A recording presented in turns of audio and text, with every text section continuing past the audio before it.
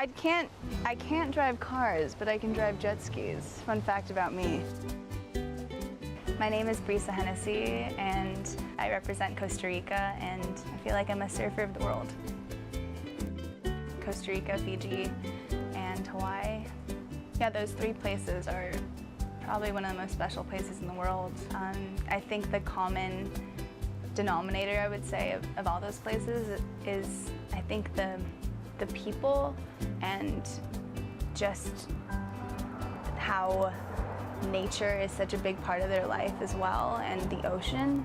That's something that we all share, and I think that shaped me in so many ways. I think growing up in Costa Rica, we lived such a simple life. We lived completely off the grid, really away from like civilization, and so every day was kind of an adventure. My favorite part about being on the tour, I think it's a loaded question because I think there's so many amazing parts about it, but I would definitely have to say, I think traveling around the world, discovering new cultures, connecting with new people, learning about yourself, and I think growing, but then hopefully, making a difference in those places as well, and getting that little girl to go surfing. I think that's my favorite part. For me, home is my family, and home is having a good kitchen and cooking and eating the things that remind me of home. Gallo pinto from Costa Rica, I think that gives me an essence of home.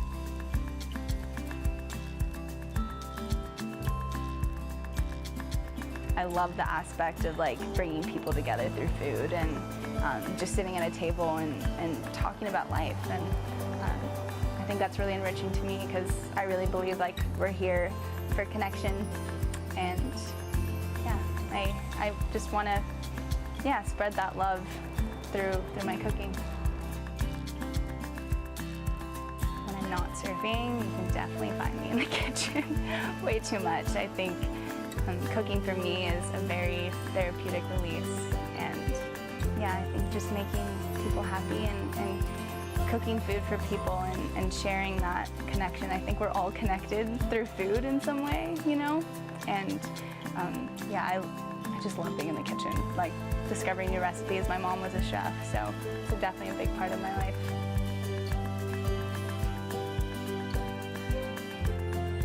Besides cooking, I would say I love to paint, and I love to write poetry.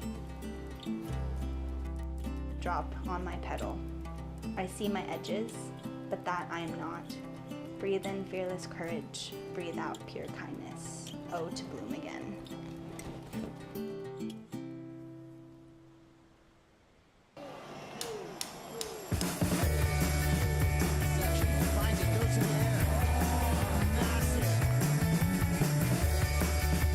Meu nome é Felipe Toledo, sou brasileiro, mas hoje em dia eu moro aqui em São Clemente. I grew up in Ubatuba, São Paulo, really famous for good waves, a lot of beaches around, more than 110 spots for surfing. And my dad used to be a professional surfer. He won 3 titles in Brazil. He put me on the surfboard. He was surfing with me at 10 months old. Of course, we were really small, just tiny waves, and everyone was always involved, and we grew up super close to family.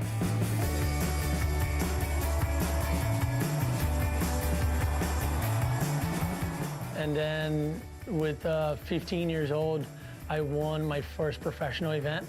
And I was like, okay, I guess now I want to be a professional surfer. I want to be on the world tour. I wanted this for a living.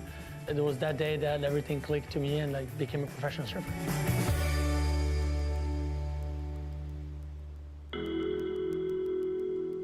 And then me and my family, we talked, and we decided to move to San Clemente. Of course, it was for my career, my sport. We moved here thinking as a family, as an opportunity for everyone. So right now I have a family of 2 kids. Mahina is going to be 6 in a few months, and Koa is going to be 4 in a few months. Love hanging here, super chill, after a year of a lot of contests, a lot of adrenaline and so much going on. When I come back here, it's kind of mellow, super quiet. E esse aqui, você não gosta? Tenta fazer. Quer fazer? Eu também. Oh, deixa o pai pegar. Vai.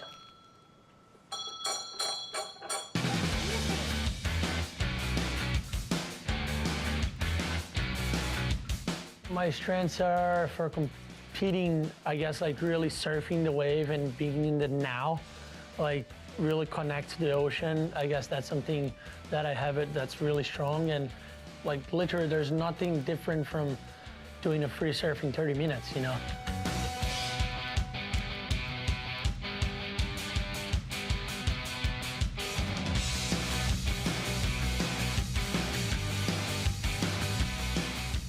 I kind of like what people talk about it right now, you know, like, oh, the fastest surfer, you know, like the unpredictable guy, you know, like kind of like that. And then that's something that I know that people won't forget for a long time. I guess the air game and the modern, you know, like kind of turns. And that's what I want people to remember, you know, being a professional, it's not easy, but you can actually do it. And to never really forget about your dreams or leave your dreams behind.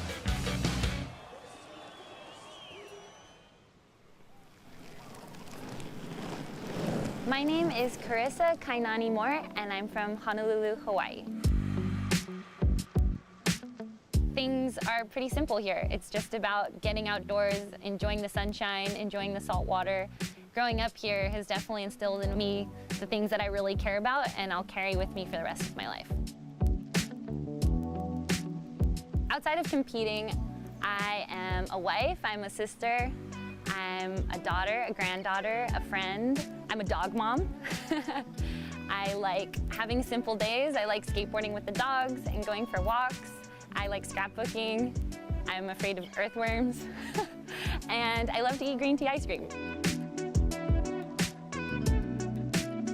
I don't know exactly when I started scrapbooking, but I got pretty serious. I think it was 2012 or 2013. Scrapbooking, you gotta get a bunch of stickers. Good stickers are important.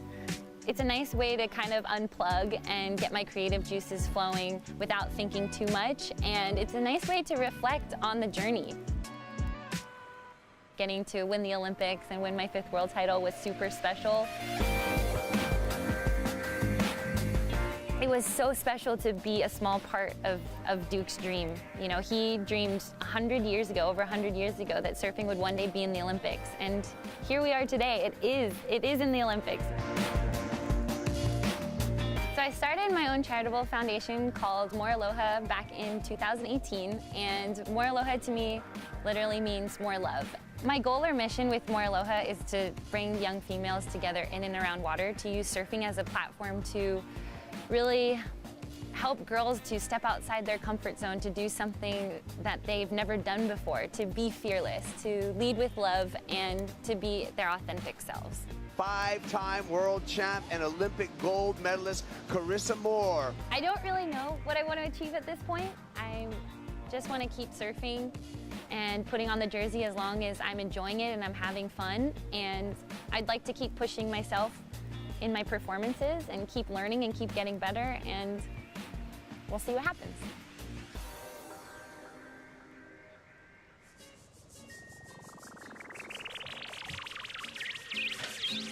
Yeah!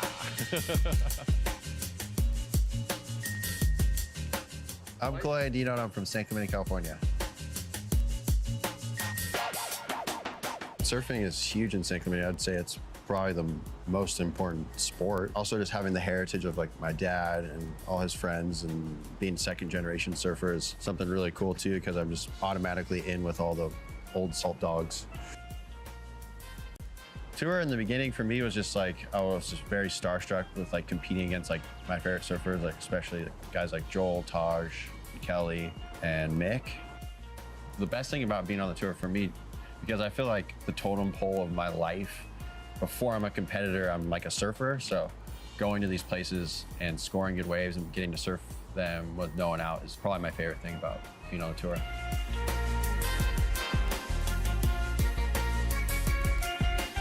I want to take this whole new mindset of like being relaxed and trying to surf my best in the Jersey.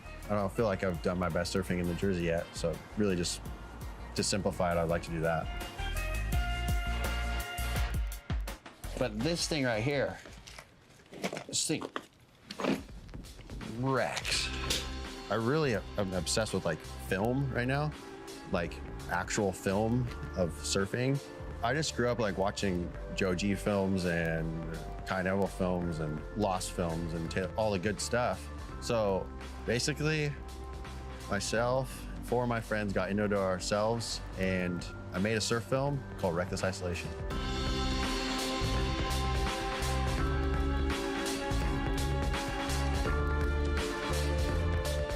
And then obviously the whole process of making the movie was like a year-long thing. It took a lot of work and time, but it was super fun and rewarding. So there's other things that are fun besides winning heats.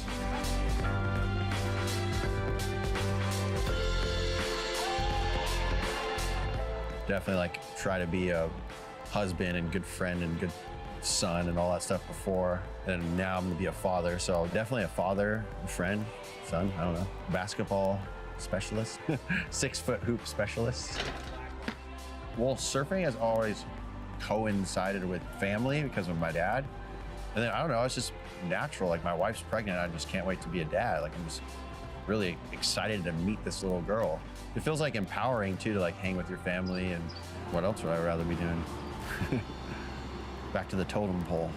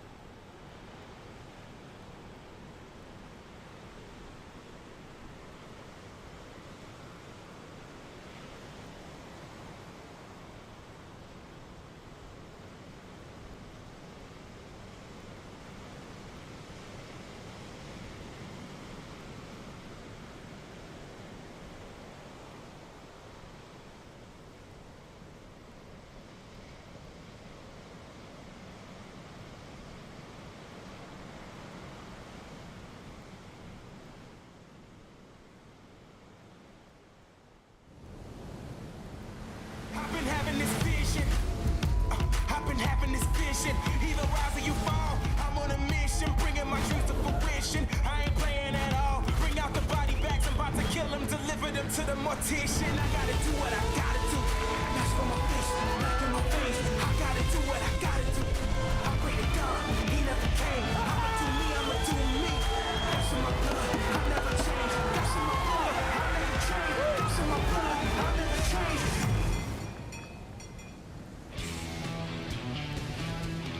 Welcome again to the 59th edition of the Rip Curl Pro Bells Beach, day 4 of the event window, April 13th, just after 10:30 a.m. We've been keeping a close eye on the conditions as we see our competitors gearing up for what looks like another big day of competition. Courtney Conlog, 3-time winner of that Big Bells trophy.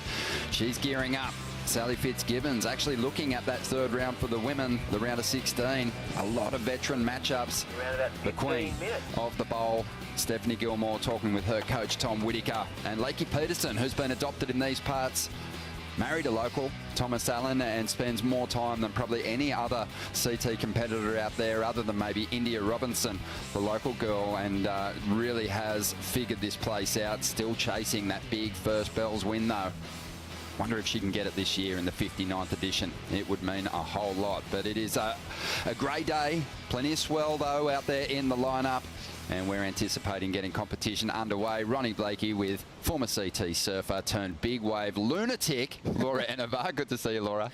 Thanks for having me, Ronnie. Absolute pleasure. We've also got Richie Lovett in the booth again this year. Rich, loving your company. Thanks, mate. And yeah, loving seeing you in the surf during those long calls. Yeah, we snuck out there for a little cheeky one. You won the heat, but it was good to get a real idea of what's coming with the swell. It is coming. I was going to bring it up if you didn't, but Okay. it was good to get out there and just get a feel for the conditions. The water's warm, that wind's still kind of cool, but you were sensing that energy in the lineup. Yeah, definitely.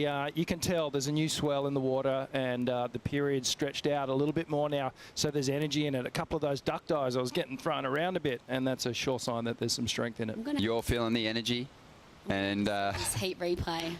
what's that? I'm going to have to see this heat replay. Yeah. Oh, yeah. Sure. No, it's under review for sure. I think Rich already put in a protest. But Rich is feeling the energy. Let's see if Jessie Miley-Dyer was seeing it. We'll throw down to Shannon. That's right, guys. Down here with Jessie Miley-Dyer from Tours and Competitions. We went on a couple holds this morning. What's the call for the rest of the day? Yeah, we've been waiting for that tide to kind of drop out for the bowl to turn on. We're going to be on. We've got women's round 3 in the water. We've also got the quarters on hold. I'm not sure if we will get to those, but you know, we've been watching that Cape Sorel buoy, and there's definitely a lot of energy on it, so we know this swell's coming, and we're going to take advantage of the tide. And it looks like the forecast has changed continuously, I mean, throughout the entire event period, but end of the week maybe not looking as promising, hence trying to get through some heat today.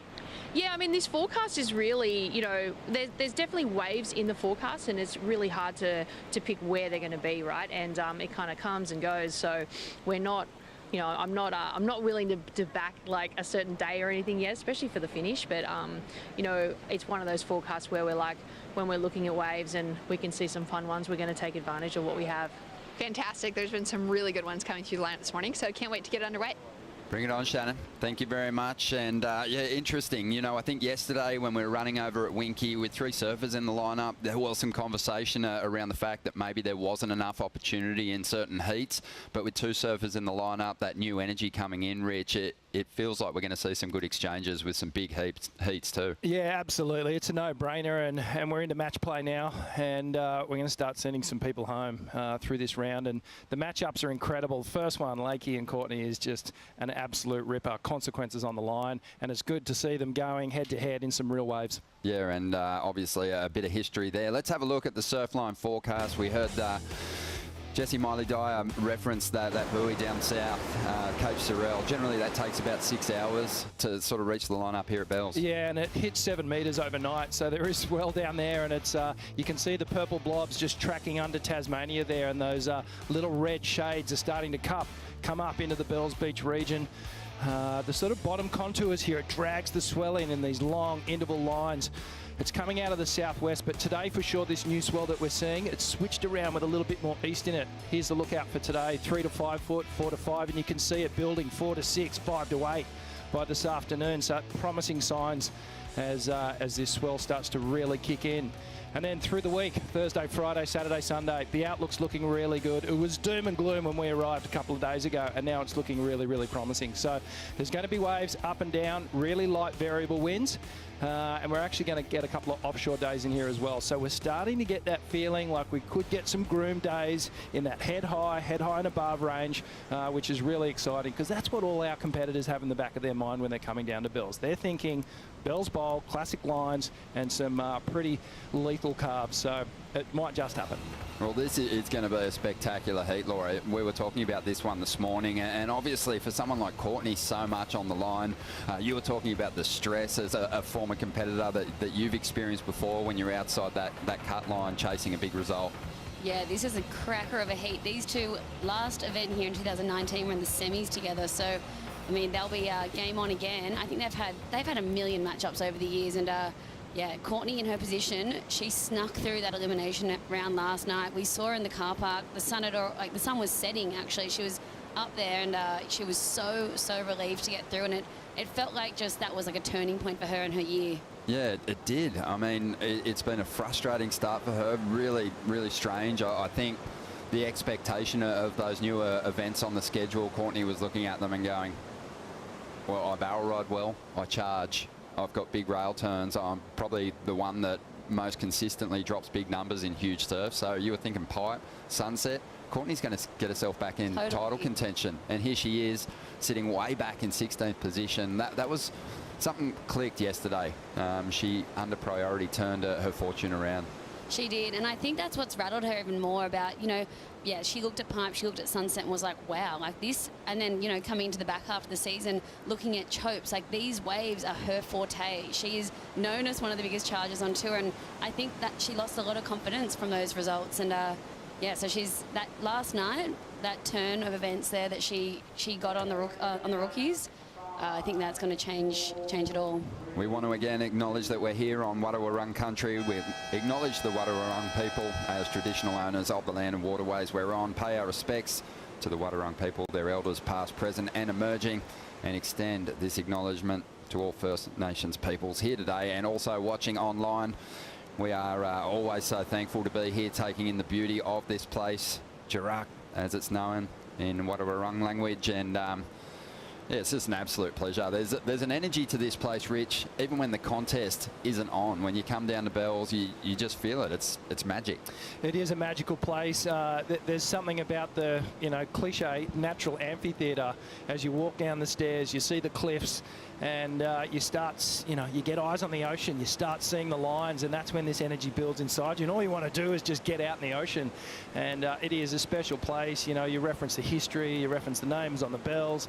And the cold as well. It's not that, doesn't have that bitter Bells coldness to it today, but we're going to get there. One of the big features, Laura, of competing here at Bells is taking the walk of fame, we can call it, because all the names of the former winners are there. And you know, on the women's side, it tracks back to the great Gail Cooper, who just blitzed them at the Easter Classic back in the day. She really did. She's one of the sports icons, and yeah, it's the walk of fame, and it's also the walk of shame. There'll be a few walks of shame today, and that's heartbreaking to think about. I've done a few of them, and yeah, I mean, so much history here at Bells. These stairs, you know, they're just so iconic. Yeah, your walk of shame coming out of the water as a competitor is a little bit more respectable than mine, walking home from the Torquay pub in the early hours of the morning wearing the same outfit that I went out in. But let's dive into this first heat of the day. First wave of the day is going to be Lakey Peterson. Looks like there was a bit of a jostle for the first wave there. Courtney was actually on the inside, and so Lakey snatching it off her, working her way through. Yeah, always a tight battle between these two Californians when they meet in the lineup, but Lakey looking to finish this one strong on the inside. First wave of the day, you can see there is a bit of bump on the face, some texture there, but that first set wave that Lakey took is going to clean this one up, irons out some of those bumps, and Courtney gets a bit more opportunity on the Bells Bowl. Wow, I'm actually so surprised that Lakey went in that first bumpy set. So look at this one. Courtney's one was so much cleaner. So maybe Courtney actually gave that wave to Lakey. We'll have to look at the replay, but Courtney getting the better of the exchange for sure. And look, carrying that confidence from last night, you can tell. There was that one look to the judges yesterday afternoon after her 7-point ride that changed the heat, and she didn't even look happy. She just looked like angry that she'd even got herself in that position in the heat, and she was just like, I've turned it. Wow, yeah, so I mean, she's bringing that for sure now. I know the exact look you're talking about. It was a real, you like that, huh? Yeah. You ready? You want more? Well, you'll get it tomorrow in the round of 16, and it is a fantastic start here for Courtney. Has won that Bells title 3 times, Rich. 2019, 2017 and 2016 in big surf too, but here is what unfolded at the takeoff point. Yeah, so Lakey pushing the point, and as you said, Laura, it's a bumpier wave. First wave of the set. And she's just trying to find her feet here. It might even look like her leash got a little tangled around her back foot there at the start. You can see it. It's actually around her front foot. So she gets rid of it right there and then starts to wind up, just getting settled into this heat. She knows it's a big one. But look, if you go down to Coach's Corner at the halfway mark of those stairs, the first thing as you open their book, second wave of the set, because this is why. It just totally grooms out the second wave, and Courtney just converting on it. Opening up with some beautiful carves all the way through to the inside. And the finish, we talk about it constantly. It's so important to get that end maneuver in and get it clean. And we're just coming up a low tide this morning at around 7:15. So there's still a little water on the reef at the moment, and as the day goes on, it's just going to get better and better. Great technique here, just hanging on that toe side rail. Beautiful turn, cuts it at the perfect time so she doesn't lose any speed going down the line. Drives into it again. And what Courtney has is just that leg strength to cut through all that foam that's on the face there. Not bothering her at all. She's still got a couple more gears, Laura, but it was a really clean start. She didn't want to push it too hard and sacrifice that ride. She really wanted to put this one in the account. Totally. I think that'll come in as like a really strong, good score. But, it could have been an excellent score if she wanted to kick around the tail a bit more and yeah, maybe not cut off some of those turns. But amazing start for Courtney. She knew, even with the foam on that wave, it was still so clean.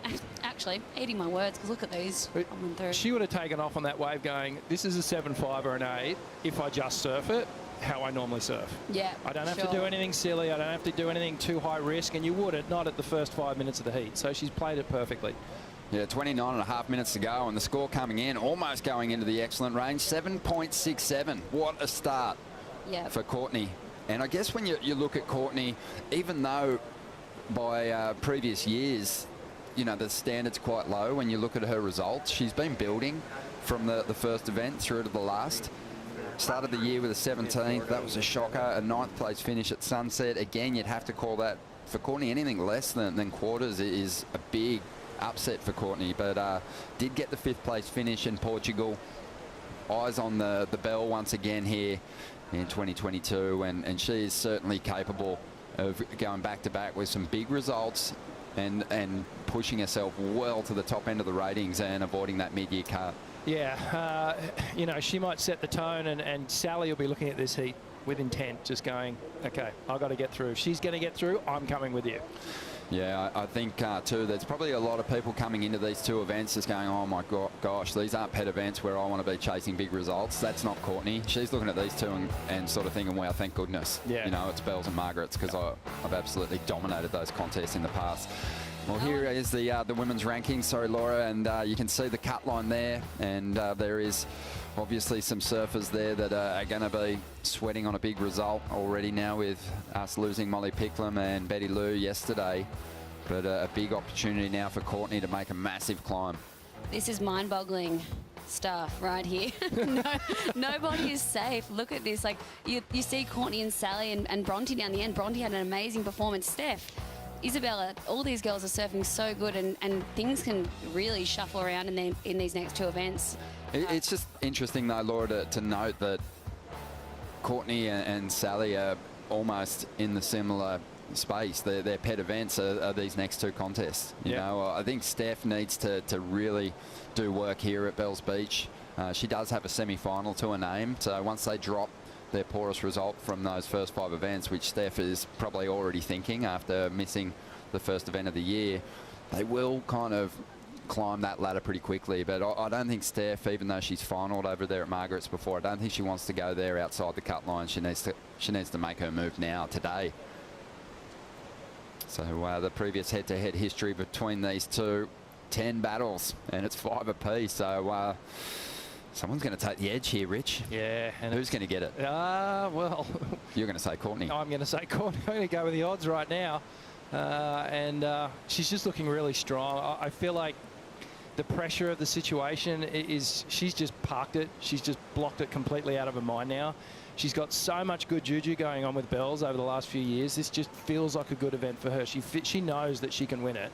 How wild has this year been as well? We've seen in all the events, in the men's and the women's, these matchups that we're used to seeing in the semi-finals, quarterfinals and beyond, down in like the round of 16, and for the men's, they're round 3 too. So, this was their last heat out here was a semi, and now they're battling for round 3. More set waves on the way here at the moment, and priority now with Lakey Peterson, and she is able now to just make sure her positioning is right. Doesn't really have to worry about Courtney in this situation. Doesn't want to make a decision to go a wave based on what Courtney's thinking. If she's going to take that wave, she really just needs to identify what opportunities out there for her, Rich. Yeah, I think she's just thinking now, I got to match at least what Courtney's done on her opening ride. She doesn't want to start getting left behind.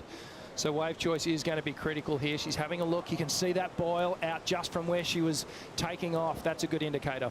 Yeah, well, an easy decision to take this one. Good looking wall standing up on the bowl here as Lakey loads up a little behind it at the moment, and you can read the body language there. That one big steep section on the bowl, you need to hit it if you're going to turn in a big score. And Lakey was trying to find the green wall. Courtney now behind her, looking for a backup, or maybe even a more solid score than her first.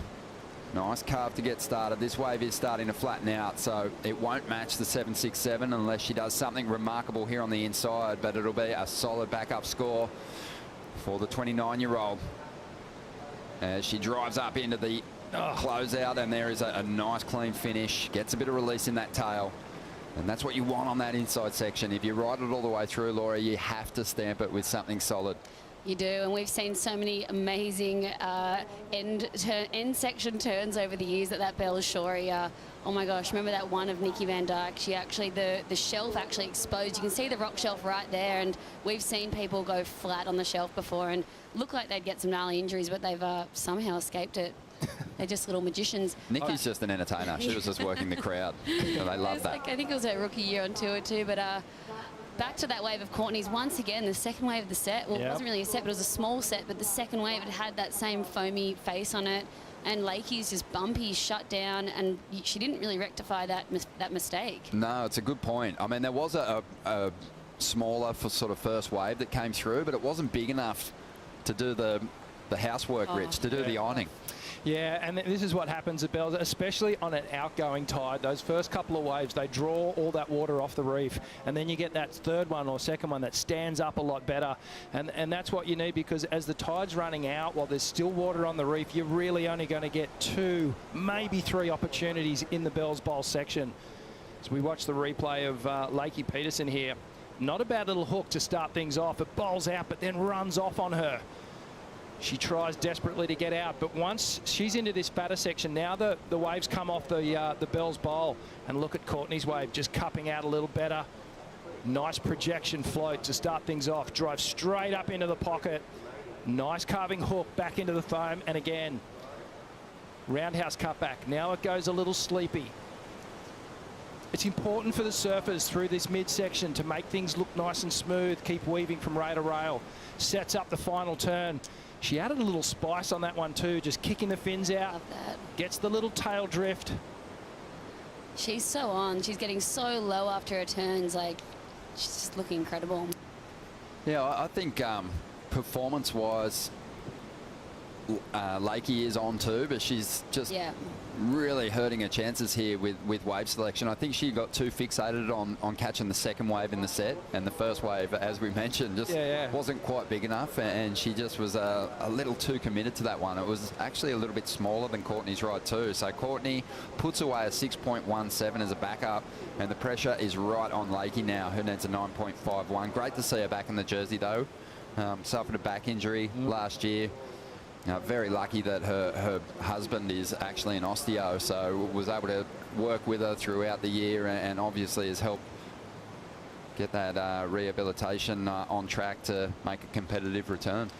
Dream scenario there, out of a really, crappy situation for Lakey, being off tour for so long and battling that back injury. So yeah, she's back so strong. She was looking amazing.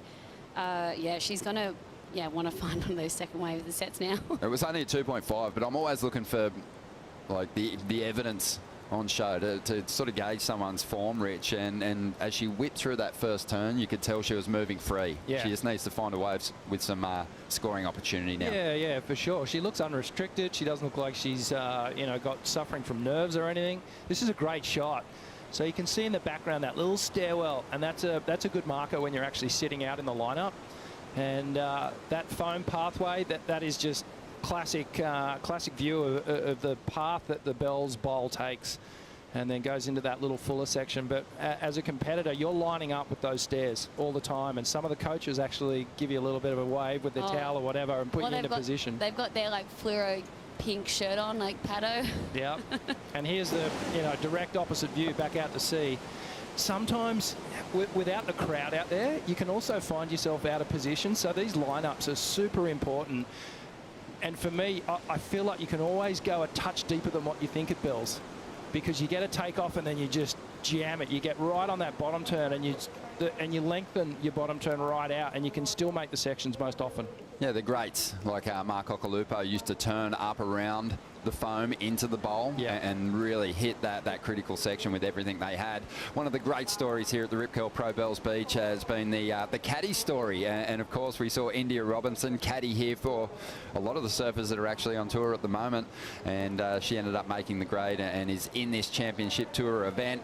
Let's see if one of these bonsai caddies is going to be one of the future stars down there with Shannon. We'll get to that Morning, in just everybody. a moment. As we see now in the white there, this is Courtney just looking to really apply some pressure.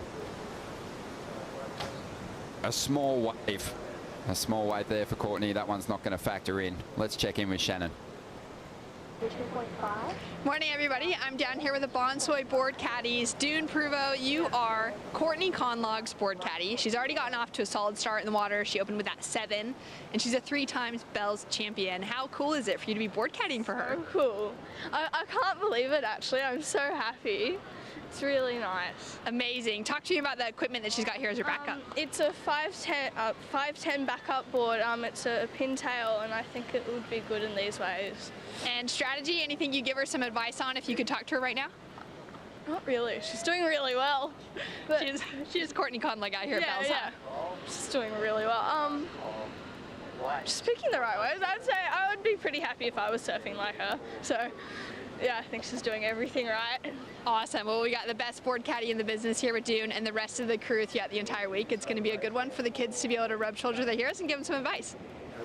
Absolute gold, Shannon. Love hearing from the Groms, and it's something that, Laura, you've experienced, having those local caddies from the Torquay board riders, some of the local board riders clubs, carrying your equipment down and just giving you that support before you hit the lineup. Yeah, it's so cool. I mean, what a time. Like, I remember being that old and being at all of my, at these huge events and seeing my heroes, and then for them to be able to, caddy for them, and even just being rubbing shoulders with them. It's just the coolest thing ever, and so inspiring for them. And the athletes get so into it. They just love having like a little grommy to chuck under their wing and give them some good juju, and they'll maybe even de-wax for them.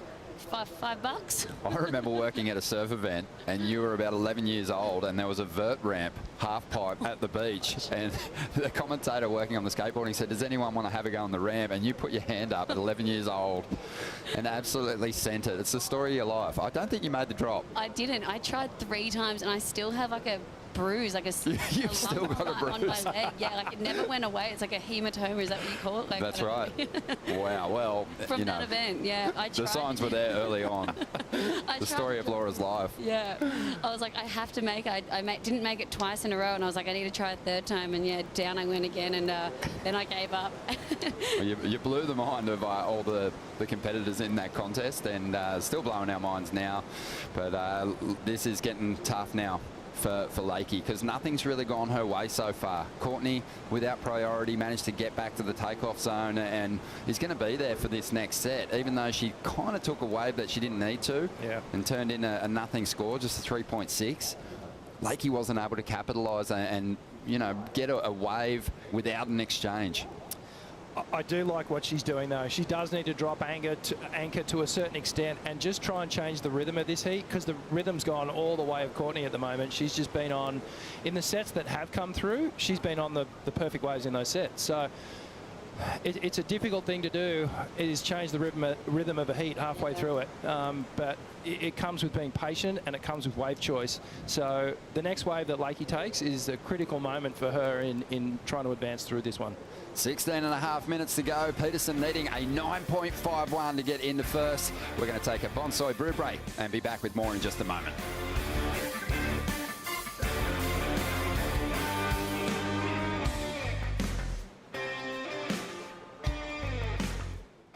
This is a great way to produce our own forest and have more oxygen, not only in the sea, but all over the earth. We Are One Ocean is an initiative led by the WSL to inspire our global surf community to protect and conserve our one ocean. It's exciting to see that we could actually grow a forest at the bottom of the ocean. It's actually 20% more effective than forests on land, believe it or not. Help us preserve the future of our sport.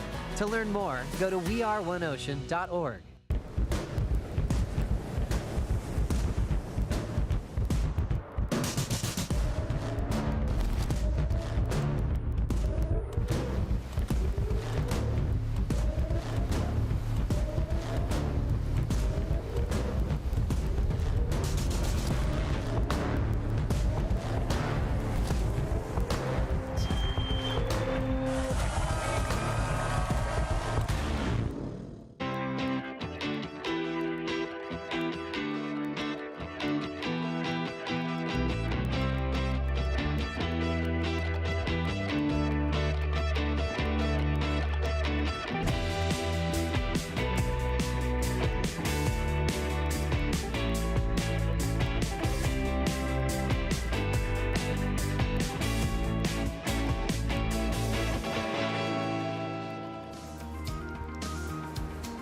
This is the 59th edition of the Rip Curl Pro Bells Beach. We've got the round of 16 underway for the women, and two veterans on the CT battling it out for a place in those quarterfinals. Courtney Conlogue up against Lakey Peterson. 10 previous heats between these two. It's 5 apiece, and they're going to break that deadlock. Courtney got off to a great start, 7.67. Backed it up with a 6.17. Lakey's in trouble, time winding down. Needs to make this next ride count. She's been sitting out there patiently with priority, just waiting for her opportunity. Ronnie Blakey with Laura and Rich. And Richie, you know, it's got to be nerve-wracking times for both these competitors. Lakey's had a fantastic start to the year. After that injury we spoke of earlier, she's got herself right up into 3rd position with a final over there in Portugal. Courtney, on the other hand, way back in 3rd last position on the rating. So completely different sides of the ladder, and both feeling the pinch out there at the moment. Yeah, absolutely. And, you know, Lakey would be feeling good with the way her year's going at the moment. And if she can't get through this one, should be kind of spewing, because, you know, I guess long term she's thinking final 5, that's where I want to be, you know, get the shot at the world title. In contrast, Courtney's just going, just get me above that cut line so that I can have a crack at this thing. So, yeah, 2 different mind frames at the moment, and well, it's the tenacious Courtney Conlogue who seems to be sitting pretty right now. Well, no one is closer to the vibe, the atmosphere, than our favourite Hawaiian merman, Kaipo, out there at the back with Dometic and Kipes. What's the feeling? Because there's a lot on the line for these two competitors. So much on the line, Ronnie, and just to get it cracking after being on a hold this morning. And, you know, Lakey's got to get some work done, but here we go. Here goes Courtney. You call it. Well, without priority, Courtney just picks up this opportunity. The bowl standing up, a little late to the hit on that section, and as a result, she's going to fall here. But Kaipo, a great start for Courtney. Very strong start. Yeah, and look, this is needed, right? She dodged a bullet yesterday in the elimination round, and now gaining some momentum and confidence. And that's what happens when you have someone who's already a celebrated winner out here at Bells. So it's really good to see Courtney, you know, get on the gas pedal. There was a nervous energy out there yesterday for Courtney. Is she looking a little bit more in the zone today, a bit more aggressive? Yeah, I mean, I just saw her walking down, getting ready, paddling out, and she, you know, this heat. So, well-surfed wave. I mean, I just think the Bells Bowl fits Courtney's surfing perfectly, and so the transition back to here at the Bells Bowl is going to work into her advantage, and it is. Yeah, I think that's a fantastic point. This is one of those waves, Laura, that really seems to showcase the best of Courtney surfing, because she can match the power of the bowl, and it's something that's not often spoken about, but it does have plenty of push. It's got a bit that you can lay into. It does. All of the girls on tour like that are known as being the power surfers always seem to excel here. I just remember getting walloped by them all.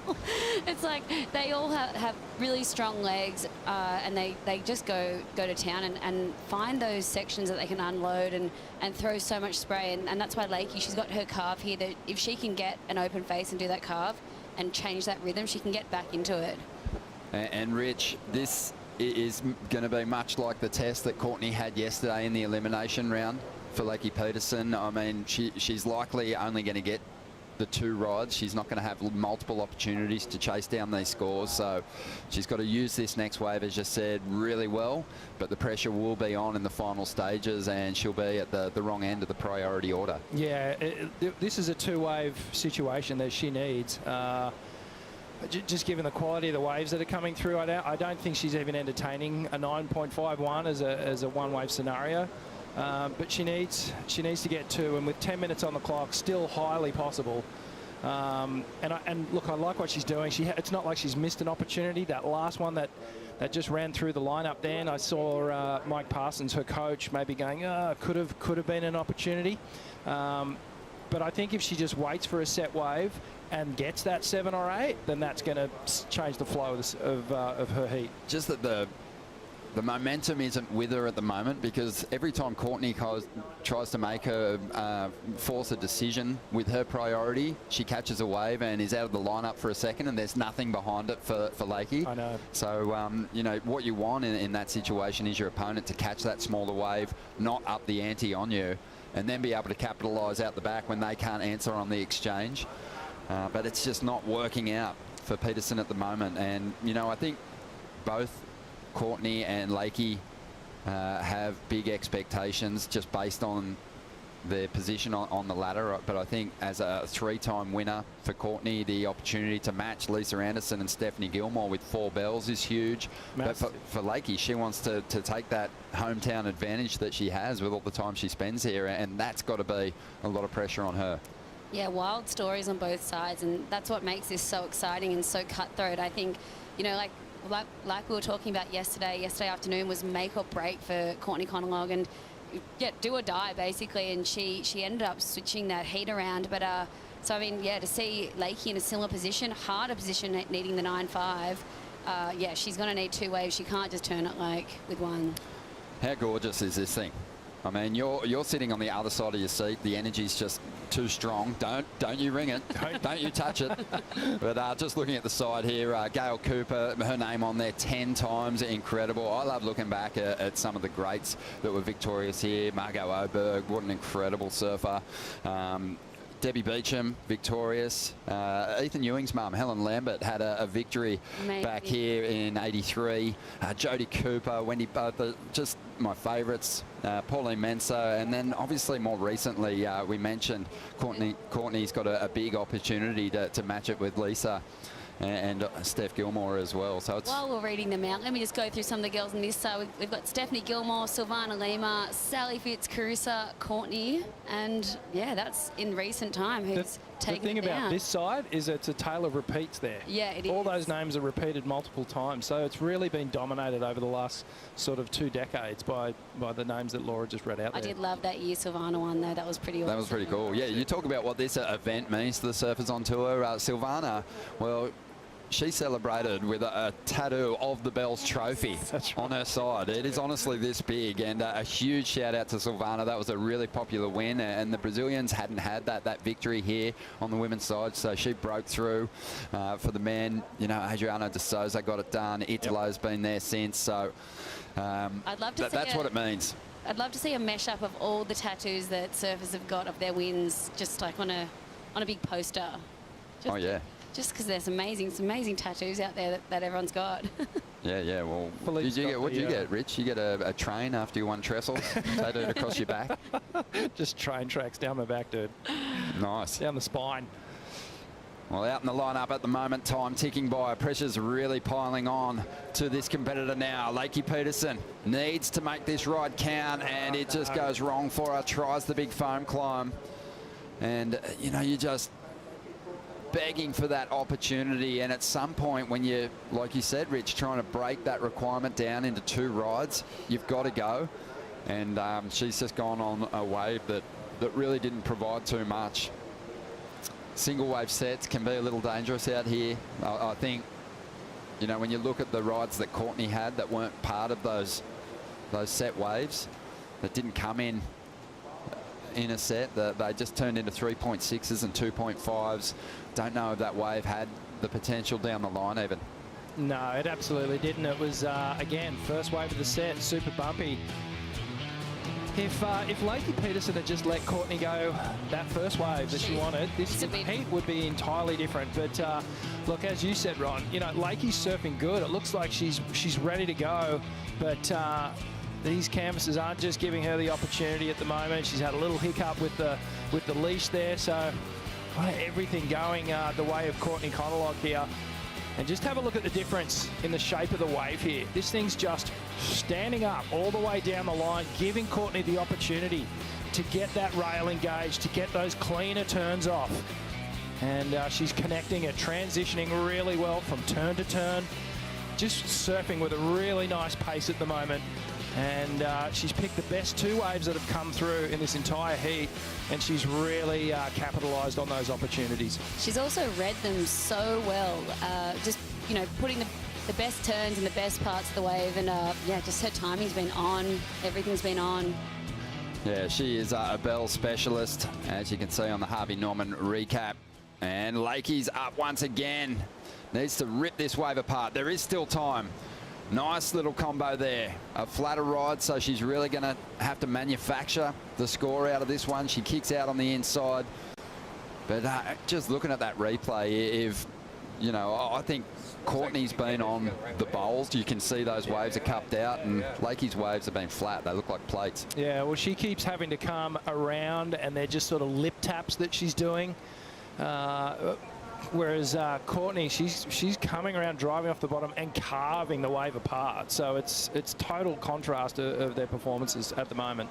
And that was the cleanest wave that Lakey's had yet in this heat. And, you know, the best surfing, the most flowing surfing we've been able to see from her today. So, I mean, we know that she's got it there. Like, we know that Lakey is on. It just hasn't been the wave. Because, look, a 4.67 there, it's brought her requirement down a touch, but she's still needing a 9. So She wanted that extra point, didn't she? I mean, something in the 8s mentally is very attainable for these surfers. Lakey's one of the highest scoring competitors we've ever had on the tour. Totally. And even if she'd had an end turn on that wave, but unfortunately it just wasn't big enough to provide that end section. So if she'd had an end turn there, she probably might have been up in the 6s and been right back in the heat. But yeah, those mid-size waves that don't get to that end section, just, yeah. There's still time. 3 minutes on the clock. I still think there's time for 2, but she needs to take off in the next 30 seconds to 45 seconds. And it looks like there could be a couple of lines coming through the center side. Break right around the back here. That's a great indicator that there will be some action in the bowl. And also, if you think about Courtney's first wave, the 7.67, a few judges threw an 8 at that wave, and that, you know, if something in that, you know, size and cleanness comes through again, and Lakey can really put her, you know, her trademark carve into that, a 9 is attainable. It is. Yeah, I think that's a really good point. You know, I think Courtney had an excellent ride, and it fell just short of an excellent score. So she surfed within herself a little bit. She surfed it great. Not taking anything away from the performance. She surfed it exactly how she should at the start of a heat. But you're right, if Lakey gets a wave with the bowl, there will be the opportunity to force some bigger turns, to take a bit of risk, and maybe turn in that big requirement, 9.17. Yeah, these waves coming through the bowl section just not quite big enough. And time is starting to run out. Isn't it just Murphy's Law, Rich? I mean, we sat, we watched, there was so much energy. It seemed like non-stop sets. You hit the siren to kick off the first heat of the day, and there was one good set, and then it kind of just faded off. Well, it's not surprising in a way, because on an outgoing tide, it does tend to make it a little bit more difficult for the swell to come in, tends to drag it out. On an incoming tide, it sucks all the energy back into the land. So, yeah, it's unfortunate. There just hasn't been that flurry. The opportunity just hasn't been there for Lakey to counterpunch. Unfortunately, I think she's just going to run out of time here. It did this yesterday as well over at Winky. We had so many of those heats with the boys' heats where it went quite slow, and then the girls kind of got out there around lunchtime, and it just, waves started coming and rolling on through, and it really switched around. So I feel like throughout the day that's going to happen again. Well, they're sitting out there at the moment. You know what? One of the great things about this location is you can really see the sets coming from a mile away. It seems you know that when you see them, it is going to probably take anywhere up to a minute for them to arrive to the lineup. And the real bummer for Lakey at the moment is that I just can't see those swell lines coming our way just now. No, it's she's going to be beaten by the clock here, and if you came in from this heat, or when she comes in from this heat, I'll be interested to hear what Snips actually says was the defining moment, whether it was actually that little bit of aggression at the start of the heat where she muscled in and said, I'm going to take the first wave, instead of going, hey, you know this break well enough by now that you should have just waited. Yeah, I feel like Lakey will be really disappointed, because she's going to know. She watched Courtney's wave and was like, wow, that's 101. Get the clean waves. The clean waves aren't the first ones. Well, this one is coming to a close, and these two great rivals who've on different years challenged for world titles are going to So congratulations to one another for putting on a good show in this first heat of the day. But Courtney's going to progress through and she needs a big result. We'll take a quick break. Heat 2 just around the corner. It's going to be a big one.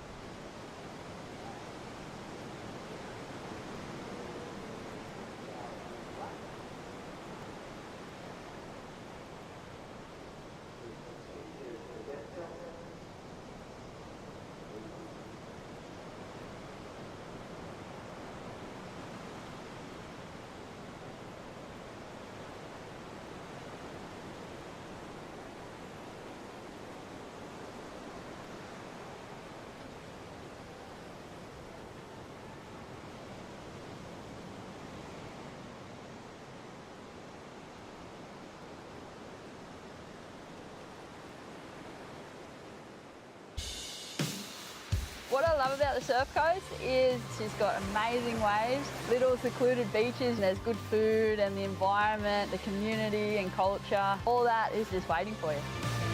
Success at Bells is so hard to come by. It's just getting to the start line there, putting in the work. When I'm in the gym at home, I always look up at the bell and give it a cheeky little ring-a-ding-ding. The culture on the Surf Coast, to me, is so familiar. It's the people and nature. It just draws me back time after time. Well, Sally Fitzgibbons loves her time here on the Surf Coast, and why wouldn't she? She's a two-time Bells champion. Went back-to-back, 2011, 2012. She's going to have her hands full here, though, because she's up against one of the most informed surfers on the CT at the moment, Malia Manuel, sitting right up at the top end of the ratings in 5th position after a second-place finish at Sunset Beach. A lot of people felt it was going to be Malia's event, breaking through for her first CT win, the most finaled surfer maybe ever on the women's CT without a victory. 7 finals now, no wins, but she's got great memories of competing here at Bells back in 2019. Last time the event was staged, she has had a second place finish to Courtney, but she'll have her hands full here with a really determined Sally Fitzgibbons. I thought there was a misprint on the ratings coming into this contest when I saw Sally sitting way back in 17th position, Rich. It's astounding. I don't think she's ever been down that part of the ratings before, so it's new territory for Sal, but she's the type of woman who would be looking at this situation just going, yeah, all right, I'll get myself out of this. You just watch me. So yeah, she's got a lot of confidence at Bells too, as we see up and riding. Sal drawing first blood. A little float there to get started. It doesn't get much more out of it. Sal would be looking at that last heat of Courtney's and just drawing so much inspiration. I was going to say, you know, down so far in the rankings, you know, she almost asked me for some advice, but I really didn't want to give it. Is that because... Let's look at why she asked that. She's like, you're the only one I know that was, you know, spent a lot of time down there, but you always seem to, you know, pull through for at least 10 years. But yeah, I said that, Sal, you got this. Amazing. Well, Courtney really popular here, and why wouldn't she be? Has just given this crowd such great performances in big conditions too, and she'll get her chance at that 4th Rip Curl Pro Bells Beach title. You know, it was interesting. Sal chose to walk around the cliff and come out through the back of the break. Malia paddled out from the beach, and then Malia must have gone up and pushed her right up the point, and at some moment Sally's gone, you know what, I'm not going to play this game, let's just go down and start surfing. So She ended up taking the first wave, and now we're going to start getting into the rhythm of the heat straight away, which is good. I actually think it's not a bad move to put yourself in second priority at the beginning, because you're forcing the decision. You're actually asking someone, if you're looking at that first wave in the set, to go, really? Are you going? Are you going? You want it? I'll take it. I'll take it if you don't want it. But, I never did that to you. No, but it was. It's definitely. You know, then goes to your ability to sell your rival on a wave. Sally having a think about this one, and Malia's going to take the bait here. And let's see if she can make it count. Tees off on the first section. Wasn't a huge turn. This wave already starting to flatten out a little bit, so Malia just working it over. And Sal on the outside will have that priority. Malia, though, she's going to try and milk a score out of this ride. Takes it right through to that short break section. Nice finish. Looks sharp over at Winky. Looks like she's carried that form over to the bowl. Well, Sally and Malia have some beef going on, because back in 2019, Malia actually took Sally out in this round. So Sally, although I know she's thinking about her own situation this year, must have in the back of her head that last heat, round of 16 out here with Malia. No doubt, as we see the replay, Rich. Yeah, not a bad way to start things off for Malia. As you mentioned, Ronnie, nothing huge done out through that bowl section, no critical maneuvers, but just good surfing. What I'm taking from this is Malia looks really confident on her feet, and sort of go back 12 months ago when she was having that little sort of dip in performance, and just on her board, she just didn't quite look like she was 100% confident and just set and ready to go. But she's looking great now, riding some DHs. I know she's a huge fan of the Philippe Toledo fin, as are many of the crew on tour. And, well, she started well here. It's probably going to be a mid-range score. Yeah, Darren Hanley's been a busy boy in that shaping bay. He's got 99 boards that he shaped for surfers in this contest. Wow. That he sent down here. So he's taking a well-earned break and watching the contest unfold now. I said, why don't you just chuck one more in for me and make it a clean 100? But Malia banks a 4.33. Actually a reasonable score for what was a pretty flat and uninspiring wave. But Kaipo, big adjustment for the competitors today. Yeah, you know what, Ronnie, there's a big adjustment from yesterday at Winky Pop, where you had a wave much quicker down the line, that shorter transition, steeper wave. Over here you have a longer transition, a more facey wave, and doesn't run as fast down the line. I feel out here, it's at the bowl, it's more about connecting the dots, maintaining your speed throughout the entire wave, and really setting up for that inside section where the wave kind of stands up a bit, and make sure you leave a lasting last impression with the judges.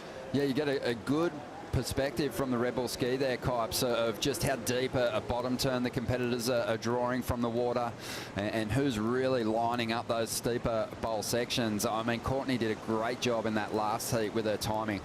Yeah, and you know what? Timing is going to be essential for success out here today. And you talked about it before, Ronnie.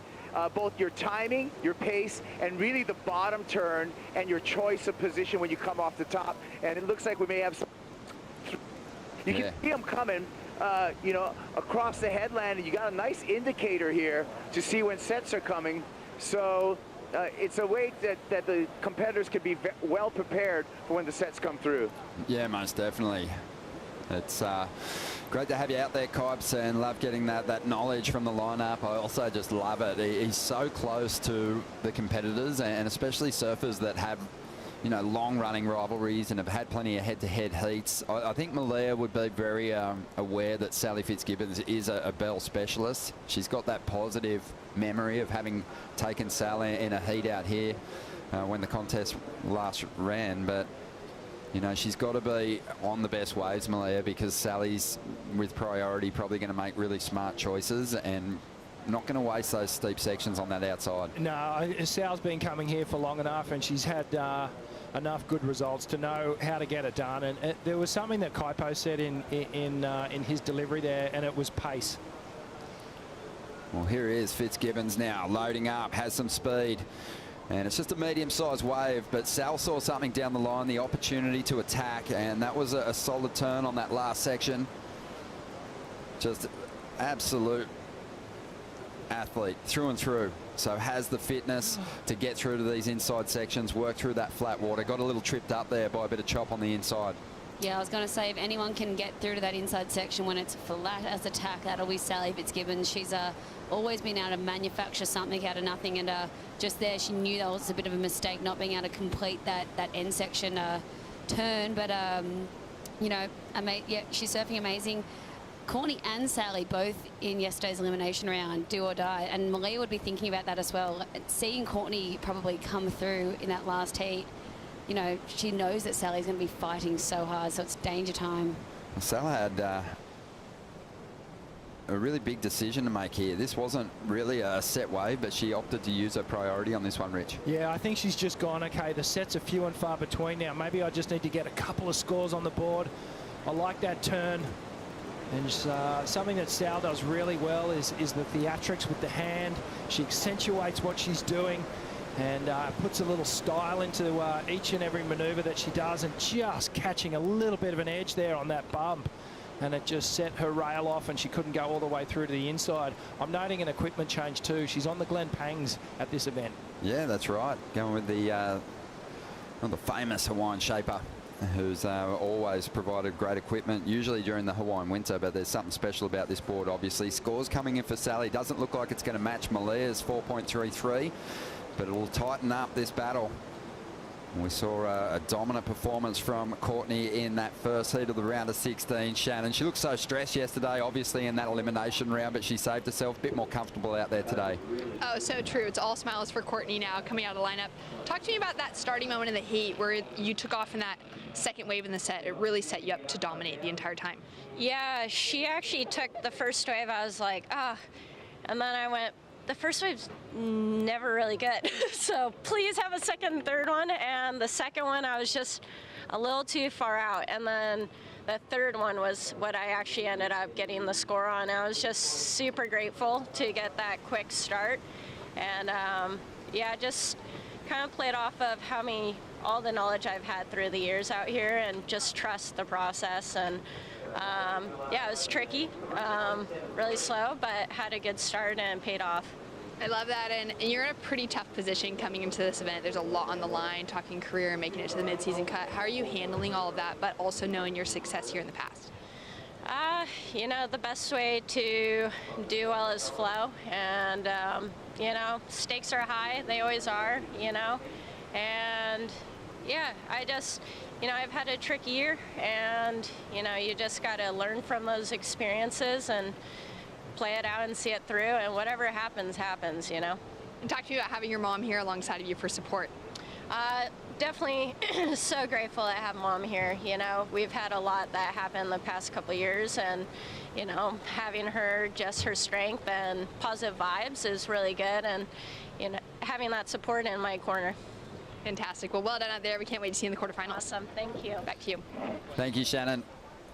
Yeah, Courtney Conlock. We mentioned the 3 Bells wins, but she's the 4th most winning surfer on the CT at the moment, equal with Sally Fitzgibbons with 12 Championship Tour victories. She's a machine, and looks like she's ready to bounce back. Malia with a beautiful opening turn here, flowing nicely through this medium-sized set. And there's another big hit, manages to send some spray skyward as well. So that really will accentuate that turn. Important to do here at Bells Beach, because the panel sits a long way from this lineup. So any exclamation points you can make by moving a bit of water will definitely work in your favor when you think about that score. As she rolls through to the inside again, just whips that board through, another clean turn.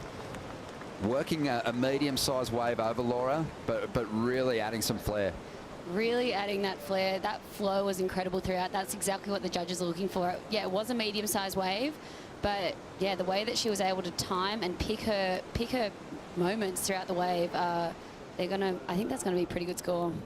Rich, it's really about getting an advantage on your competitor. She already found that, almost a point on that last exchange between the competitors, so it gives her a big bump here, and she's going to bank a better score than the first. Yeah, she's going to keep building here, and pace, we talked about it. Just look at the rhythm of this wave. She times it perfectly, jams the first turn. The second one was a bit of a check, puts the exclamation mark on the third one.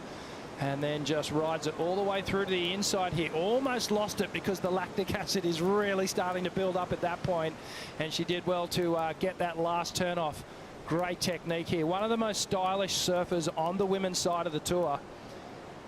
This was such a tricky wave to serve, and I'm actually, yeah, that was an amazing job. Job well read by Malia Manuel on this wave, because yeah, it had that nice clean section, and then she got this little turn in, but then the next turn added that bit of flair. It was kind of a foamy section.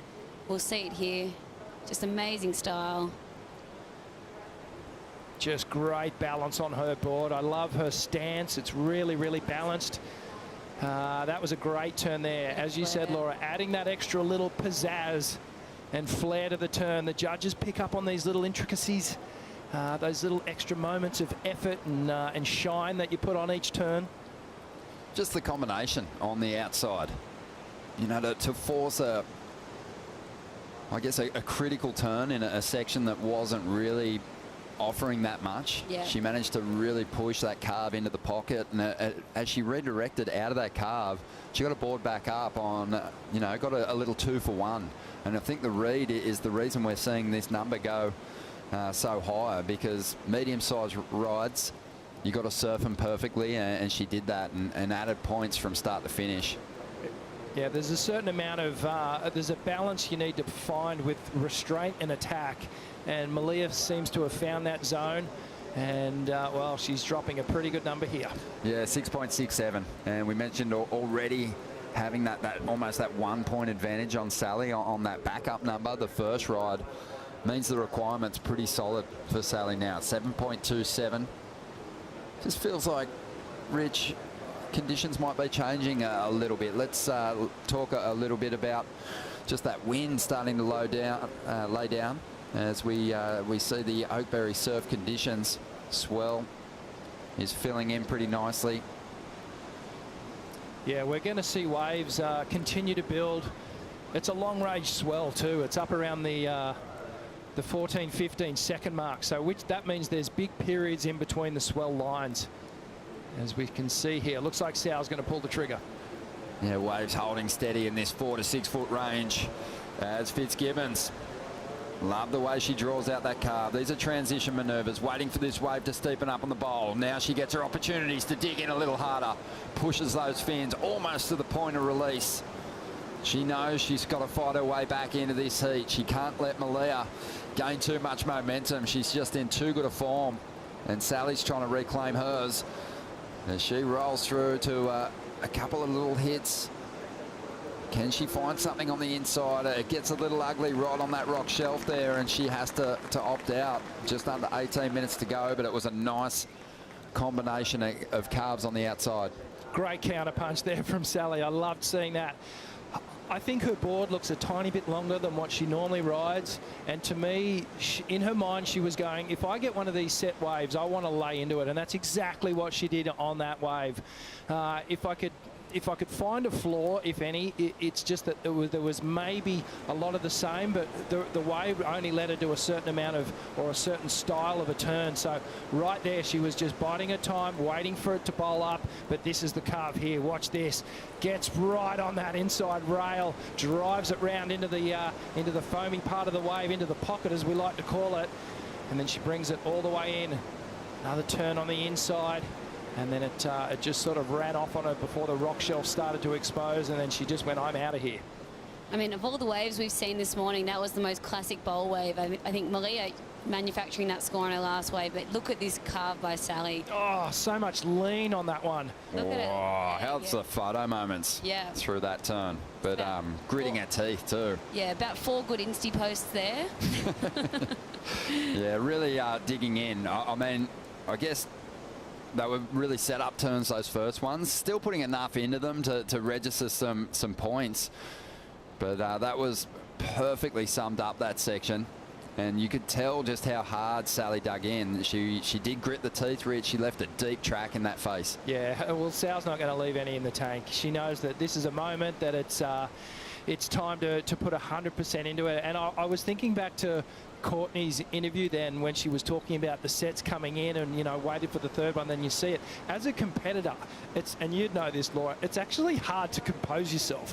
When you see a wave coming and you know that you're going to be able to score a good, you know, a 7 or an 8 on the wave, you just have to go, okay, just settle, maintain your composure here and just surf it how you know you can surf it. Completely. It all comes down to that mind talk. You just want to switch it off. And then, I mean, another note, that set didn't even have a second wave. So that was a one-wave set. I was expecting to maybe see Malia doing something deadly on the set behind, but it wasn't to be. So I think, yeah, look at that score, 6.83 for Sally. She's back in this heat, and yeah, she's fighting back.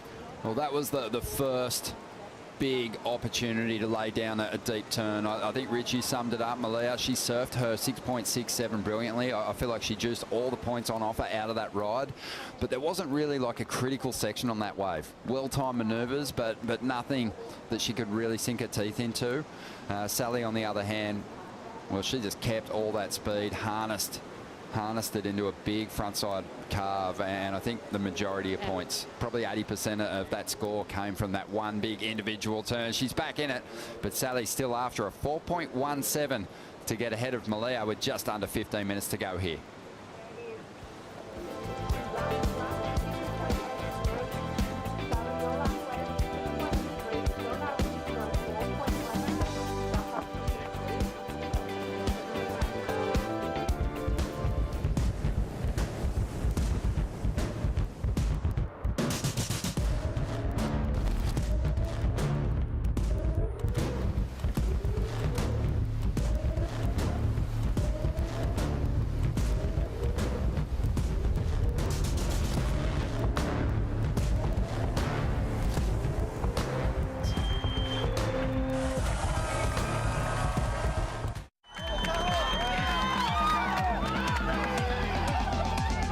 Going for a team shred on all of our fun boards.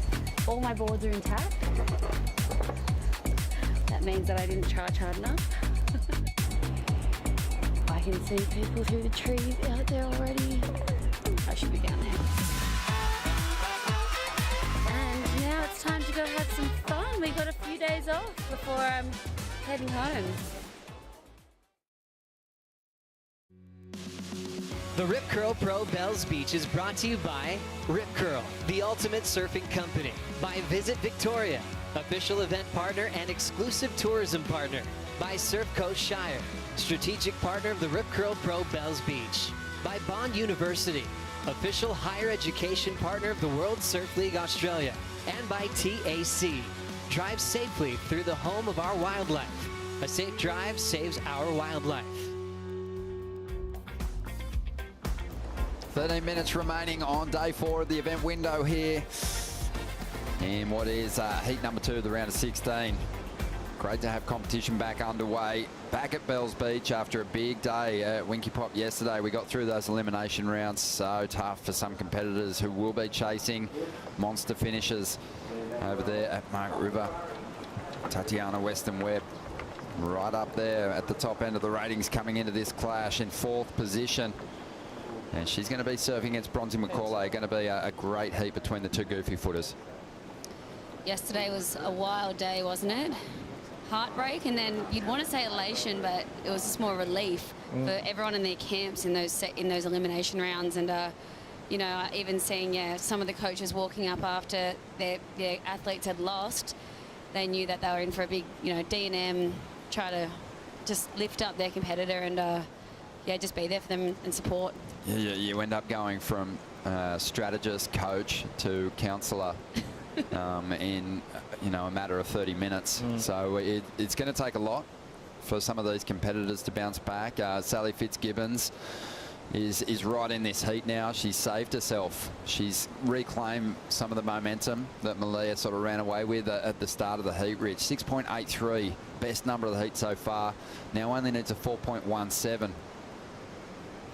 A very doable score for Sally Fitzgibbons, 4.17. She can do them with her eyes closed and looking like she's going to not leave anything to chance right here. A smaller wave, but yeah. Get out of there. Careful. She's got to stay with it here. Don't give it away. She's just worked so hard to get back into this heat. She matched her with the 6.83 and then some. just hold on, just wait it out. Let's keep the flow going. I think in this situation as well, you know, if Sally did get the 4-1-7 on that smaller wave, then, you know, she's still leaving the door wide open for a set to come and Malia to get a good size score and maybe potentially miss the second wave of the set. She was never going to score more than a 4 on that thing, so why bother? You know, there's still 10 minutes on the clock.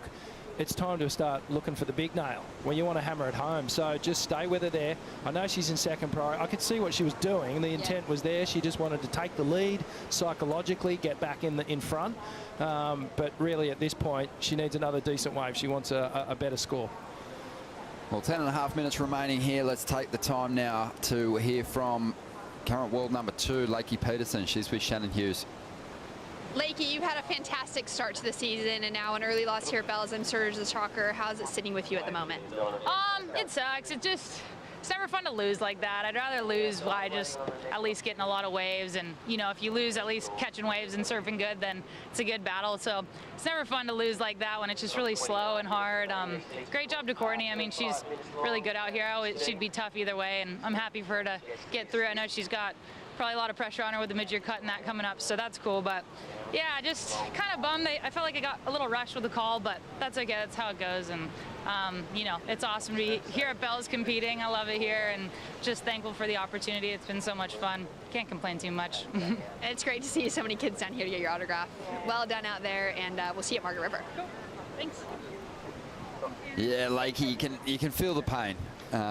Spends a lot of time down here surfing the bowl, surfing Winky, wants to put in a big performance. She's an adopted local, and yeah, it's going to be, you know, probably a little easier for her to digest that loss just based on the success that she's had through those first few events, sitting in a great position, equal second, but she'll look for something special over there at Margaret River to keep her place in that final 5. As she goes looking for a shot at a world title over there at Trestles. Malia Manuel looking to try and improve her position, trying to get rid of a 4.33. Glorious opening turn. Big, swift carve to get started. Again, just so tidy with the combos through that inside. Sally wanted that wave as well. You could tell, or maybe it was a sell, but that was a really nicely timed first wave. And look, more lines coming out the back for Sally. She's got some decisions to make. She sure does. Malia's got to actually paddle her way through to the inside to get onto the ski because the wave just did not connect through to that inside section. Sally's got 8.5 minutes to go to chase down the lead. She might need a little more after that ride. That first turn was strong. Yeah, I feel like Malia's definitely going to put a point or two, maybe on top of her 4.33 there. Gee, she surfed that wave really well. That opening turn, just slicing through it. Oh, out the back, Sal. Is she going to tap into this first ride? Looks like there might be another one behind it. And she lets it go. Will it be the right decision? That first wave's not really kind of providing any big steep sections that I can see at the moment. This one might actually work out pretty well. Wow, drawing off the reef. Well, she probably could have been on this wave a lot earlier, but we'll see her pick it up and go after the number she needs. After a 5.77 now, Malia dropped a 5.93 in her last ride. Beautiful cut down there as Sally climbs the section. Nice floating re-entry, linking it through to the inside, looking really engaged and keen for an oncoming section on the inside here. Fitzgibbons working this one over. The Bell specialist just showing her absolute knowledge and relationship with this break, but again doesn't really have enough space to throw an end section hit down. 5.77's what she's after. No end turn, but I think she's just turned the heat. Personal opinion. Great battle unfolding between these two. I mean, obviously at this stage of the event, Rich, the round of 16, you're going to see the form surfers on the leaderboard taking on those surfers who are struggling and need that big result. So the pressure's on Sally here. So this was the sell, and Sal just put a salesman's hat on, and she did well to get Malia on this wave, and that opening turn was just ferocious. Sally's actually lucky that the wave didn't actually offer Malia too much more down the line, because with that opening turn, that number would have gone really, really high. Here we go. Sal's great wave choice here. Just cutting back into the foam. Look at the pocket on this thing. Just carves through that first turn, up and into the lip on the second one. A nice big roundhouse cutback. And as she comes through to that inside section, she gets another little couple of hits through the inside bit here. Yeah, if Malia had that second section that Sal had, but yeah, look at this. She gets to unload on this beautiful clean section here. And I love that way she carved back down and just had the time, for this next turn. Yeah, it gave her this little bonus section right at the end of the bowl. Connects beautifully with the lip. Managed to bring the board straight down under her feet. Compressing like a little spring through each and every turn. You guys were spot on, Laura, you called it. 6.1. Sally gets the score, just gets the score that she needs. This is a fantastic heat. I love that combination. Really clean. You can see how much Sally is putting into those great sections that she's finding out here at the moment. That's really been the difference.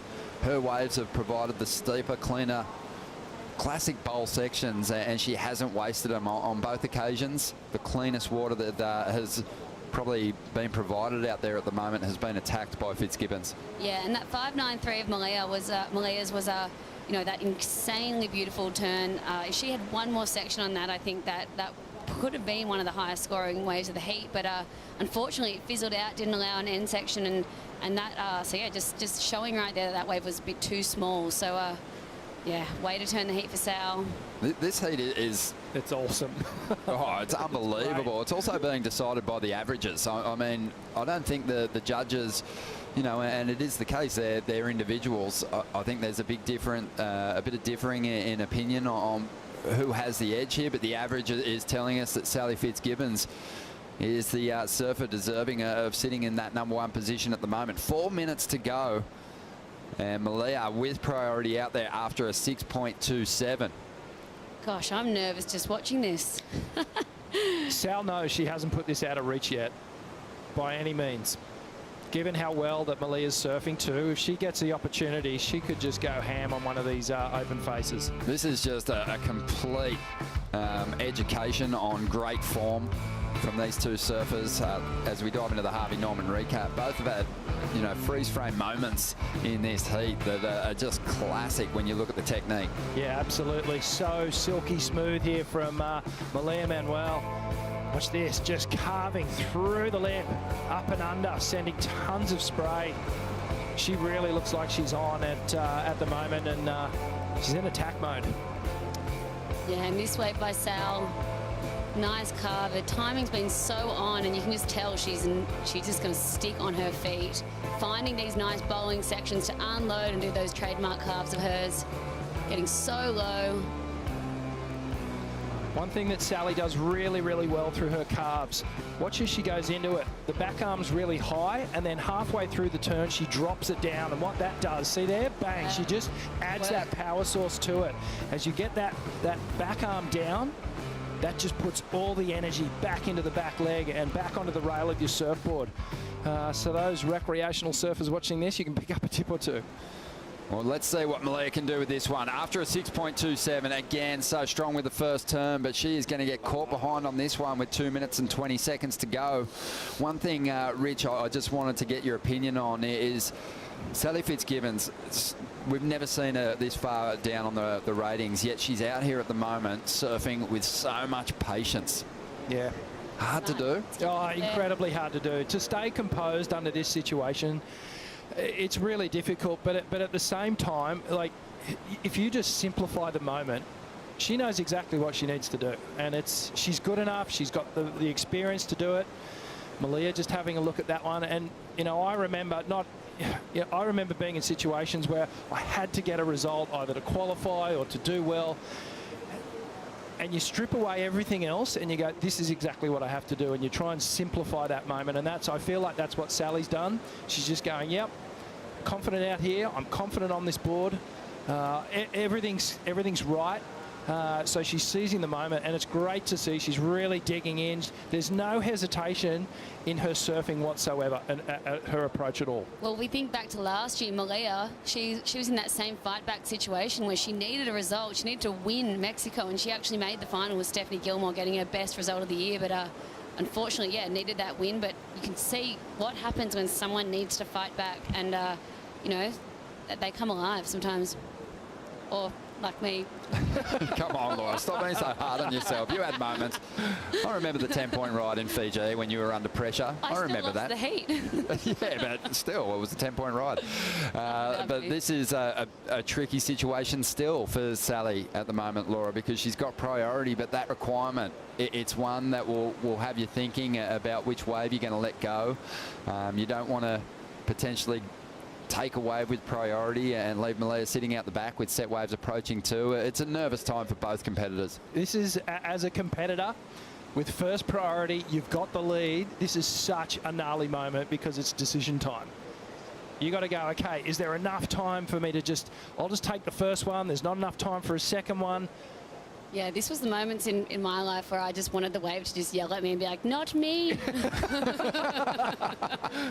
Well, we're laughing here in the booth, but they're certainly not laughing out there in the lineup at the moment. Malia's got her best shot at a Final Five finish this year, but unfortunately she's going to run out of time, and you've got to give props to Sally Fitzgibbons, the two-time winner here at Bells Beach. Incredibly strong. She loves her time here in Victoria, and she'll get some more of it as she powers on through to the next round.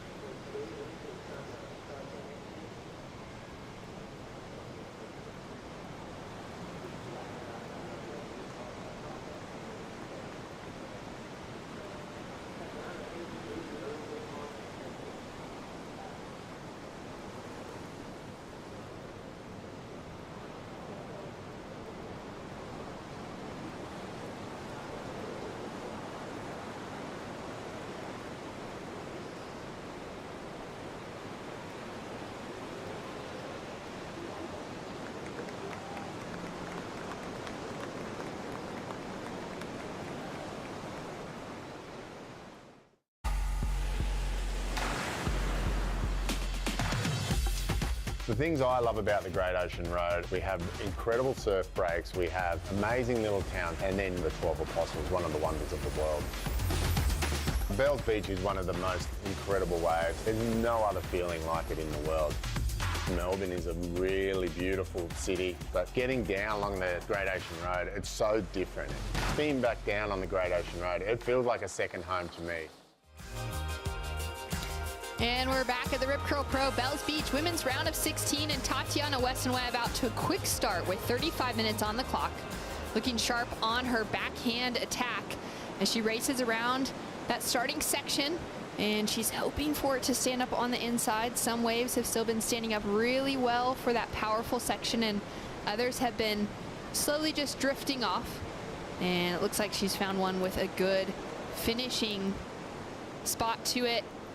Waiting for those scores to come in from the judges. My name is Shannon Hughes, joined in the booth by the great Wayne Rabbit Bartholomew, former world champion.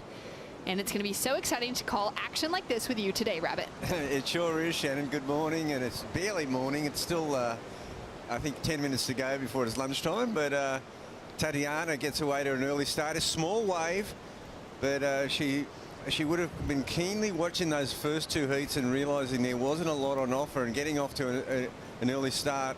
She does like to do this. And her backhand, so strong yesterday at Winky Pop. Both Tatiana and Bronte were outstanding at Winky Pop yesterday, if they can bring that to Bells Beach. And we'll talk a little bit about the difference between Winky and Bells on the backhand. I think that it's a real contrast. Yeah, I love knowing that we can go there with the conversation today. Sally Fitzgibbons feeling so happy, so relieved to have made it through that last heat. Just got the wave she needed with a few minutes to go. Malia didn't have that opportunity to try and answer back. That was a tense and intense heat. You know, Sally obviously languishing in unfamiliar territory at the bottom of the rankings at this critical stage, event number 4, and she's not used to that. And that was a real pressure, Pete, because Malia has been in sensational form. She's coming off a great result, and she's had success here at Bells. She hasn't won it, but she's finaled, and you know, she's so good on the bowl out here. So that was an amazing performance all around. Super tight all the way. There wasn't much in it, but you know, there was some pretty good cat and mouse going on as well. So true, and this is going to be an exciting heat to see unfold as well, as we have Tatiana Weston-Webb finishing off number 2 in the world last year, up against Bronte Mccauley in as the replacement, as she finished number 11, just underneath the requalification line on the women's side last season. It's been great to see her get the call up for these last 3 events. And we've got Kaipo Guerrero out the back. Kaipo, how's it looking out there? I want to talk about what's happening in the water. I want to talk about is what's happening on the beach or the heat. Is a great observation in that the heat starts on the beach sometimes. Bronte and Tati choosing different routes to paddle out. They didn't want to be next to each other. They didn't want to paddle out together. Tati paddled out through the channel. Bronte walked up towards Rincon or center side and paddled up there. So even before the heat starts, there's a little bit gamesmanship going on before the hooter. Wow, I love that insight. It's something that we don't get sitting back here in the booth to, you know, sometimes be able to see where those surfers are paddling out from, Rabbit. And you've surfed so many heats over your career. I'm sure you've got plenty of stories about either wanting to stay right next to someone for that pressure or trying to get away from them. As we see Tati taking a look at this one. She opened up with a 5.33. Nice opening turn, connects through with a second. And she's looking comfortable on that backhand attack. She's going to stick with this as it comes through to the inside, through that soft section, but she's going to keep that momentum moving forward, try and find that flow, and connect on a similar finish to her opening ride, Rabbit. Yeah, I would say it's a stronger ride than her opening wave, and I think that one of the reasons why she may have you know, kept busy on that was that she got a pretty decent score on that opener, a 5.33 and a very, you know, a small to medium wave. That was a slightly bigger wave. It offered her some more scoring opportunity along the way. She finished it a bit stronger. I'm thinking that was a pretty wise move to get 2 under the belt in those first few minutes. We've seen kind of slow heats. Even the Courtney heat before that, they were both pretty slow heats.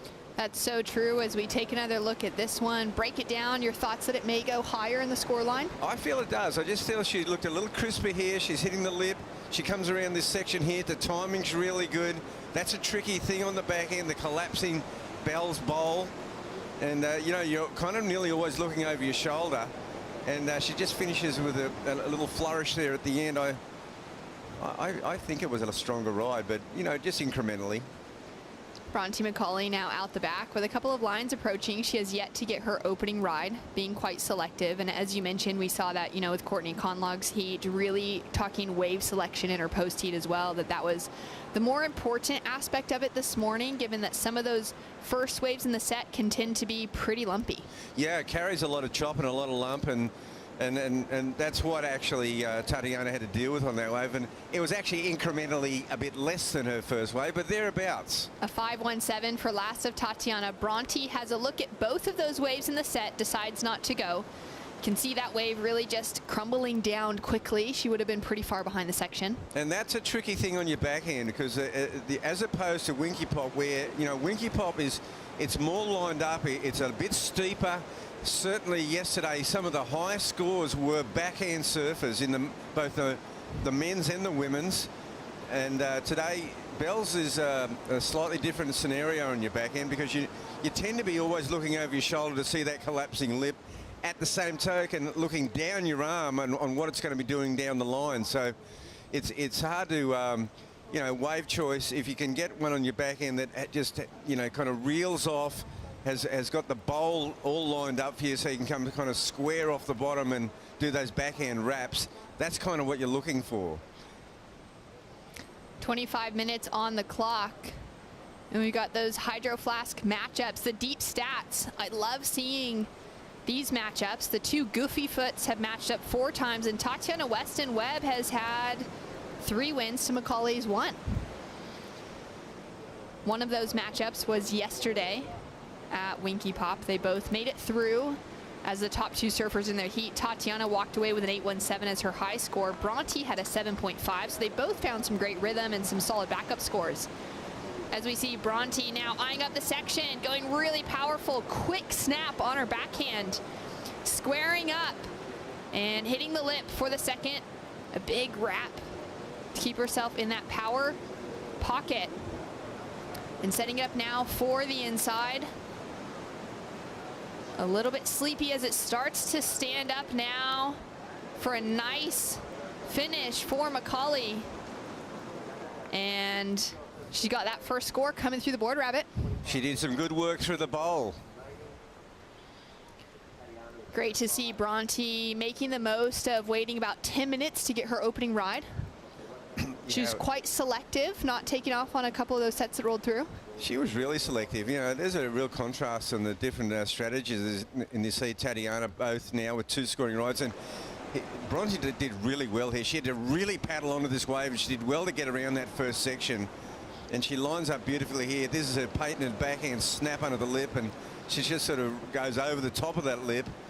But she handled it pretty well, because that thing tried to sort of buck her off, and the finish there wasn't so crisp, but you know, she kind of needed to get it in. It'll be interesting to see where they go with this, because it's a bigger wave, Shannon. Yeah, what are your thoughts on that as far as wave height versus something that maybe is more critical that hugs the rocks? Well, it's going to be, you know, the sections that are giving you some steep sections. The bigger waves do, you know, steepen up on the bowl, and that one certainly did. Her front foot completely came off the board there, so she had to manage that pretty well. I mean, perhaps, you know, she didn't hit it exactly with the timing, and that is the trick on the backhand as well. It's hard to kind of impose your power on the wave, because we've seen a lot of great backhand surfers do that, but on that occasion there, she probably mistimed that a little bit, but I thought she did some pretty handy work on the outside, and it's going to be thereabouts. It's a 4.77. And she's just been dropped off by the ski around the buoy. Love seeing jet ski assists. It's just such a long paddle. Allows those surfers more opportunities to find themselves in situations when their sets rolling through. Wow, look at this now. Bells has come alive in this heat. We've seen a couple of pretty quiet heats, and Tatiana goes over this wave. This wave's going to stand up outside. Bronte's even going to get a chance to have a look at this one, perhaps the one behind it, but Tatiana's going to have a serious look at this one, because it's got a clean face. She's going to have to deal with a bit of whitewash though. We'll see how she manages it. Takes that steep drop, really bumpy in the whitewash. Connects with the lip for that first turn. Now racing around the section. It just kind of feathers down in front of her, and she's not going to find any scoring potential out of it. Now curious to see if Bronte Mccauley, there we go, up and riding on her backhand. Beautiful bottom to top turn combination for the West Australian. Coming in for that second snap in the pocket, and a big wrap to add in the variety. And now pumping down the line, looking for a clean finish, and she may have even more on offer as she comes into the closeout section on the beach.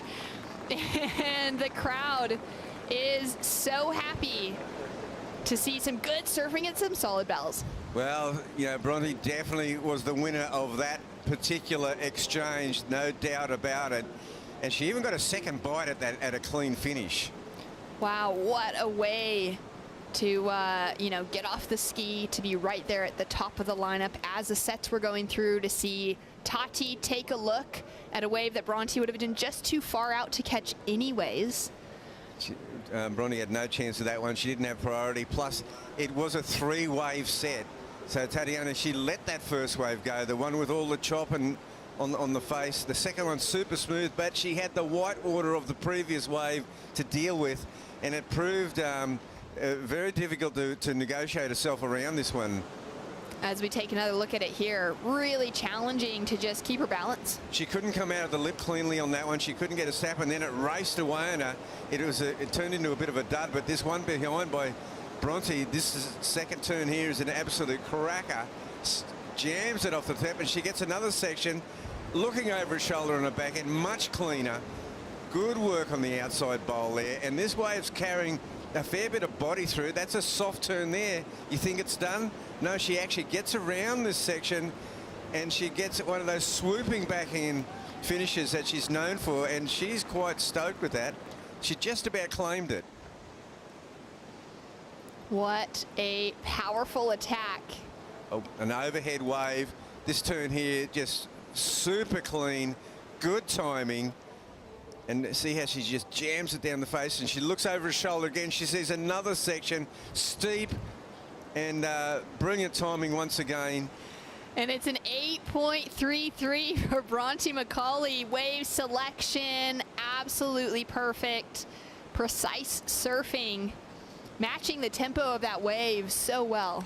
Yeah, she was, you know, this is an amazing situation because in actual fact, great finish there. Bronte, this is one of those classic bell situations where she jumped off the ski, she paddled across, there was a bigger set, she was absolutely in the perfect spot for the biggest wave of the set, unchallenged because her opponent had utilised priority, pulled the trigger on the one before it, and it turned into, it was a dud. Wow, this heat has just flipped on its head with that last set. Tatiana Weston-Webb now found priority on the paddle back out. Bronte opted to go the ski, lands in second priority now, and Tati has a huge requirement of a 7.78 to get that advancing position out of the round of 16. And Bronte Mccauley has actually never advanced past the round of 16 here in her 4 previous opportunities at Bell. So it'll be exciting to see if she can make it into that quarterfinals. And in that last heat, we saw a tough matchup between Sally Fitzgibbons and Malia Manuel. We're going to catch up now with Laura Enever. Malia, moments of brilliance throughout that heat. You had a hold on it for so long. A disappointing loss, I'm sure. Thanks. Yeah, of course I want to make the quarters. You know, but Sally's a hard draw, and I knew that, and she really pushes me like a lot of girls, so I was looking forward to it. But I really love my board, and I wanted to serve more heats out there, so that's like the most disappointing thing is not only the 9th, because that sucks, but just wanting to serve another heat at the bowl, because I just have like this magical board, but I'll save it for Margaret's. Yeah, you will. We were actually talking about your connection with the board out there. You looked like you were in such amazing form, in 5th on the rankings. I'm sure you just, you know, you're feeling the pressure off for the cut, but also how are you taking this into Margaret's? Thanks. Yes and no. I feel like the girls' tour is so tight, so being in 5th, I'm still like, oh, I you know, obviously want to do good, but I really want to keep in 5th or above. Like that was kind of coming into this event 5th. I wanted to stay 5th or climb up. I knew I was only 100 points from Tati in 4th, and so I really wanted to make extra round above her. And there's all these little personal goals, but I'll try again the next event.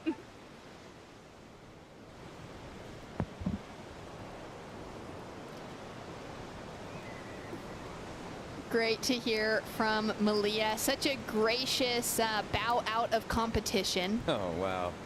It's a tough interview, and she's just so dignified, and, you know, got such a great spirit about her.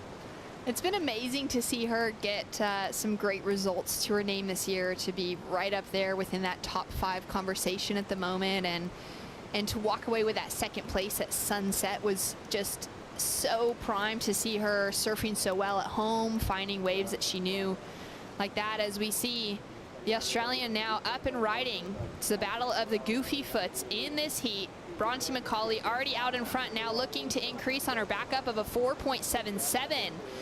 Finding a few great turns to connect together. And now she's going to hug to the inside of that one, decides to let it go as it goes soft on the inside section. And yeah, she's gonna... Pardon me. I kind of feel that inside section, unless you get a really clean section like that last one she got, where she got the 2 bites at it, really, I think you can only get about 0.2.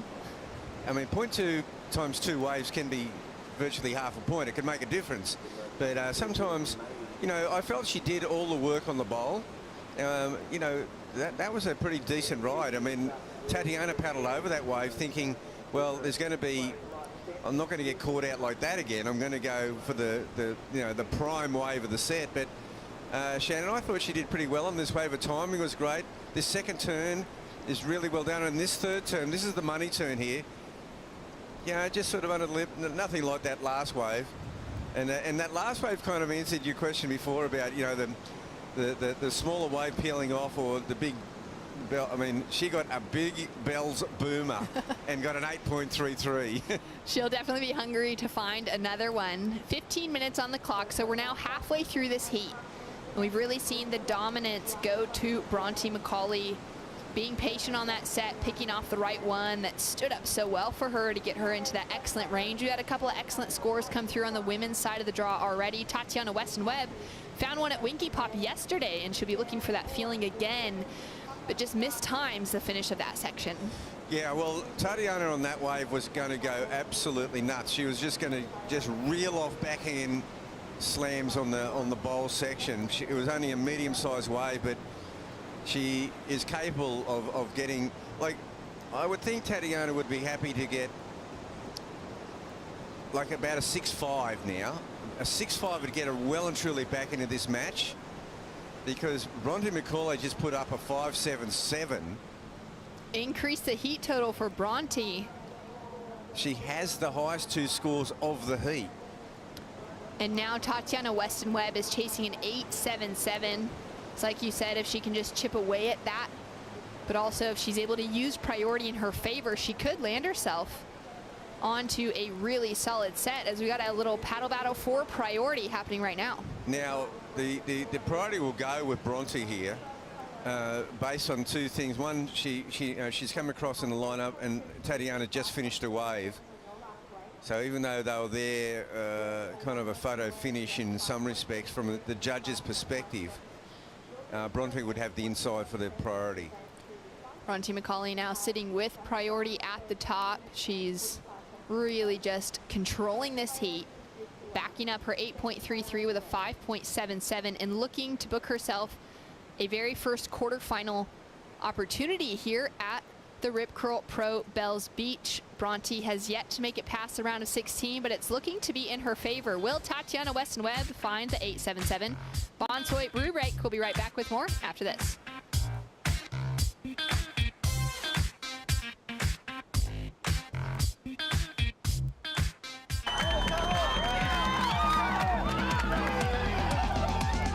Going for a team shred on all of our fun boards.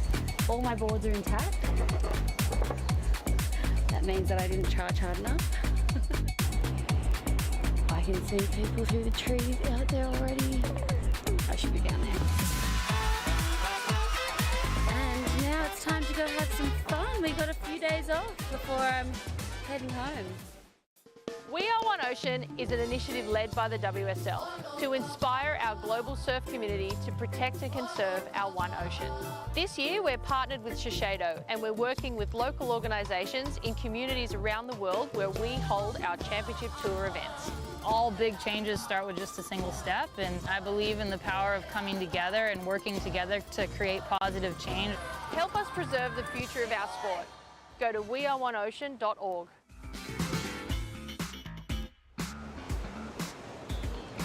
And welcome back to the Rip Curl Pro Bells Beach. I have last heat winner, Sally Fitzgibbons. Talk about do or die. You are in a situation you've never really been in your career, and to come up against Malia, you've had so many good battles, and you got the win. Oh, Lozzie, it's such a pleasure to be out there and in that situation, but when the hooter goes, no matter who wins in those sort of battles, like Malia and I have shared so much jersey time together, and each have got like the nod, like those really close ones. So when the hooter goes, you're almost like, I don't know, it's a reserved happiness, because you're kind of like, oh, that sucks for your buddy. Like, you've just lived so much time on this tour with these guys. So yeah, you just really respect them, and it's hard to knock each other out, especially early on in the comp. It really is, and even seeing that heat before you with Courtney and in the same situation as you guys are turning it around. How have you come into this event? You know, the pressure to make that mid-year cut. Yeah, I think immediately after Portugal, you kind of feel the most pressure. You're like, whoa, I'm in this situation. And then I just sort of taken positive steps towards, like, I don't know, a feeling that I wanted to bring into this comp, which is like relaxed and surfing free and just bringing my best surfing to the table. And it is hard when a lot of pressure's kind of mounted on your head. So I think coming here straight from Portugal was important, and doing a training camp and just spending time and just really trusting in my surfing and my ability again. And it's hard when those results aren't coming easy. You start to question things, but it's pretty cool to come out the other side and get a couple of heat wins. And a few bells under your name here. Are you looking for that again?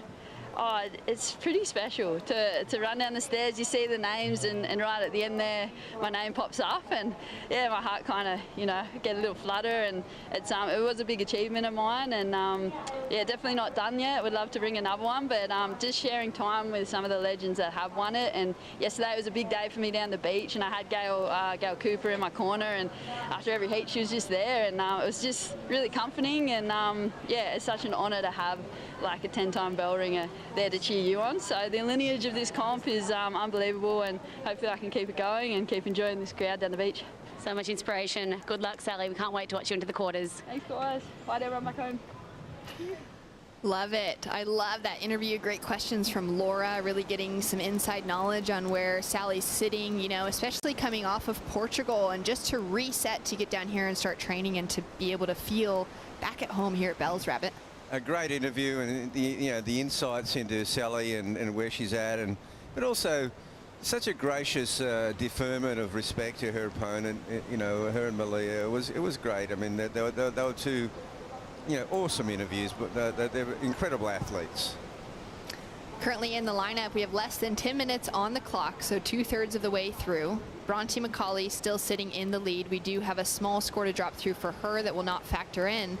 This is an important wave for Tatiana Weston-Webb, caught during the break, as we see a couple of solid turns to kick things off. She continues to wrap through to this inside section. And Rabbit, she was chasing a high 8. She's just narrowly chipped away at it with this wave, dropping in as a 5.57. Bronte Mccauley had this wave as well. She drove off the bottom hard into the lip and then ducked out of it. Yeah, I feel the wave of Tatiana really explains what I was talking about before. She did a lot of great stuff on the inside shore break section, but she only got a couple of moves on the outside bowl. She ran out of bowl, basically, and that kept her back, you know, from getting that 6.5. She only got a 5.57. You know, they went pretty tough on her on that wave, and I feel it was just because it was the outside that didn't offer enough scoring opportunities. She did great work on the shore break.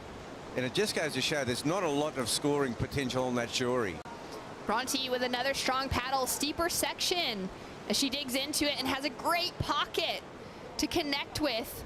Critical section for that second turn as well. And man, she is flowing out there today, Rabbit. Well, that was the turn of the heat so far. I mean, that was a short, sharp ride. That second turn, that was the best turn of this heat.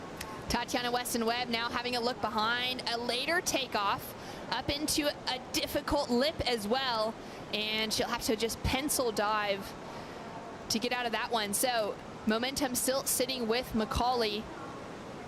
The two women now on the inside section. Will be a bit of a paddle battle to gain priority again.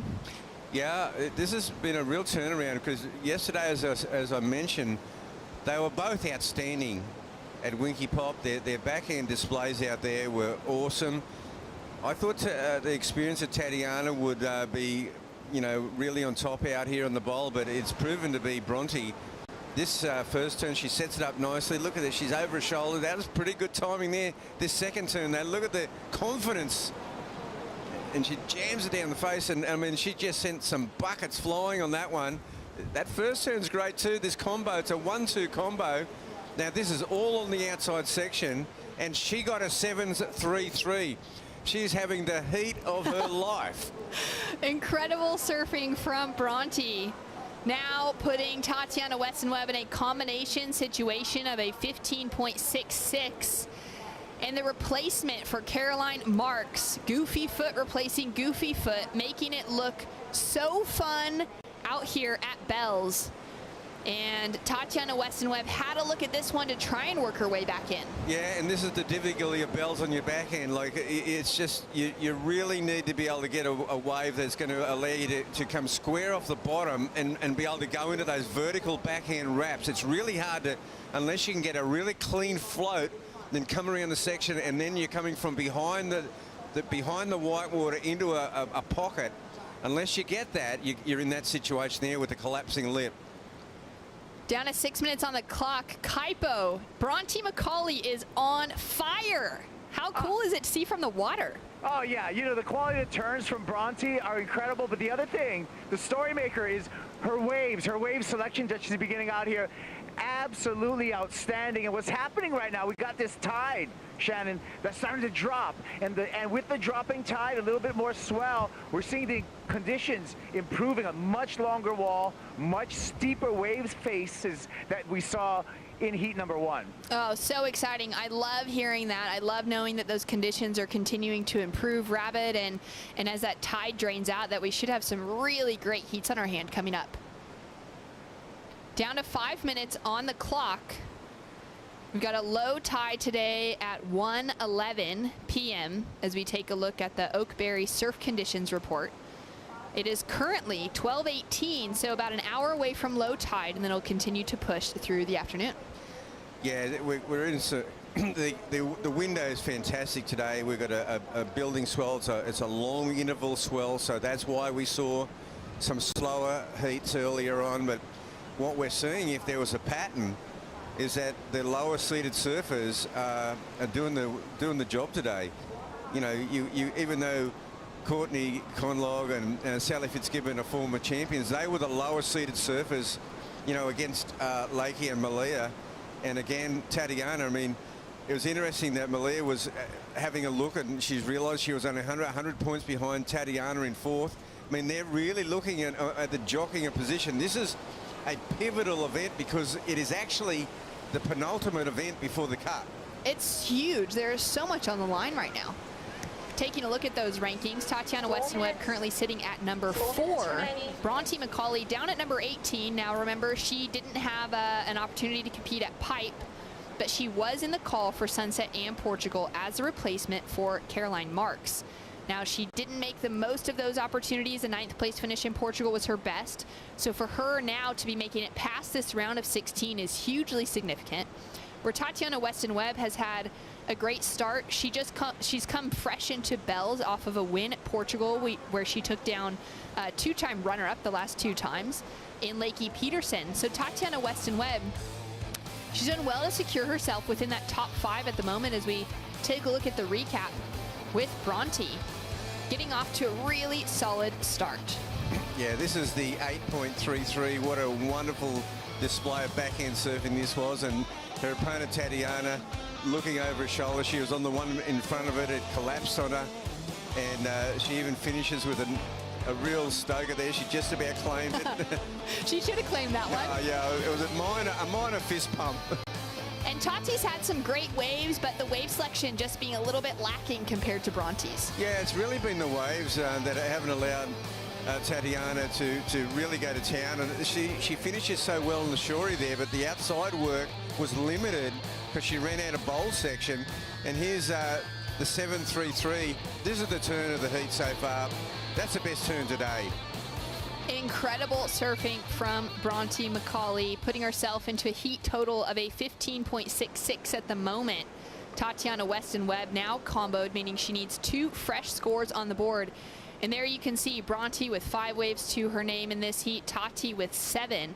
Tati has a paddle for that one, but doesn't get into it. She's going to lose priority there. Look, everything's going wrong. Everything is going wrong. That's right, Rabbit. For Tatiana Weston-Webb, and the opposite story for Bronte Mccauley. You can just see that bit of disappointment, that sort of check back. And Tati's had some great results out here in the past. She's had 5 Bells appearances, 1 third-place finish, a few 9th-place finishes, and then she had a runner-up in 2018 to Steph Gilmore. Now, within that, Tatiana Weston-Webb is actually the only goofy foot on the women's side of the draw to make a final here at Bells Beach since 1998. Before that, and the only goofy foot in the women's draw to ever take home the bell, to be able to ring it on that stage, was Frida Zamba back in 1985. So for women like Bronte and Tatiana, 2 of, the only goofy foots in the draw aside from Alyssa Spencer this week, being a goofy foot and making it through those finals, that's a challenging ask for based on just the history here at Bells. Yeah, and that would make it doubly disappointing for Tatiana, because she has finaled and she's been, within touching distance of winning, and she's certainly got well, look what she's done. We saw her last year at Margaret River on a backhand. She was absolutely amazing. Amazing. And so she's got the repertoire. She's got she's got all the tools, but it's just one of those. Bells has done a number on her. It's a gnarly break for that. And here's a great wave. She's comboed, but she'll just go to town on this one. Yeah, she's really going to unleash. Nice wrap to kick things off. Going a little more vertical and really just engaging that tail on the second turn, into the lip on the third. She'll come through to the inside, have a chat with her coach, Ross Williams. She comes into the sand. And a good performance from Tatiana Weston-Webb. Well surfed, didn't quite find the waves that she needed to capitalize, and we saw the same story for Malia Manuel and a few others in the draw this morning. But then for Bronte Mccauley, that was, as you said earlier, the heat of a lifetime. An 8.33 and a 7.33 locks Bronte into the quarterfinals for her first time here at Bells Beach. Tyler Wright, Gabriella Bryan paddling out right after this.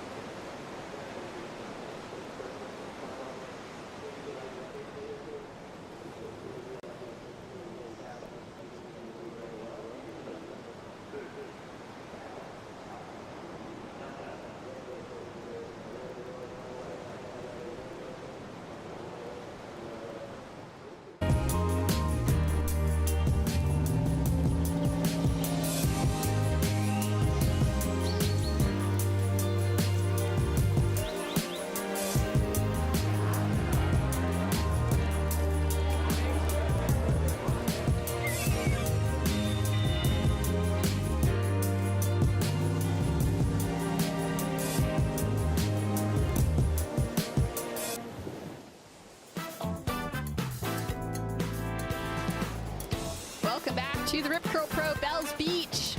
It is a sunny day. There is plenty of action going on, and the fans have arrived. The beach isn't fully packed yet. It's also a little bit wet down there. Shannon Hughes alongside of the 78 world champion, Rabbit Bartholomew. It's a great pleasure to call heats with you. And how fun has it been this morning for the women? Oh, it's been awesome. It's been a bad day for the red singlet. The top seeds have been knocked out so far, but it's some wonderful surfing. Yeah, that's absolutely true. It's been great to see some of those surfers that are sitting below the cut line right now be able to find some rhythm in really crucial heats and be able to manage the pressure well. Yeah, Courtney and Sally, they had to win, and Bronte, she's just, you know, the freedom of I guess, of just being a replacement and not having any expectation that anything could happen here this week. She's just surfing with a lot of freedom, and, you know, what a wonderful heat. Yeah, it's really exciting to be able to see Bronte in that sort of situation, and I think it's working well to her favor. As we take a look at live action now, we're in heat number 4. Gabriella Bryan up against Tyler Wright, the 2-time world champion. Tyler has finaled here 2 times in the past, back in 2013 and 2014, back-to-back finals, and she went down to Carissa Moore in both of those. She'll be looking to find herself in a position like that again. And Gabriella Bryan is a rookie on the championship tour and surfing in her first ever heats out here at Bells Beach. And she's got a couple waves under her feet to get things kicked off. Yeah, well, Gabriella, this would be a real learning experience for her, not knowing too much about Bells Beach. I think she's done a bit of surfing at Winky Pop and in the warm-ups. She probably wouldn't have had too many sessions out here. There was not much surf on offer for any early arrivals this year, Shannon. It was they hadn't been having the best March and April by the standards of Victoria, and before this event there was very few opportunity at Bells to get their teeth into the bowl.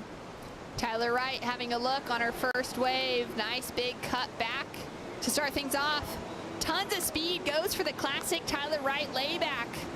And driving through for another turn.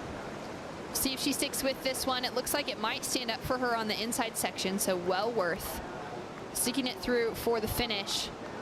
Gaining a little bit of speed and projection as she goes down the line right over the reef there and jams on the finish. Well, one more opportunity. Connecting so many waves together and hopefully holding on to those fins as well. Oh, wow, that was an amazing finish.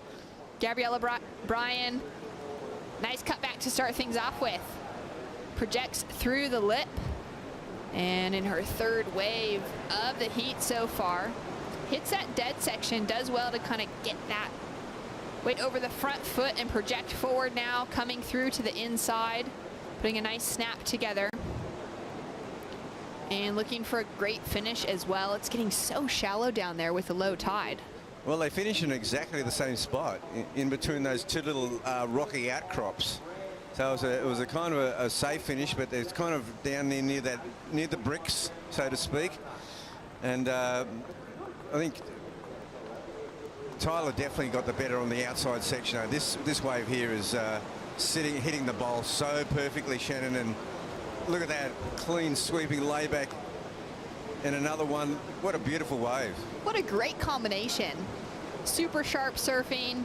Kept it really smooth through that dead section as well. And those first few turns, incredible as we see another massive set rolling through. Tyler Wright is in position and her score has just dropped in for her opening wave, an 8.17 as she's taking off on the second, setting herself up for another solid wave to perform on. Great cutback to start off with. Similar on the second, digs that rail in pretty significantly. And now lining herself up, 3 similar turns for the kickoff. Going in for that 4th big cutback. And she's gonna look for that steeper section to go vertical on as she comes through to the inside. And there we have it, the 2-time world champion kicks off her campaign with an 8.17. Finds a great looking backup score as well, Rabbit. Yeah, well, she was just an opportunistic on the spot. She jumped off the ski, came across. Kind of got the end of that one. It didn't really open up on the bowl. Every wave hits the bowl slightly differently, and that one went to a kind of a fat shoulder fairly quickly. She did a series of roundhouse cutbacks.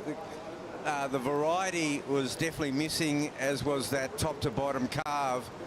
but it'll be a pretty handy backup after you've got an 8.17. Gabriella Bryan's last score has just dropped in as a 5.00, so at the moment she's chasing that 3.81 to take the lead, but Tyler does have a score to drop in. Tell me what you liked about this one. Well, it's a beautiful looking wave and it's getting cleaner all the time, and see it's already gone sort of fat, that section, and she kind of bogged it a little bit there. There's a much cleaner roundhouse cutback. They're beautiful turns. And here's the fourth one. She goes sweeping back in roundhouse cut here. She bounces off the white water nicely, brings it round, and finishes it really strong. Drops through as a 5.83. So now has Gabriella Bryan in a tough situation, chasing a 9.00 as we take another look at Gabby's 5-point ride. Yeah, this wave, it's kind of got a little bit of bump on the face. Nothing like the draw off the bottom that Tyler was faced with. But she kind of had to battle this one all the way to get that 5-point ride. Having another lap coming through to the inside as that sun starts to peek through. Great bottom to top turn combination. Dynamic as she's coming through to the inside. Lining it up to keep that pressure on the front foot moving forward as that wave goes a little bit soft on the finish. And she's now looking to chip away at that 9-point requirement. Yeah, that was a smaller wave, but you know what? It hit the bowl really nicely. It had a good peel effect to it. Now these two have had nearly identical starts to the season as we take another look at this from Gabriella Bryan with scores to drop in. Yeah, like really good volume of maneuvers here, and there's a couple of crisp ones in amongst it. I like that little one out of the top, and she goes again. So, you know, I love how aggressive she is. I mean, she's got this great power pack, low center of gravity approach, and you can just see the power in her surfing. And obviously, you know, coming from the outer islands and growing up in those waves, she's got a lot of flair in her surfing. Beautiful rooster tail there, throwing buckets. So she gets 4 really clean maneuvers here. Probably 3 of the 4 were, you know, good point scorers. It's a small wave, but I tell you what, she surfed this well. Judges are taking their time with the score to drop in. We don't have a single score that has come through so far. Of course, we're going to take 5 scores from the judges, average out the middle 3, and that's how we will get our scores for the wave as we see our championship tour rookie, one of a class of 5 rookies in this year's championship tour. It's been great to see this pack of young women come up through the ranks. Gabriella Bryan, 19 years old.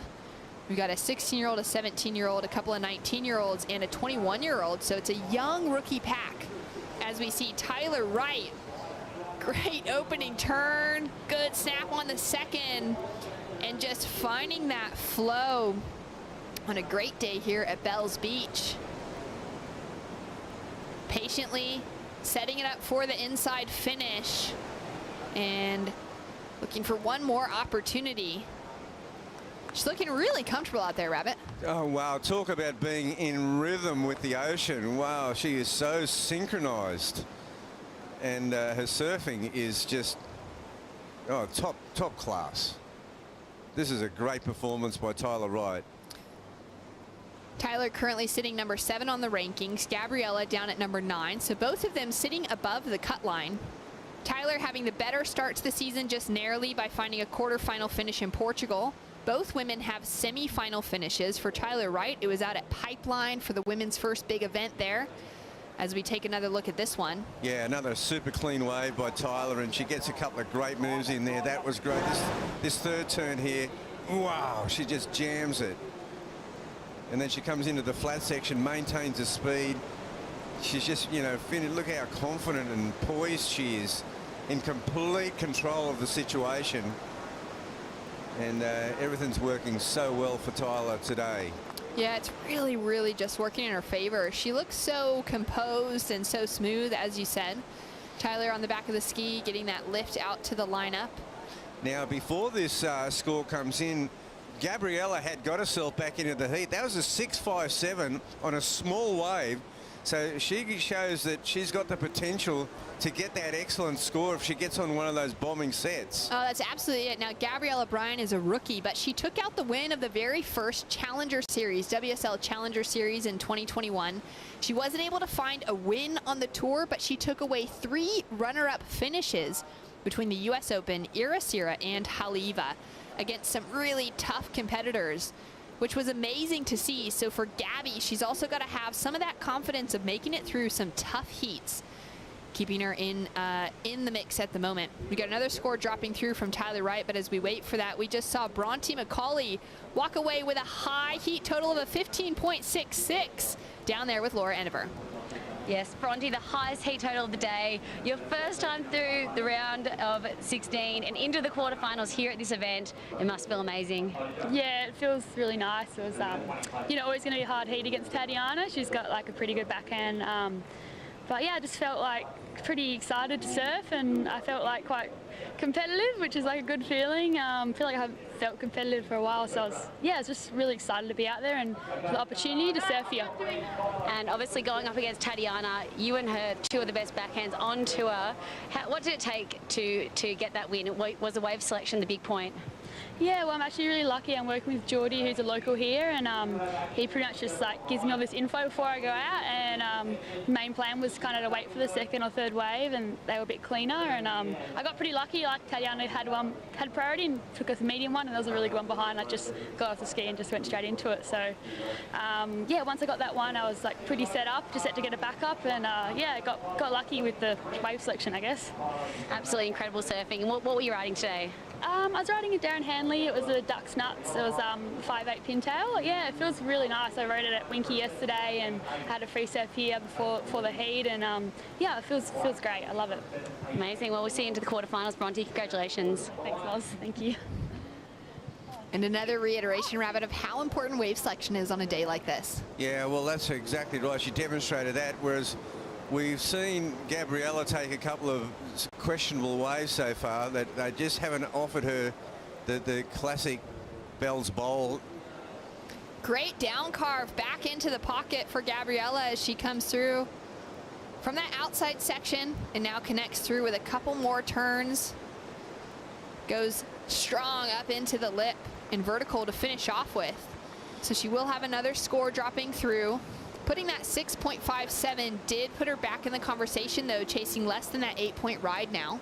Yeah, and that's really interesting. And since then she's taken 2 kind of iffy waves. I think she used a priority on the previous wave, and that one she just took going out. But because she needs a 7.88, she basically needs an 8-point ride. And you'd think that, well, she'll learn from experience, but possibly just really sitting on priority with all that time on the clock and waiting for one of those bombs might be the go now, because she really doesn't need to chip away at it with 2 waves. She needs to go for it and get an 8-pointer, because Tyler, when you look at it, here's her wave here, her last one. It's a good ride. It's not going to get her the point she needs, I don't believe. She was just a bit too far over on the bowl, and she only got the one sort of punchy section.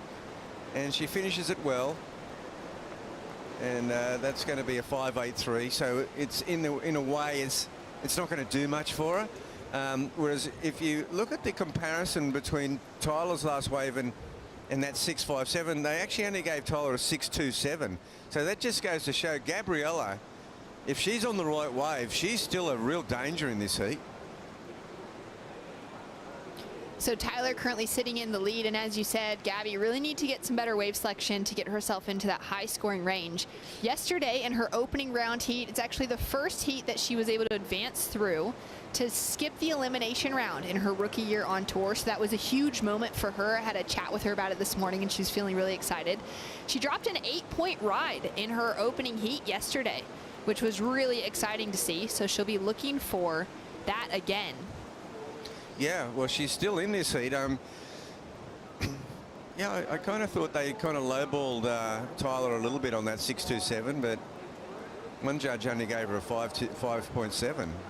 Now, Tyler Wright, of course, the favorite coming into this heat as we see this set rolling through. So if anyone's going to take a look at it, Tyler's not going to go with priority. Gabby as well deciding not to. And another little bit of a line rolling through behind. The two finding their positioning in the lineup. And Tyler Wright coming into Bells. This is the only mainstay Australian event she has yet to win. But the two-time world champion has more to say about her career overall. It's been 4 years since I've put the jersey on here and walked down those stairs. With so many tour changes, it feels like the first event that I'm preparing feels almost kind of like myself again, which is beyond special. So it's the only event I want to win. And there we have it. Very hungry to ring the bell, to put her name on a trophy that she's had a couple of opportunities with. Those second place finishes in 2013 and 2014, both to Carissa Moore. And most of the major heats that she's lost have been in this event specifically to Courtney Conlogue, Steph Gilmore, and to Carissa Moore. She did go down to Tatiana Weston-Webb in 2019 in round 3. For Tyler, it's been those women who have the bell that have actually taken her out of the running to chase down her own. Yeah, so there you go. She's lost to the winners. You can't go much closer than that. 16 minutes, 45 seconds on the clock, and the ocean has gone sleepy. We've seen that a little bit throughout the year as we take a look at those results specifically from this location here at Bells and the names that she's gone down to over the years. A couple of those second place finishes, a semi-final or two, some quarterfinals. So she's had some great momentum making it through from those opening rounds past the round of 16 as well. And it's so cool to hear, you know, coming back into things, that little soundbite from her, just that she's feeling herself again after years plagued by injury and illness, that Tyler Wright is ready to contend again. And she made that really clear at the start of the 2021 season when she took out that win at Maui. That was massive. Finished off one spot away from the WSL Final 5 in that 6th place position on the championship tour to re-qualify for this year's season. And it's just so exciting to see that Tyler is feeling herself again, and she's really becoming a massive threat in the lineup again. Oh, that's for sure. I mean, you know, well pointed out, because Tyler, she wouldn't be happy just missing out on the Final 5. I mean, she's a 2-time world champion. You know, she's sort of been on a convoluted comeback trail with some amazing individual results along the way and showing those flashes of that world championship form. And, you know, so there's really two parts to her mission, I'd say. One is to get to the final and win bells, and the other is to make that Final 5. So much on the line coming up into the mid-season cut at the end of Margaret River, just a couple of weeks away before we'll know who's going to be making it into the lineup at G-Land. So excited to see the women's tour heading there for the first time ever, to see the men going back after decades away. And it'll be an exciting back half of the year to see how it unfolds. And as those Final 5 conversations really start coming into play, big results are going to be needed for those surfers to get into there. And for both of these women in the lineup, Gabriella and Tyler have semi-final results behind them, yet to find themselves into the finals so far this year. Tyler with the semi-final finish at Pipeline. She went down to the wild card, who eventually went on to win, Moana Jones-Wong, which was really exciting. And then for Gabriella Bryant, she took out a 3rd at Sunset Beach, a wave that her surfing just suits so well. She went down to Malia Manuel in that heat, who went down in 2nd place to Brisa Hennessy. And it was a really cool event to watch in the round of 16. The rookies just took dominance over that veteran pack. It was kind of wild to see all 5 of them making it through. Tyler Wright, now having a look in front of her, goes for the layback snap to start it off with. Great off the bottom top turn combination. Finding that style, that flow and grace as she comes through to this inside section.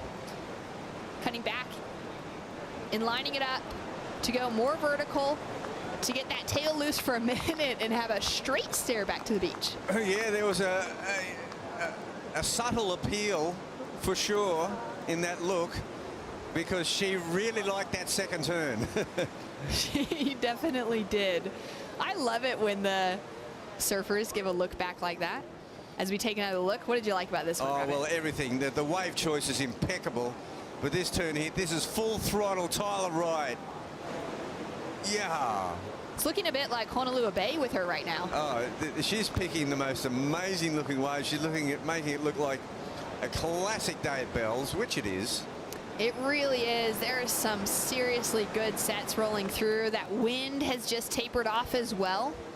Look at the actual texture on this wave, though. You think it's just been blowing offshore all day long. Yeah, that's just such a marvelous turn. Tyler Wright is just on fire out here. You could not fault her wave choice in any way, shape or form.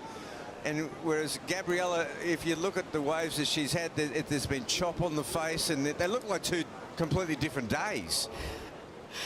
Well, scores are in.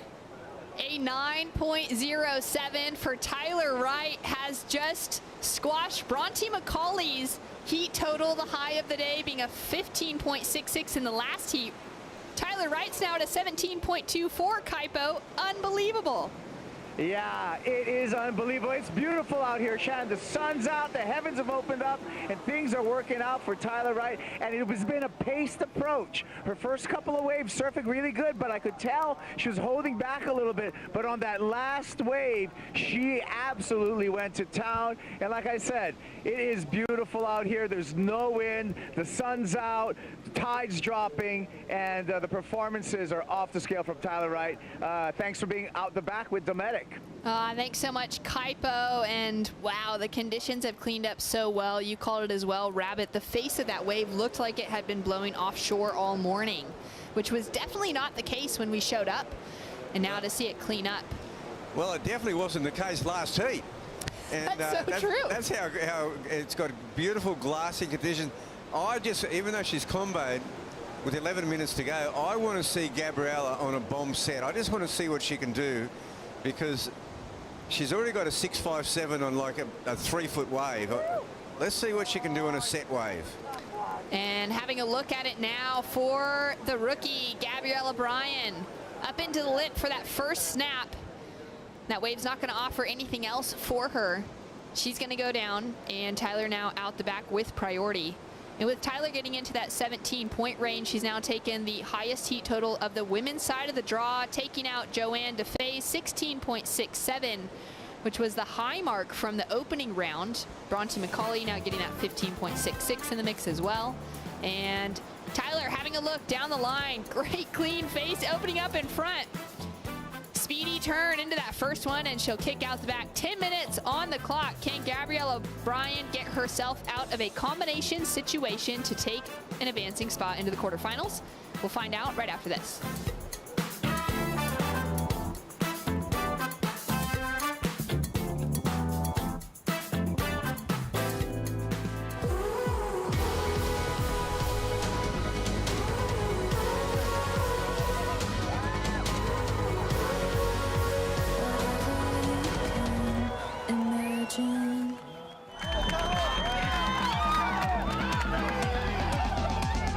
Going for a team shred on all of our fun boards.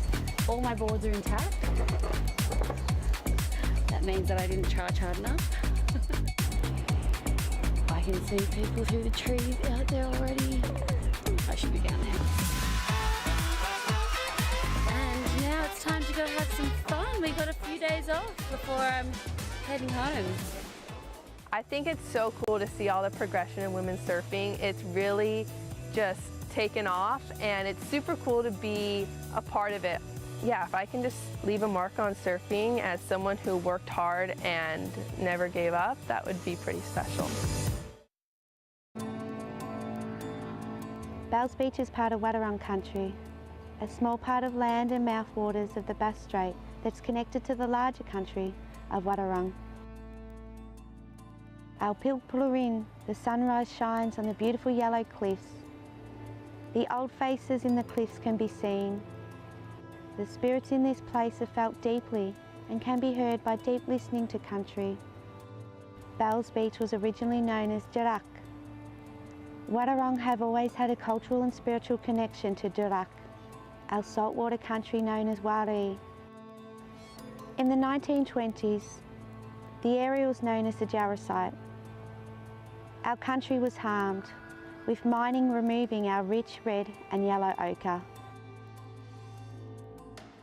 It was used in the manufacturing of paint.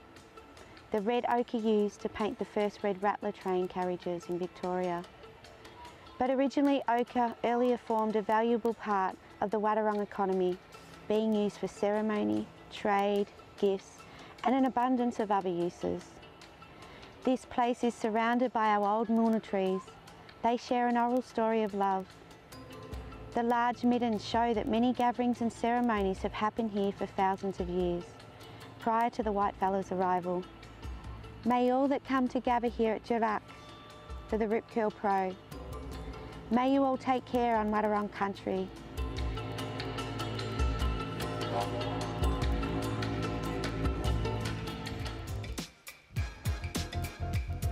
The Rip Curl Pro Bells Beach is underway. The women's round of 16 in the lineup. Heat number 4, Tyler Wright, Gabriella Bryan, and Tyler Wright has just really found some rhythm out there, Rabbit, with a 9.07 and an 8.17 on the scoreboard. Well, it's the heat of the day so far. Not only, I think it's probably the highest combined heat of the men's or women's.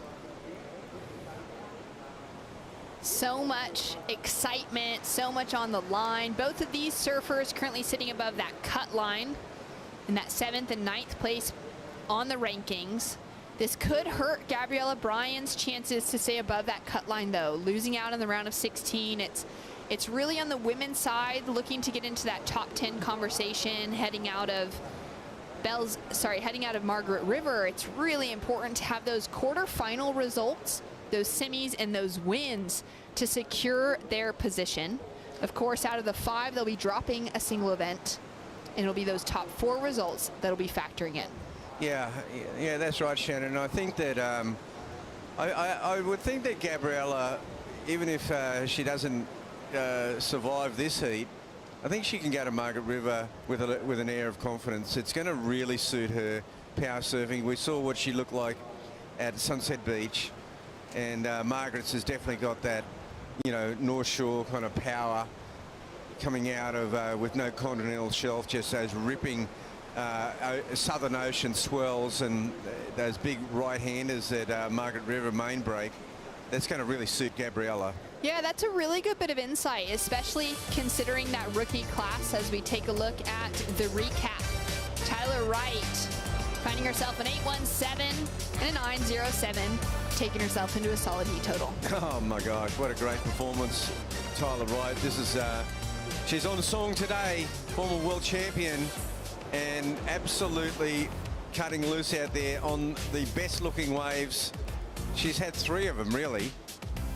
And Gabriella surfing really well. This is a smaller wave, but she attacks this wave with that aggression she's known for. Good timing. She'll learn a lot from this, and she'll come and spend a bit of time on the bowl here. There's not much she could have done about it with Tyler with priority, though. But this will be a steep learning curve for the young Kauaian. But Tyler Wright is absolutely on fire today. Those are the turns that took her into that 9.07 on the scoreboard on the women's side of the draw. Tyler Wright looking for an opportunity to make it into the finals again here at Bells and finally take a win. She says it's the only event she really wants to win, and it's the only mainstay Australian event she has yet to walk away with a trophy from. Yeah, it was a pretty short, sharp interview. Very short and sharp, wasn't it? Yeah, she just made her intentions clear and went, that's it. That's all she wrote, folks. I love it. I love a good direct answer from a surfer, and it's exactly what we got out of Tyler Wright in that one. As we're coming down to 3 minutes 44 seconds on the clock, Gabby's going to have a look here. Strong paddle, and she's got a lot of work to do to get herself out of that combination situation to break through the 6.57 that she has as her high score at the moment. Great rail work. I love the look of that second turn and that cut back snap to come up under the lip on that third. And she's definitely keeping busy. She's putting all the work in. She's not gonna let this heat go away if she has anything to say about it. And well-composed finish. Oh, the whole thing. A small wave has absolutely ripped it. Down to 3 minutes, and we'll take another look at this one, Rabbit. Yeah, again, it's similar to that her other rider. I think a bit stronger. Her moves are a bit stronger. Their timing's coming together. It's a small wave. I love how she just her combination with speed is amazing. Look, this young lady has got so much potential in this sport. Scores to come through for that last one of Gabriella Bryan, currently sitting in a combination situation. And there is so much going on, Rabbit, around the contest site. There's so many spectators down and all sorts. Laura was able to catch up and see what was going on outside the booth.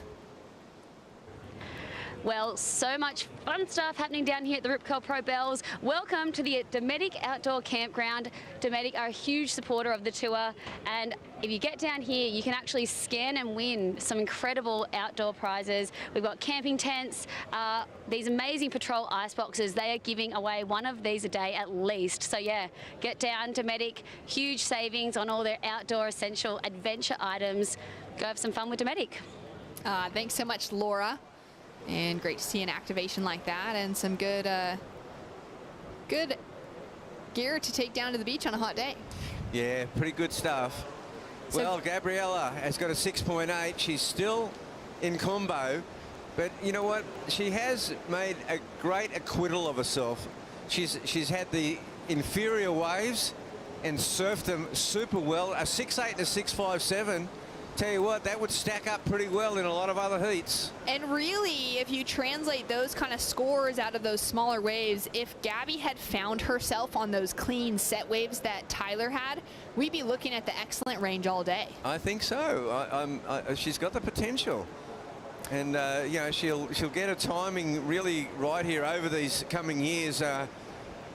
Gabriella Bryan will be a real threat out here at Bells Beach in the years to come. She's really the most consistent of the rookies coming through. Taking a look at her run through the Challenger Series with 3 finals out of the 4 events to walk away with that win for the inaugural Challenger Series. And now with her, another opportunity at Margaret River, as you said, a wave that has a lot of reflections of Hawaiian surfing and how much water moves around and really just needing to understand the ocean. It's going to be exciting to see how her, Luana Silva, and Betty Lou Sakura-Johnson all fare out there being the Hawaiian crew on the rookie side for the women's tour. Yeah. And they could really be a threat. I think they'll come into their comfort zone. As we see Gabby with one last opportunity. Big wrap to kick things off, and she's going to come in under the lip. Looking for that nice pocket, such smooth style coming through from Gabriella Bryan.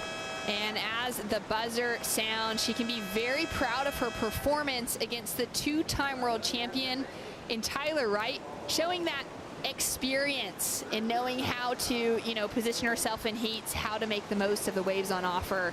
And for Tyler to walk away with the highest heat total of the women's side of the draw with that 17.24. So impressive. Coming up next, we'll see, can Carissa Moore, the 5-time world champion, take out Tyler Wright's heat total? She'll be up against Alyssa Spencer.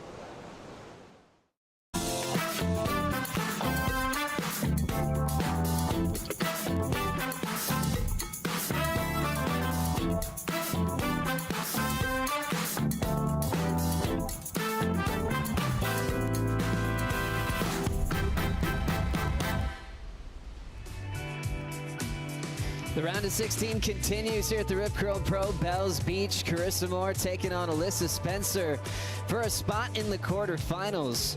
Carissa Moore, world number 2, taking on the trials champ Alyssa Spencer, who's happy to come down to the state of Victoria to compete for a spot into the main event, something she's done before. We've seen Alyssa put on the CT jersey, and she had a very successful run at the Challenger Series. Not quite qualifying, but learned a lot. Had a lot of winning heats as well. The Goofy Foot, California, getting things started. Drawing it off the bottom. Nice attack mode off the lip. Trying that cutty back into the whitewater. Frames it up off the top again. Throwing some water. So wanting to get the first start against Carissa Moore. 35-minute heat scored on their top 2. We've had a series of upsets when you talk about high seeds going down. Tyler just changed that program as she eliminated rookie Gabriella Bryan in the last heat. Joe Turpel with Richie Lovett for the call. It's interesting, Rich, when you see surfers get on a roll in the first few events and things are changing again quickly this afternoon at Bells. Let's go to Alyssa's start. Yeah, great start here for the young rookie, driving off the bottom. Nice swooping turn, cuts it a little short. Why? Because all this rail work was going to happen down the face here. Look at that, driving hard off the bottom. One thing I really love about the way Alyssa approaches the wave is her timing off the bottom. She sits on those bottom turns, and that allows her to get up and nice and high on a backhand and snap critically under the lip. Great way to open up against the world champ. Timing and control creates a great rhythm here at Bells. Attacking the whitewater, and she's always really comfortable around her heroes. You can see she's very aggressive when she gets to that lip line. A 5.5 to open things up here. Not a bad score, and she's going to need that type of a score, if not better, if she wants to get a win over Carissa Moore, because we know just how dangerous she is out here.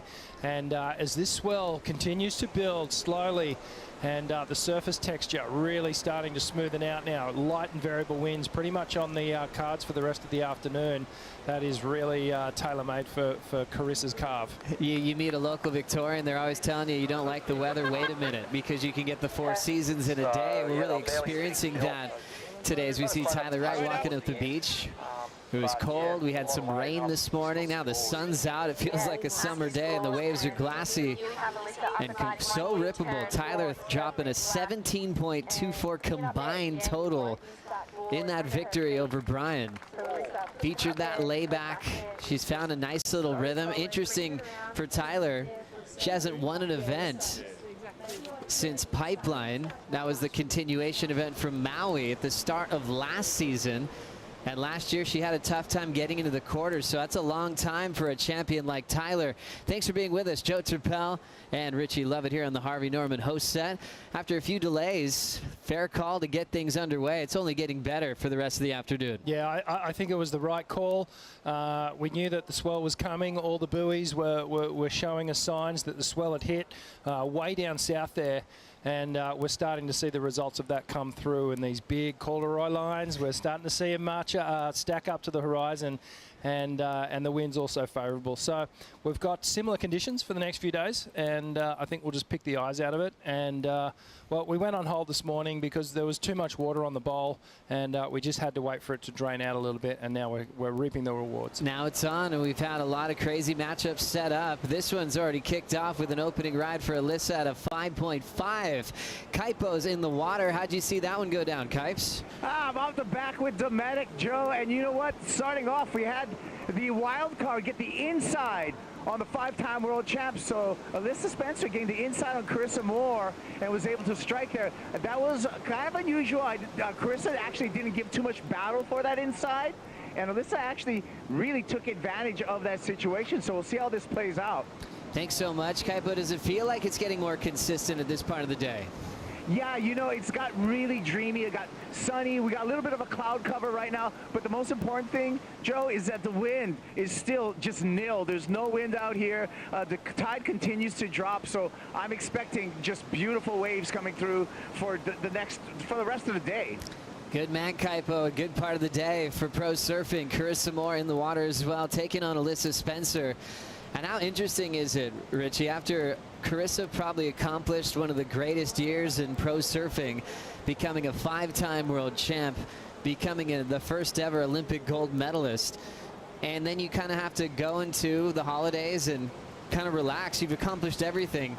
And then in a world champ's mind, you have to immediately set new goals. I ran into Carissa Moore's sports psych coach out of Rocky Point, and it's like something that they do often. It's like you win the world title and you have to, enjoy it first, but then instantly start making new goals for the following year. How many stories of single world champs in the past where they'll ride out of the sunset. They met their goal, their world title, and they have sometimes a tough time finding new motivation. Chris has been always really good at that. I think this year she's finding new reasons to try to fight for a 6th world title. Yeah, it's something that I don't have a whole lot of experience with, but I have won events in the past, so I do know that it's hard to come down to earth from those wins, and you really have to get grounded again and then reassess and then charge up again. And that's something that Carissa Moore has been able to do year in, year out now. And, we talked about that sort of COVID year off that we had. That was going to be her official year off, but it turned out to be a year off for everyone. And, well, she's about to get into this heat now. Carissa Moore already looking for at least more than a 5-5 to take the lead off Alyssa Spencer. Wrapping turn to start for the Hawaiian. She'll fade there. She's hoping for a little more open face. And just kind of going through the paces there, and didn't have a whole lot on offer. So Spencer will be feeling a little bit better about the 5-5 as she holds priority over a multiple-time Bells champ. Carissa went through quite an era out here on the Bells Bowl where she was unstoppable, went 3 in a row with her Bells titles. One more bell and she will be equal with Steph Gilmore and Lisa Anderson. But now it sounds a little bit closer. Ever since she got the 5th world title, Rich, 7 doesn't seem too far away. It used to sound just impossible. Steph matched Lane Beachley. Now Carissa Moore is knocking on the door. Absolutely. And, when you look at Carissa right now, you're not thinking, maybe she's on a final lap or, maybe she's got 2 more years. This is a woman who has multiple years left. She could be doing this for another 5 or 10 years or as long as she wants, really. She's that good. As we see the replay of her opening ride, driving around this section. Nice carve. Not too big in the scheme of things when we think about Carissa Moore, but I get the feeling she just wanted to get a ride. She just wanted to get her wax in the feet, as we like to say. And if Alyssa gave a little uppercut, Carissa's come back with just a little left jab. It wasn't a big, solid right hook. And she's dropped a 4.33, so advantage to the rookie in the opening exchange. Carissa did lose to a wild card this season, but it happened at Pipeline, and it was a final. And that wild card was Moana Jones. Moana taking that first win, was in yellow at Sunset Beach, and we thought Carissa was going to be the favorite at Sunset. She went down early once again to the rookie class, and then got through some heats at Portugal as well. It's interesting where you feel like, okay, Carissa took over last year. She's still number 2 in the world, but it still feels like, okay, she's still waiting to perform and take over an event. And what a good sign for a 5-time world champ if she's still ready to perform in all cylinders and she's still number 2 in the world. Yeah. That's the kind of role she has on the top 17. That's pretty scary. Her win rate at the moment is quite incredible. And it's well-deserved as well. I mean, her form over the last couple of years has just been undeniable. It's been amazing as we see her trying to get busy. Under priority now. A 1.18 gets to the lead off Alyssa. One turn will get her there. There's a snap over the whitewater, and she'll kick out. Yeah, timing was just a little off on that turn, and Carissa knows better than to try and scrap around and turn that 2.5 into a 3. There's no point, so she'll get straight back out the back. I really would like to see our women just going a touch deeper, and it looks like Alyssa is going to do that. I went and spent a bit of time just on the stairs, Joe, and I wanted to just suss the line up and see where our competitors were sitting, and they're probably leaving one turn out there, to be honest with you. They could be taking off a little bit deeper, coming around the section. As we know, these long bottom turns, you travel so much distance, and I think if they get a little bit deeper on the takeoff zone, they're going to be able to really maximize the point opportunities. Alyssa Spencer on her 2nd ride here at Bells. Just set up work to get to this section. Backhand snap, and she'll have the whitewater on her heels. And the Californian will have to patiently wait for some clear waters. Looks like she's still interested in this inside corner. Alyssa off the bottom. There's the whitewater snap. Now Spencer picking up some speed. Top turn carve. She steps off to back up her 5.5. The single move for Carissa Moore, 2.5. Did get the lead change, but Alyssa's right back in front with more waves on the way. She's so composed, isn't she? The way she approaches the wave. And for a youngster, she sort of surfs up in her years. I really, really love how she extends the bottom turn, just sits on it, then waits for the right moment to attack the lip. Here comes Carissa, a solid looking wave. Overhead to start, off the bottom, big hack for the 5-time world champ. Put a whole lot into that section, and that wave didn't make it easy for her to ride away to combo it up. So it'll be left to one single move. It was aggressive, and judges love when you do it on a set wave as well. We'll see if they felt she rode out with control. 2.5's her low score, Rich. It was one turn, Joe, but it was a giant turn at that. And she threw everything at it. The back of my mind, I'm just thinking if she had come around it just a little bit cleaner as she rode out, maybe she would have got out in front of the whitewash again. Let's have a look from the water angle. Overhead wave just slams on the back foot there.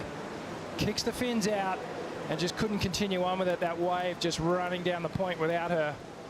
But man, it was a huge turn. Let's watch the approach.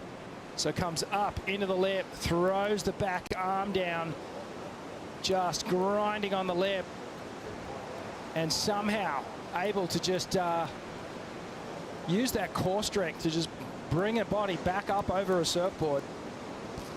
Big single maneuver opportunity for Carissa, and breaking it down in slow-mo. You can see how she hit it on the money. Layback hack on a bigger wave that we've seen in this heat. Judges absolutely love that single maneuver. A 7-point ride on one major section. And gosh, if she would have got a combination there, it would have been excellent surfing on the board. Her low score now a 4.33. Alyssa Spencer now needs a 5.84 to battle with the 5-time world champ. Wow, 7 points for one turn. That's an ominous sign. If she strings a series of those together, it's going to be curtains. So Alyssa's just got to make sure she stays in this. I think wave choice for her is going to be critically important to get a win over Carissa here. She's not going to be able to do it if she's not on the best waves. And when she gets those best waves, or if she finds them, she's going to have to, really put in the performance of her life. Big opportunity for both these surfers in the lineup with 20 minutes on the clock. Let's catch up with a 2-time world champ. Tyler Wrights with Laura. Tyler, highest scoring heat total of the event. You've had 14 excellent scoring heats out here in Bells over your time. How fun was that to add to it? You know, that was really fun and really special. Honestly, it's been really 4 years since I've surfed out here. It's been a really long time, and it's been a really long time since I felt like I surfed like myself. And I'm starting to feel like that again and get glimpses of that. So it's quite emotional for me. Like before, you look down at my body and I'm like, it feels like my body, the powerful and strong and connected way I surf and feel. And it's quite emotional for me to feel. It feels like the first time I felt that in 4 years. So that's incredible. And you've made 2 finals here. In form, a few of the girls ahead of you on the rankings have lost out in this round. Is that Bell in your eyesight?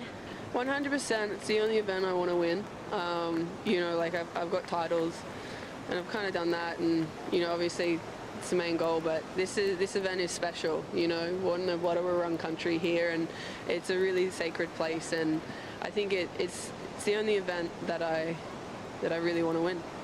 And you have so much love and support down here. How good is it to be here amongst friends, family, your partner, and your incredible little nephew, Varley. Varley, what do you got to say to Tyler? Congratulations. Yeah. Say go, Tyler. Win go, the bell. Tyler. Go win the bell. Yeah. Amazing stuff. Back to you guys. What a special moment for Tyler and her family. Volley, that's Owen Wright's son. Tyler's big brother, hanging out. And Mikey Wright also in the event as a wild card. So it's a great chance for them all to hang out.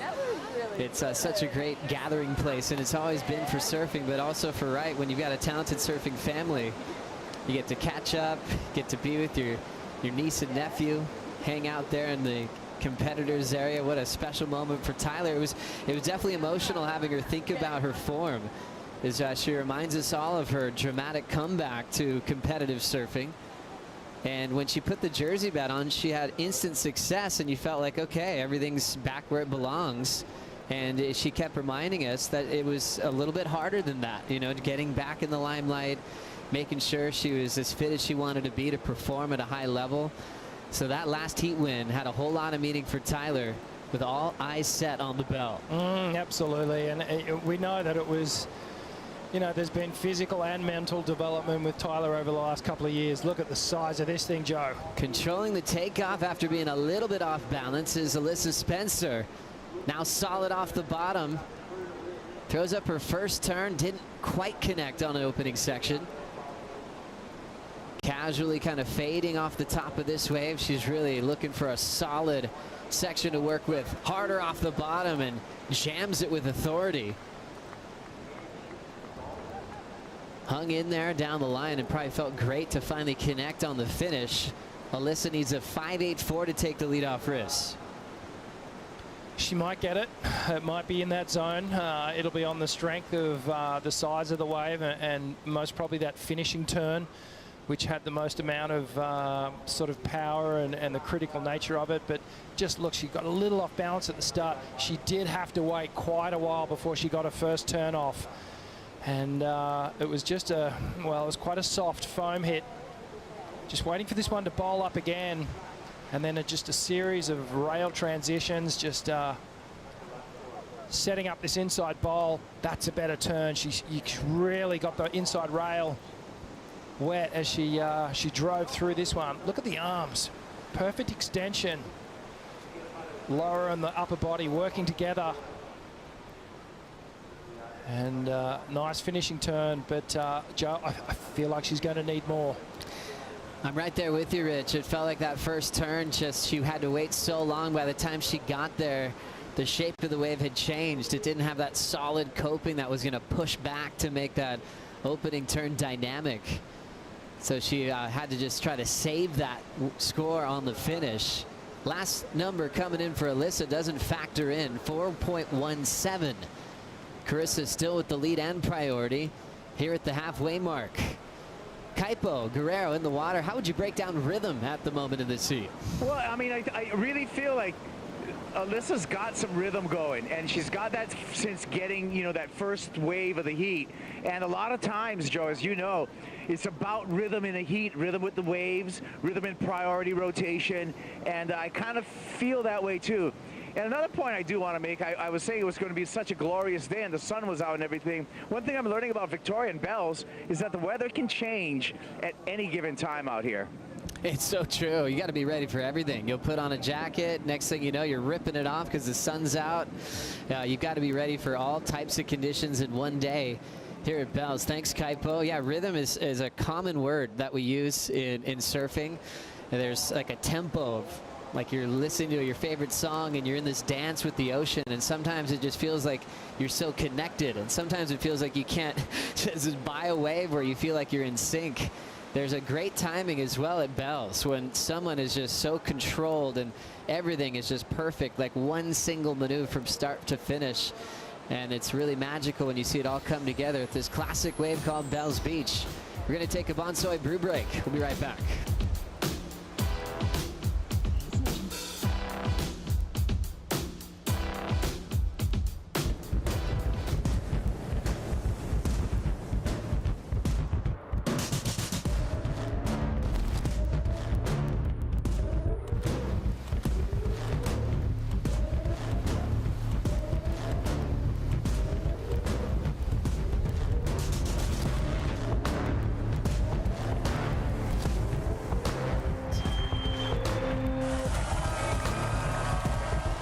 It was so special to be a small part of Duke's dream. You know, he dreamed 100 years ago, over 100 years ago, that surfing would one day be in the Olympics. And here we are today. It is in the Olympics.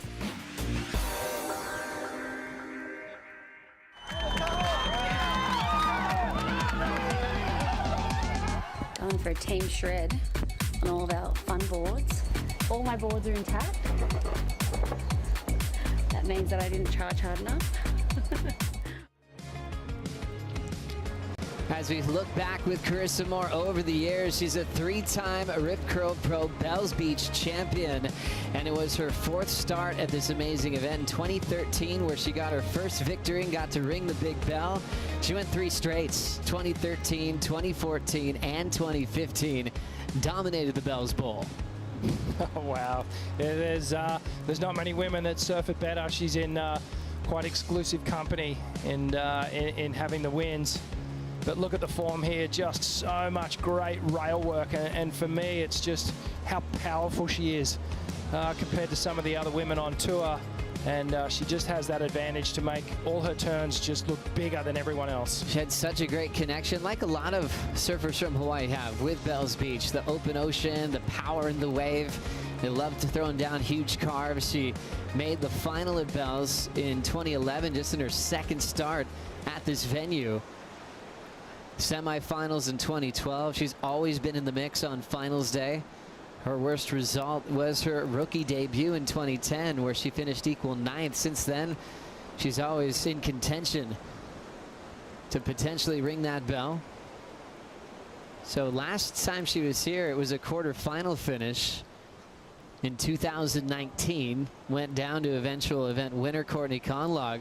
But I remember the day before finals day, Carissa was in a different league. The last day on finals day was completely different.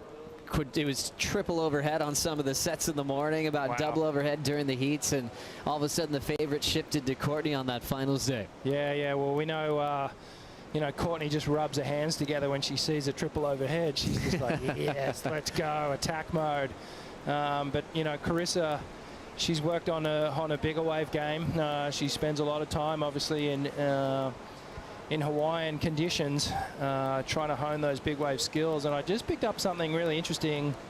Her fin choice has changed from when she had those 3 consecutive wins back then to what she's riding now. So she was on the performer template, which is a really kind of neutral, well-balanced template.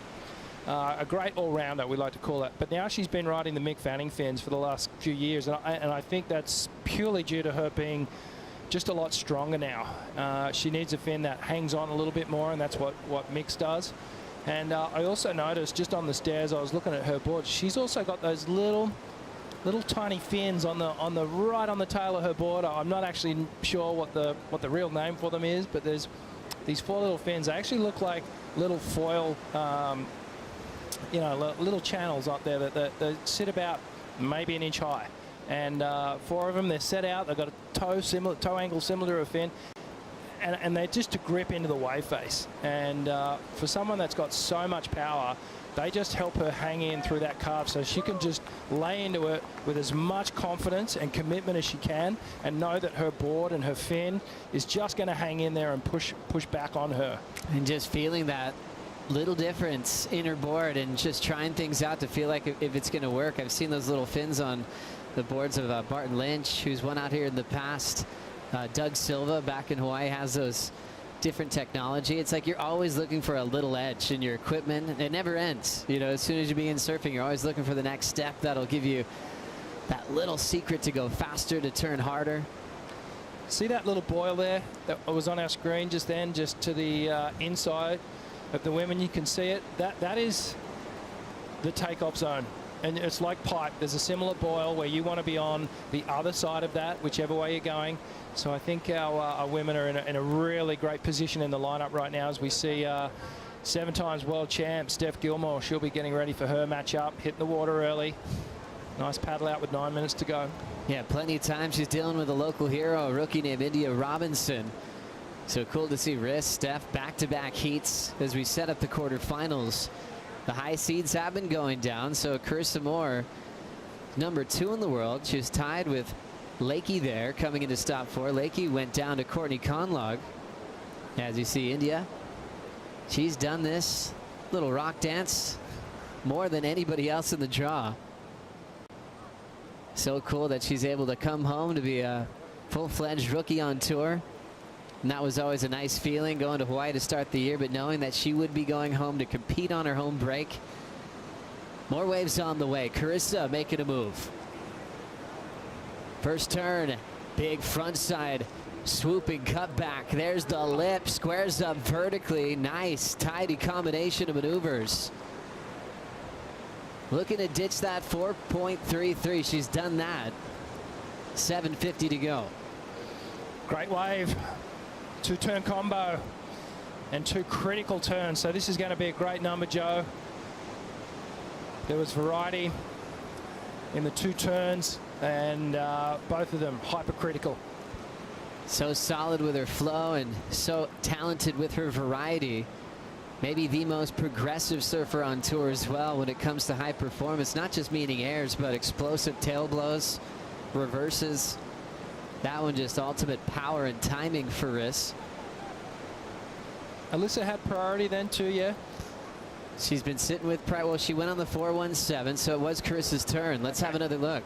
All right, great angle here. So you can see Carissa just driving through that cutback. Gets right up into the lip. Just pivoting off those fins. 2-turn combo, but they were 2 very powerful turns here.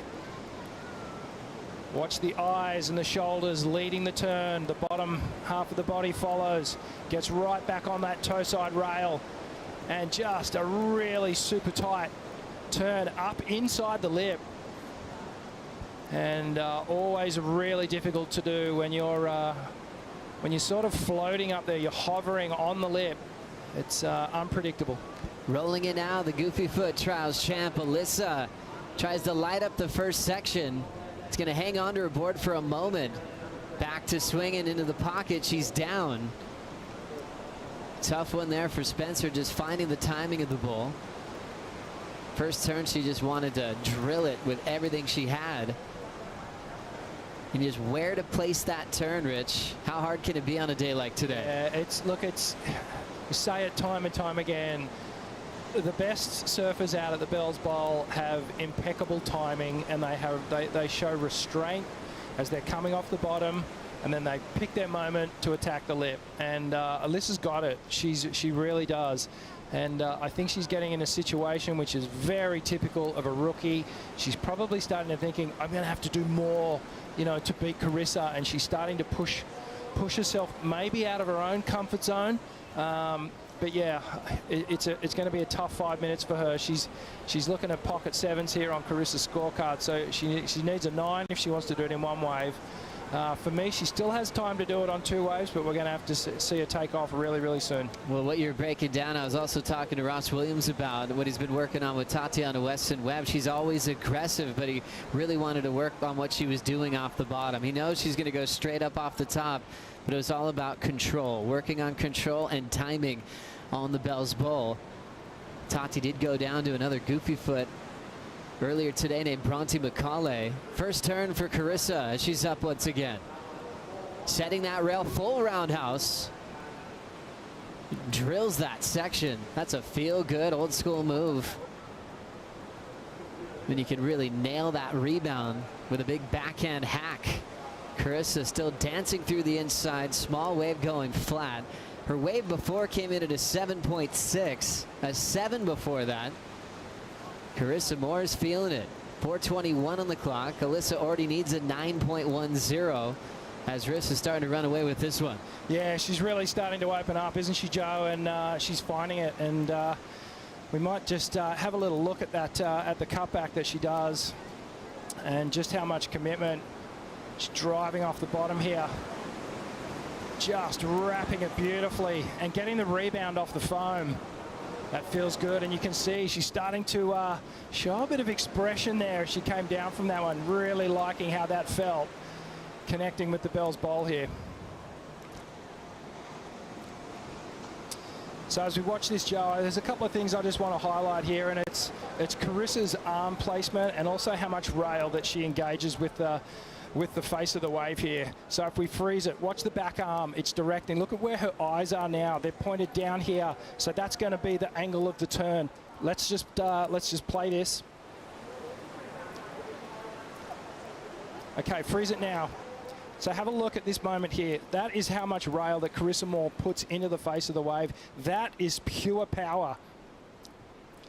Look at the angle of her arms too. And again, the eyes looking back to where she's going to finish this turn, back on the foam ball. So if we let it run, you watch, she'll just come right back. The eyes are set on the foam ball.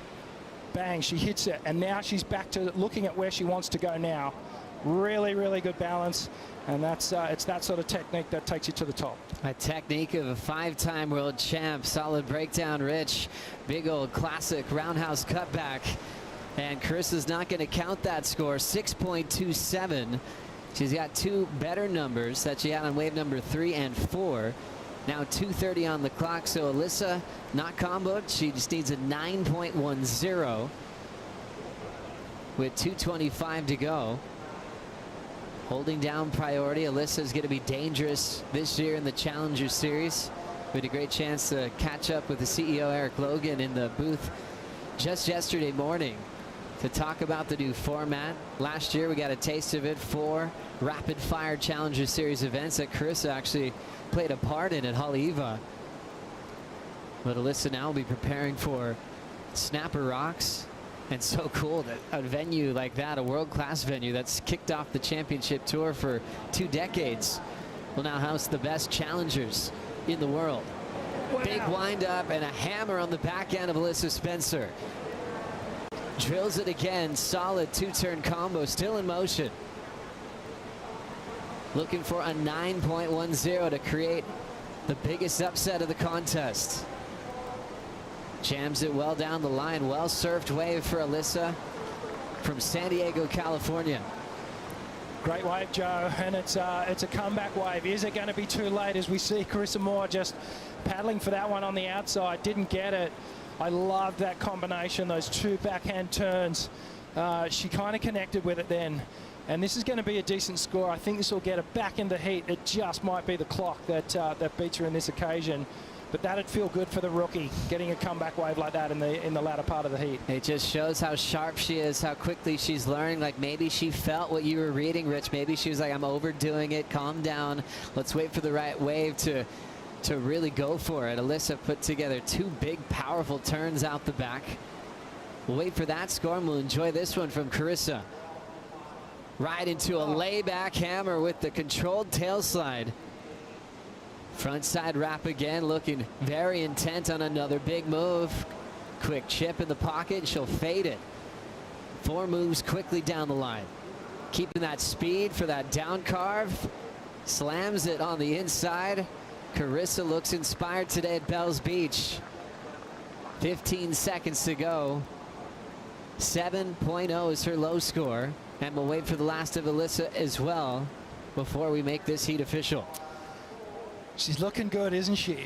And ominous signs for the rest of the field, because Carissa Moore, she's starting to warm up here at Bells Beach, and she's just so ferocious out in the water. You know, she's the sweetest thing in the world on land. Butter would melt them out, but as soon as she puts a jersey on, she just goes into attack mode. Oh, what an all-star performance for Carissa Moore. Alyssa did show up with a 6.57 before it was all said and done. Coming up next, local hero India Robinson takes on the queen, Stephanie Gilmore.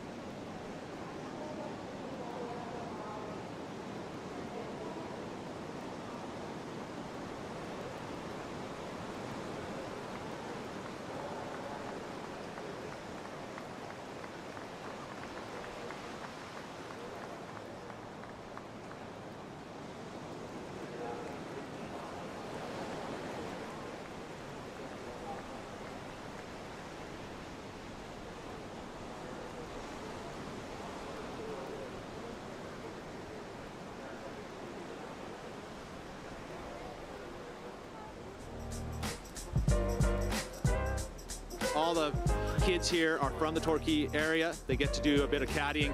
And India, so why did Kelly make that switch? He wasn't liking the thruster, so he changed to his quad fin. And I noticed that a bunch of kids ran down there asking for autographs. What is that? I think they might have thought he called the heat in. Well, there you go. How cool is that, though? The kids get to be on board and actually participate. India, good job. Way to do it. Thank you. There she is, India. To compete at Bells has always been the dream of mine since I was like 12. To finally be in the event and not just as a wild card, but like an actual CT competitor, that's the biggest achievement of mine to date. India's always been known for being this amazing young power surfer, and I think she'll be one to watch. I've been working towards this for so many years. To finally do it and to do it in a way where I had to work really hard and earn my spot, it was really fulfilling, and I'm stoked to finally make it.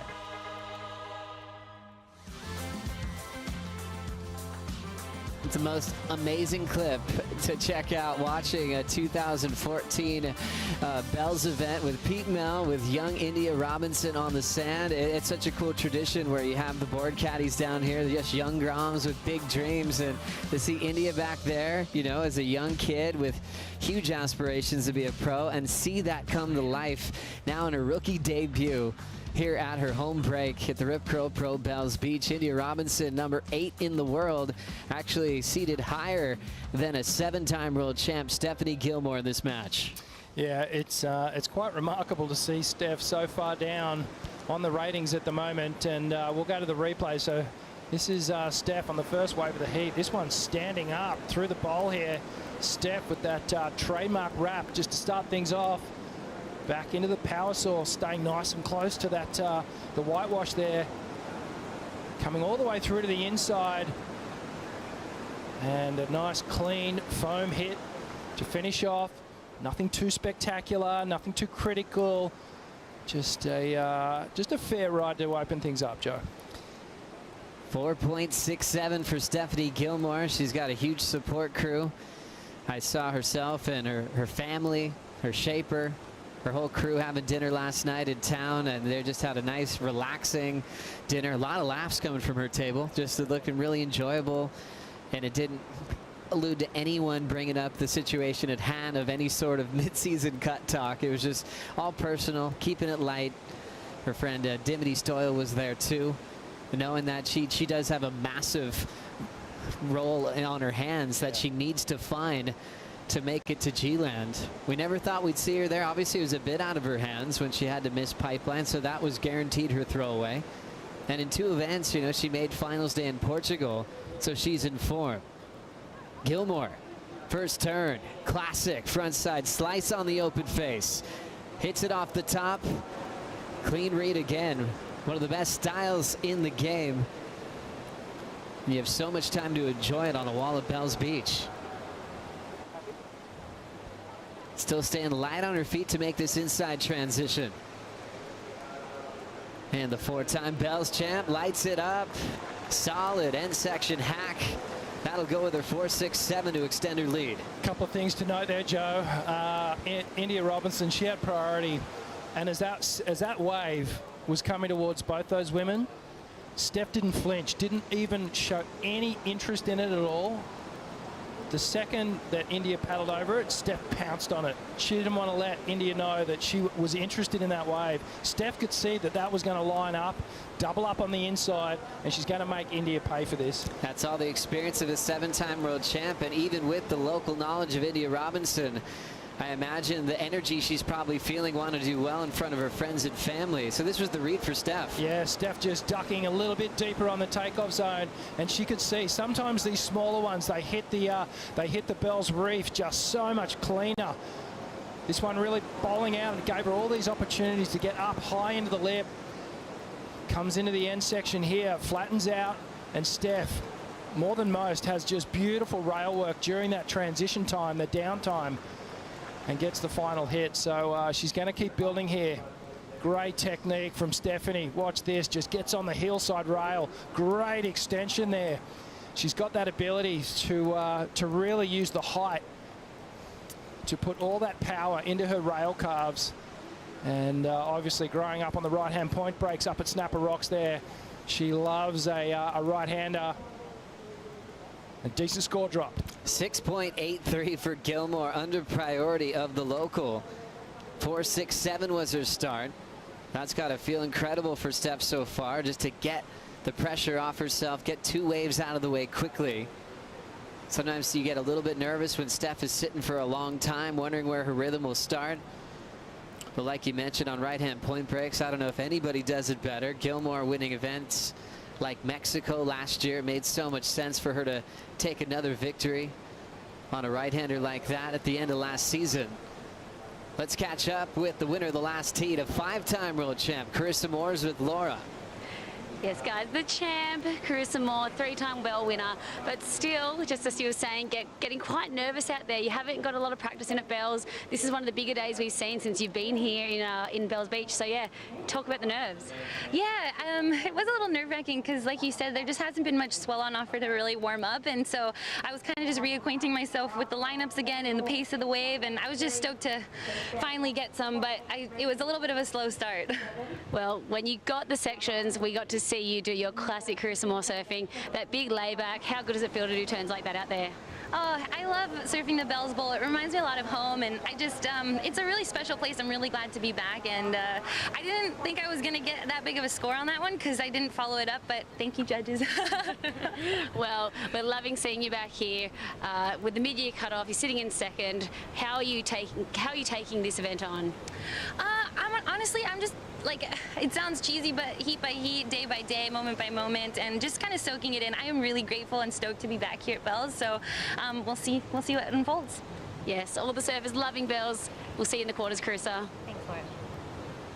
Thanks a lot, Laura. Carissa looking comfortable, even though she might say there's some nerves there. She irons them out well with single maneuver 7-point rides and beyond. She looked really comfortable shutting down the trials champ, Elisa Spencer, to get a spot into the quarterfinals. And always fun when you go back-to-back with 2 of the biggest names on the top 17. Gilmore probably fired up from Marissa's performance. 6.83 and a 4.67 as we wait for India to get started, Rich. Yeah, it wasn't like it was a must-win for Carissa, but it was a really polished performance. And well, the champ saying that she still didn't feel entirely comfortable. You know, she's still trying to get back into the groove at Bells, and that's the type of wave that it is. You know, it's like an old friend. You go and have a coffee together and catch up on old times, and then you get into the groove. So. You know, the many moods of Bells, it's a hard read, but you know, the more experience you can get down here, the better you're going to do.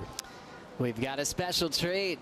Time for the Boost Mobile Stay Connected call with one of the all-time greats in surfing history, 7-time world champ, 3-time Bells champ, Lane Beachley. Lane, so good to see your face. Thanks for joining us.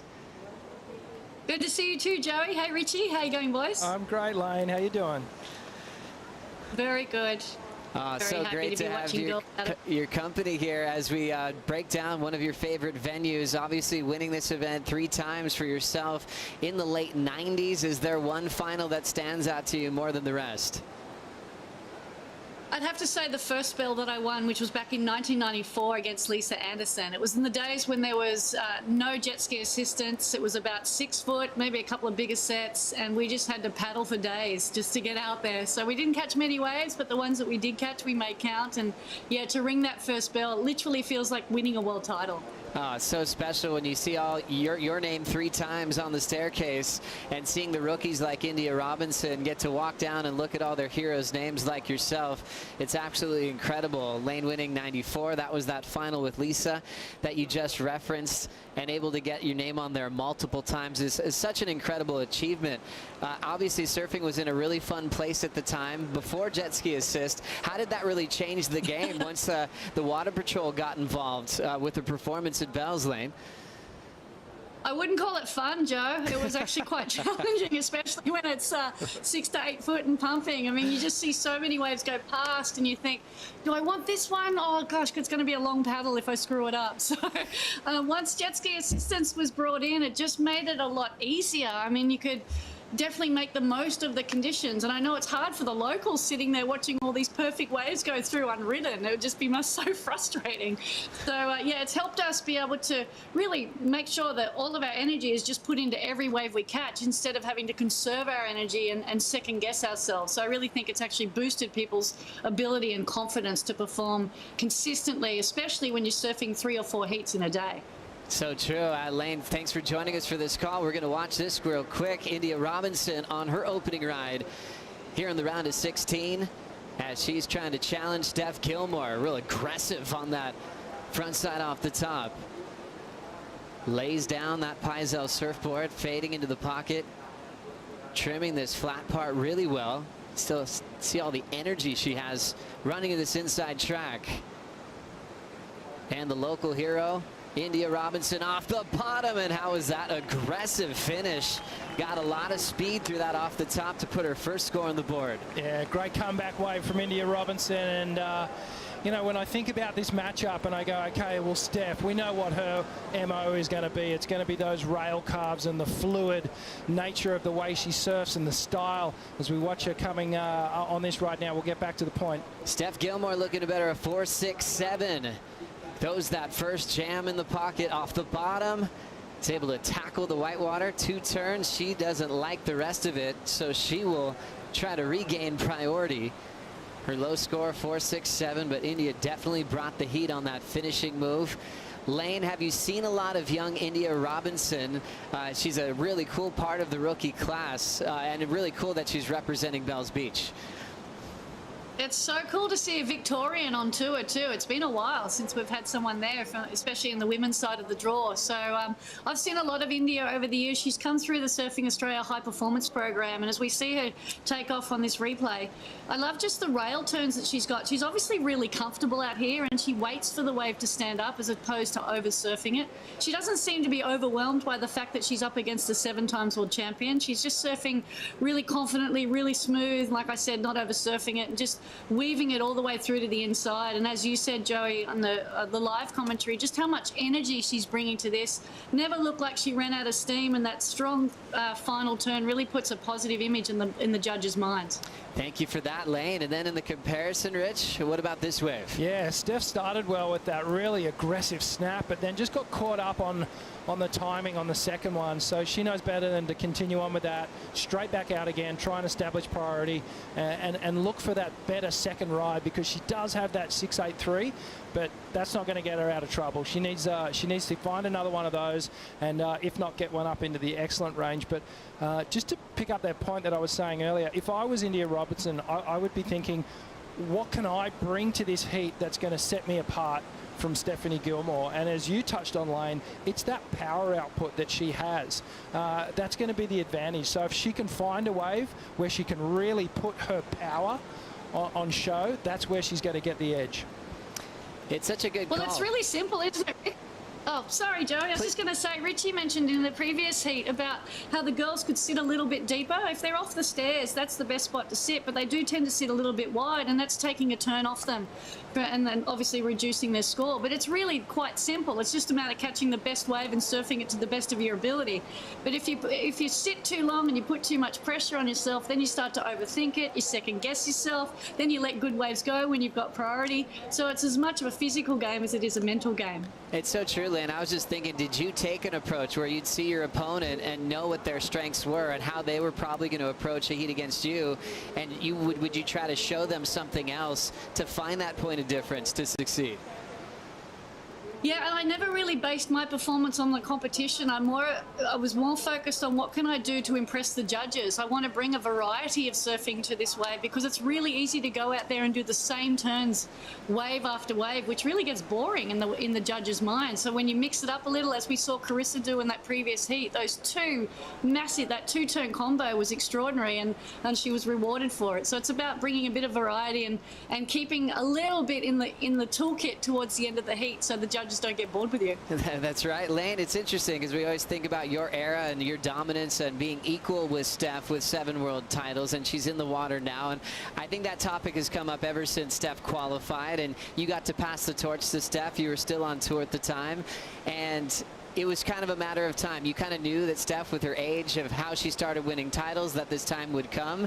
How does it feel to be still sharing 7 with Steph at this point of Steph's career? Look, it feels really special to still be able to maintain a sense of relevance vicariously through Stephanie Gilmore. You know, she's an extraordinary athlete. She's an extraordinary human being, and I was so proud to be able to pass that torch on to someone like Steph, because the last time I competed at Bells, I lost to Steph in the semi-finals, and that still irks me a little bit. But quite honestly, you know, she's got 4 bells, she's got 7 more titles. She's been a tremendous role model and ambassador for women's surfing, and I know that she's really inspiring the future generation of women coming through now. Lane, I was going to ask you, you know, it's there's an amazing crop of young women coming into the sport, and they're pushing the progression so much further. But how relevant is it here at Bells Beach in the big walls where we traditionally see carving and power surfing? Yeah, Bells Beach really takes it back to basics, doesn't it, Rich? It's all about that rail transition, that smooth transition between turns. It's that strength in your legs. We saw it perfectly with Tyler Wright. I mean, that was a masterclass in what it takes to surf really smooth, powerful lines without the bit of a shift in in your stance after you come out of a really turn. Judges want to see that really cool, calm, smooth, controlled transition, and that's what I love about Bells. I think what also takes people by surprise if they don't surf Bells enough is that you can't really come off the bottom. There's no real bottom out there except for when you get those occasional bowls. So it's actually mid-face bottom turns that are going to get you the opportunity to do those really big hacks off the top, and then coming out kind of mid-face, and then just taking your time before you get to the bottom to make sure that the wave's going to stand up in front of you. Otherwise, you shave off too much speed, you get to the top and there's no lip left. So it's a really tricky wave to ride. Lane, such a special time to catch up. What about the overall season, the look of the tour this year, from Juana Jones winning pipe as a wild card, Brisa Hennessy winning her first event of her career, still wearing yellow coming into stop number 4. I mean, we keep saying change of the guard, and, you know, is that fair that we have way more world title contenders this year, and will we have a fresh new champ at the end of the season? Well, of course, from my own selfish point of view, I'd love to see a new champ, because if Carissa wins another one, then there goes my record, there goes Steph's record. I mean, she's on a trajectory of a path of destruction when it comes to the history books. So, but in saying that, I think it is fair to say that we're going to see a bit of a change in the guard, because these rookies are really taking it to the veterans, as we're seeing up and riding right now. Speaking of rookies, India Robinson threw down a 6.33 on that opener. There's that quick redirect, the local hero. Throws down a beautiful top turn once again. She's chasing just a 5.18 to get the lead off Gilmore, and she stays on her feet. Well read wave for the local. She's just got a nice solid second score, Rich. Yeah, not a bad ride. She was in second priority, so I think in India's mind, she was thinking, okay, if I can get that score right now and just get ahead of Stephanie, that's going to be good for my confidence. That's going to maybe put a little bit of pressure on the champ. I'm in second priority. If I can get a wave and get back out there and take the lead, it's going to work in my favor. Let's check out the replay here. It was a slightly bumpier wave because it was the first wave of the set. She drives back into the foam here, and that was a nice clean turn there. She did well to get through all the bumps on the face of that one, and a third wrap. And then she just does a smooth bit of work here to get to that final finish, perhaps a little bit late on the final turn. But just look at the power and stability. She's so stable on a board, this woman, and it's giving her, that's how she's able to tap into that power. And it's going to be another sort of mid-range score, I think, in the scheme of things. So it's up to the judges. She may take the lead on this one. Really cool just seeing her comfortable in this big arena. Sometimes you see people competing on their home court, and it adds more nerves. They want to do everything they can to represent their local community quite well, but she looks calm, comfortable, and laying down some beautiful frontside wraps, chasing down a 5.18 to take the lead off Stephanie Gilmore. Well, Lane, the big talk that we've been having here at Stop 4 is this big news of this mid-season cut. That's going to be happening after Margaret River, where the field's getting smaller from top 17 to top 10 for the women, top 34 to top 22 for the men. That'll be competing at G-Land all the way through Tahiti. How have you digested that as a 7-time world champ, and what the surfers are going to be going through this year? At least you really know what you're going towards or what you're working towards. You have a very clear cutoff. And as much as there was a moment there when I thought, wow, that's really unfair, especially for the guys and the girls who have battled their way for years through the Challenger Series, and all they do is they only get 5 events to prove themselves, and it's a really tough ask. But in saying that, I feel it's an opportunity for everyone just to step up. You don't have time to find your feet. You don't have time to figure it out. You've just got to get on there and make it count. And so it's a pretty exciting concept for surfing. I really love the finals format as well, putting them up at, well, I think it's the trestles, right, Joey? That's right. The finals event.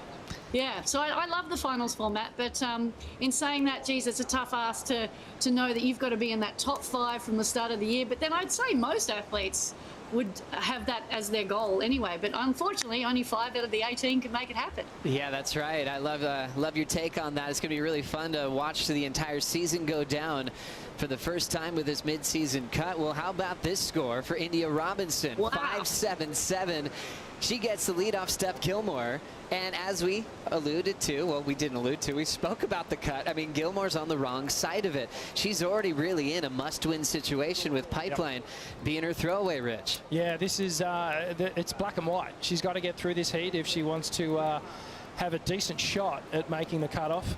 I mean, you know, even if she does go down here, perhaps she'll still have an opportunity, maybe if the numbers fall in her favor and she can get a win over there at Margaret River, but she doesn't want to rest on that. She wants to get the work done here so she can really settle in at Margaret's. But it's brutal, as you were saying, Lane. You know, this is it's cutthroat. But in saying that, we've seen so many like fresh winners on the tour this year, and we've seen rookies come in and win events, so it's not like it can't be done. It can be done.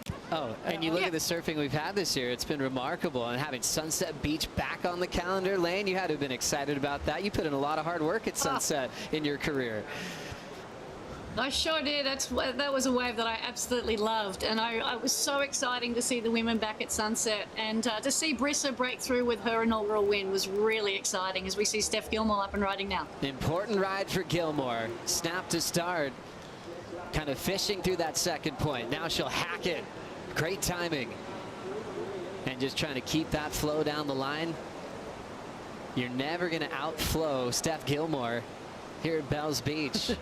As she drives all the way down the line. She's got a little white water. She'll tap that there. Looking extra smooth. Board looks like butter under her feet. She'll jam that. Laying low to ride out clean. A 5.27 is the requirement to get the lead back off the rookie. I love this exchange, Joe, because it put Steph on notice. She had to perform there, and she did. And she surfed the wave really well. It was a tricky wave to surf. It wasn't straightforward. It wasn't just a clean bowl with a nice lip to hit and a face to carve. She had to duck and weave, and she made the most of it. I feel like she's going to get the score, and it was crucially important for her to finish that wave, and she did. Well done for Steph Gilmore. Lane, your thoughts on that last ride? I agree with Richie. If there's one thing a 7-time world champion knows how to do, it's perform under pressure. And Steph's really familiar with this wave. She's got a few bills under her belt. And that first crack on that first turn, and then just setting herself up for this second one. She got that nice bowl section, hit it nice and high, threw a bit of a rooster tail.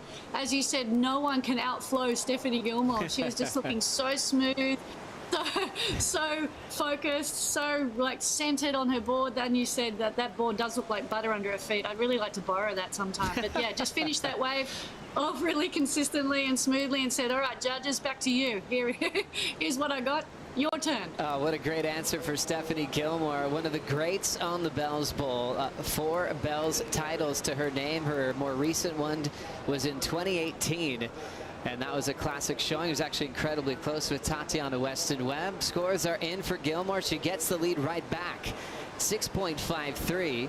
Now Robinson needs a bigger score. 7.03. What a great heat with multiple lead changes. Well, we couldn't have asked for anything more, really. When you get an exchange and a swap of the lead multiple times throughout the heat, that's exactly what we want as spectators. Perhaps not as a competitor. You just want to be out in front, stay out in front. But this makes it interesting. Tommy Whitaker, super coach on the screen there. She's been working with Steph for a little while now. And if there's one man in the universe that won't be fazed by any situation, it's Tommy. Spent a lot of years on the tour with him. And, well, the team seems to be working well right now. Oh, he's going to be happy with that. He was definitely vocal yesterday on a mistake she made at Winky Pop, but things going to plan with 8:30 to go. Well, Lane, it's always so wonderful to have a conversation with you, to see your face. You're a legend of our sport, and we thank you for your time once again. Thanks, Joey. Thanks, Richie. And enjoy the rest of Bells. I trust Huey will send some waves your way. Thanks, Lane. I hope you're enjoying the waves back on the east side too. I heard it's pumping. Yeah, the waves have been fun. Really fun. Oh, we love it. That makes it more meaningful that you gave us some time. Lane's going to go get barreled and enjoy the rest of her day. Really lovely to have her on the Boost Mobile Stay Connected call. Now with 8 minutes remaining on the clock, Gilmore 6.83 and a 6.53, a very crucial event for her in her career. And I feel like her legacy lies here at Bells. You know, she's had much more consistency here at Bells than she's had at Margaret River. So she wants to get some points done here. India Robinson looking to answer, needs a 7.03. There's that big body torque wrap. She'll whip it again. She gets hung up and she'll lose the rest of the wave. She'll still be chasing a 7.03. A little over 7 minutes on the clock here in the round of 16, heat number 6. We'll take a Bonsoy brew break. We'll be right back.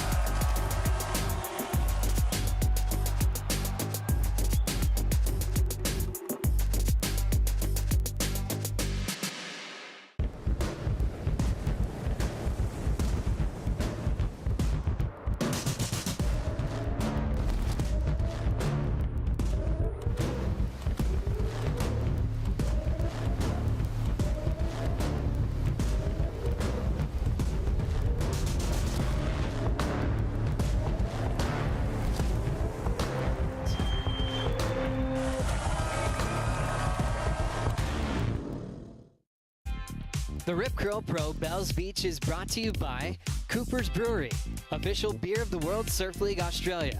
By Dometic, official camping gear partner of the World Surf League Australia. By FCS, official surf hardware of the World Surf League Australia. And by GWM, official automotive partner of the World Surf League Australia.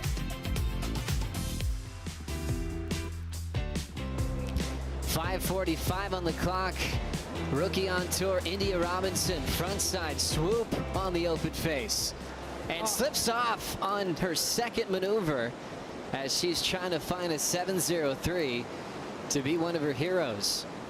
Tough move in transition. She started this heat so steady, so reliable. Things are changing a bit for the rookie now as we approach the 5-minute mark. She needs to settle here, otherwise Steph is just going to draw that final swoop of the sword and it'll be done.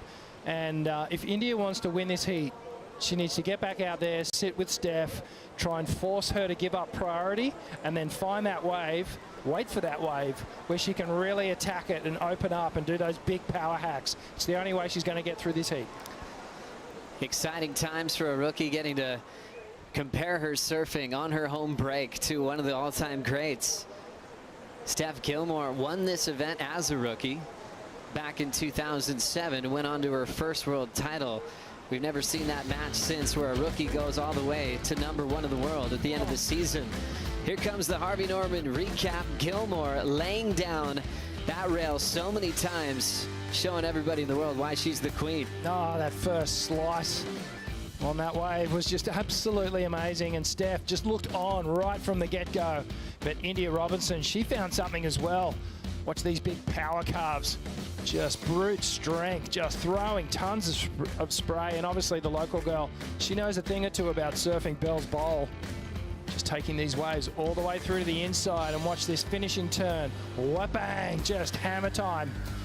But Steph came bouncing back. The experience, just so much fluidity in her surfing, just timing perfect. She cut that second wave short because she knew that third turn, there was that was going to be the impact hammer that would drive that score north. As we see more waves on the way, Gilmore with the lead and priority. And she'll have to make a decision here. Critical moment here. India without priority will take a look, but Gilmore takes it off her here. Off the bottom, first connection solid for Steph. Layback jam complete. Beautiful bottom turn and the front side wrap. Now set up work through this inside. She needs a better, a 6.53.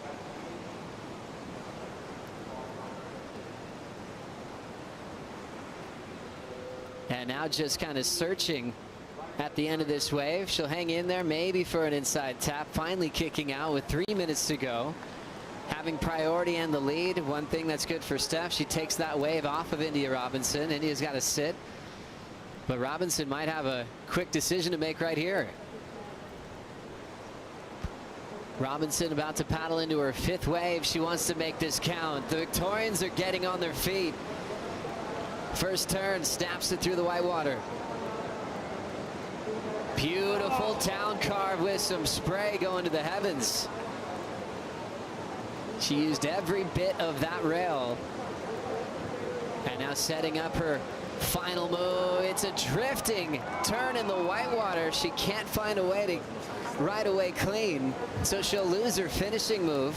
Now with 2:15 to go.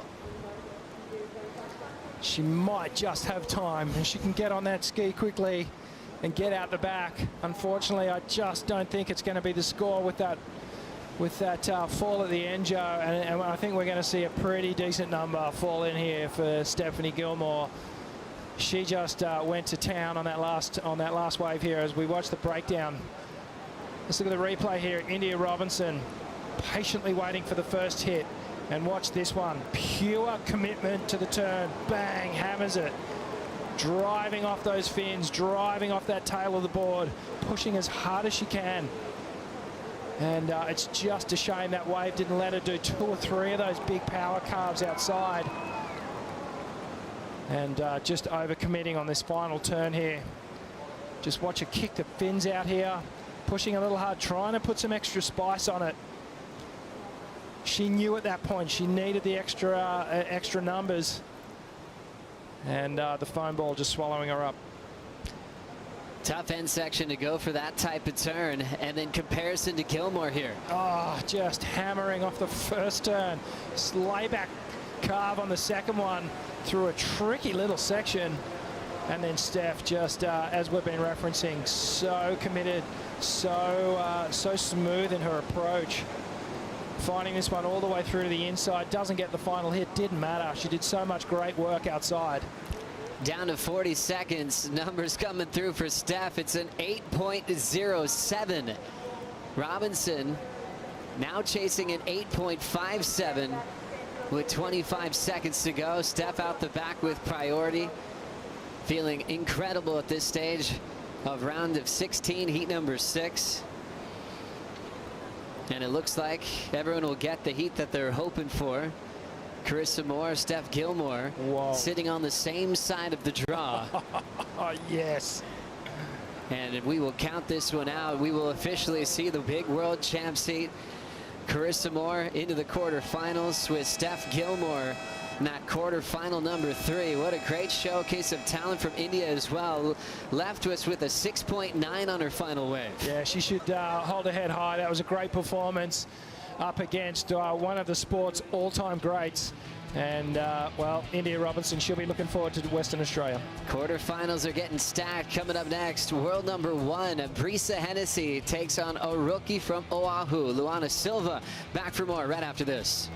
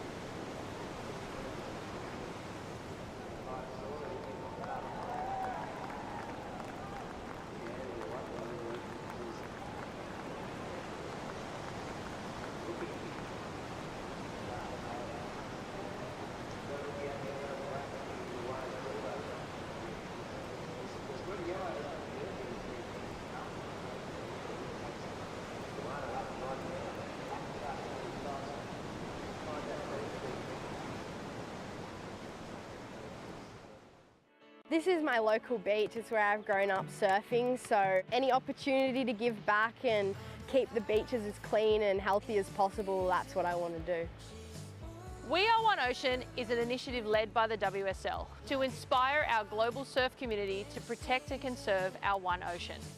This year we're partnered with Shiseido and we're working with local organisations in communities around the world where we hold our championship tour events. It's a beautiful day here at Bells Beach. We're doing a replanting of native plants to preserve this pristine coastline. With the revegetation, it helps stabilise the cliffs. It's also about the biodiversity of this place. It's just good to show that it only takes a little bit and you can make a big difference. It's going to be a good looking plant. There's so many different ways that you can make a difference, and if we all band together, it actually becomes one big, beautiful change. Help us protect the future of our sport. To learn more, go to weareoneocean.org. Our quarterfinal clashes are coming together here on day 4 of the event window at the Rip Curl Pro Bells Beach, and we have just found the heat of the quarters, I think, with Stephanie Gilmore progressing through that last heat. She'll now meet Carissa Moore in quarterfinal 3, Bugs. The quarterfinals are unbelievable. The matchups are incredible. Sally, Courtney, the stories are amazing. Yeah, the low seeds were having their way with the top seeds today, and they needed to. They were desperate to get themselves above that cut line. We saw Courtney triumph over Lakey Peterson. We saw Sally Fitzgibbons get the jump on Malia Manuel. Tatiana Weston-Webb, she lost out to Bronte, but since then, the top seeds have fought back, and we've seen some amazing showdowns come together in those quarters. Yeah, the red singlets finally came to the fore. They did, and now we're going to see if the yellow jersey holder, Brisa Hennessy, sitting on top of the leaderboard after that incredible victory at Sunset Beach, her first final and her first win. She's up against Luana Silva, the 17-year-old powerhouse rookie from Hawaii, and this will be a good battle because Luana, a big opportunity for her. She's sitting in equal 11th position, was right there with Isabella Nichols and Stephanie Gilmore. Keep in mind that Moana Wong not here at Bells Beach. She was in 10th spot. This wave during the break. Let's see how she got started. Yeah, she starts pretty good. An early start for Bells, and that first turn was very crisp, Ronnie. She comes through the shore break now, and she finishes. Pretty neat finish. Not much experience at Bells Beach, and hardly any time to surf and warm up and get to know the place. It was flat. Well, let's see what Brisa can do in response. Here she goes,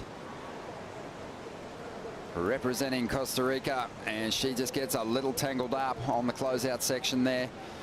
30 minutes remaining, still plenty of time for these two young surfers. Yeah, look, there's some amazing, a massive upheaval in the top 10 today so far. At this point in time, Carissa Moore is the only surfer in the top 5 to have advanced.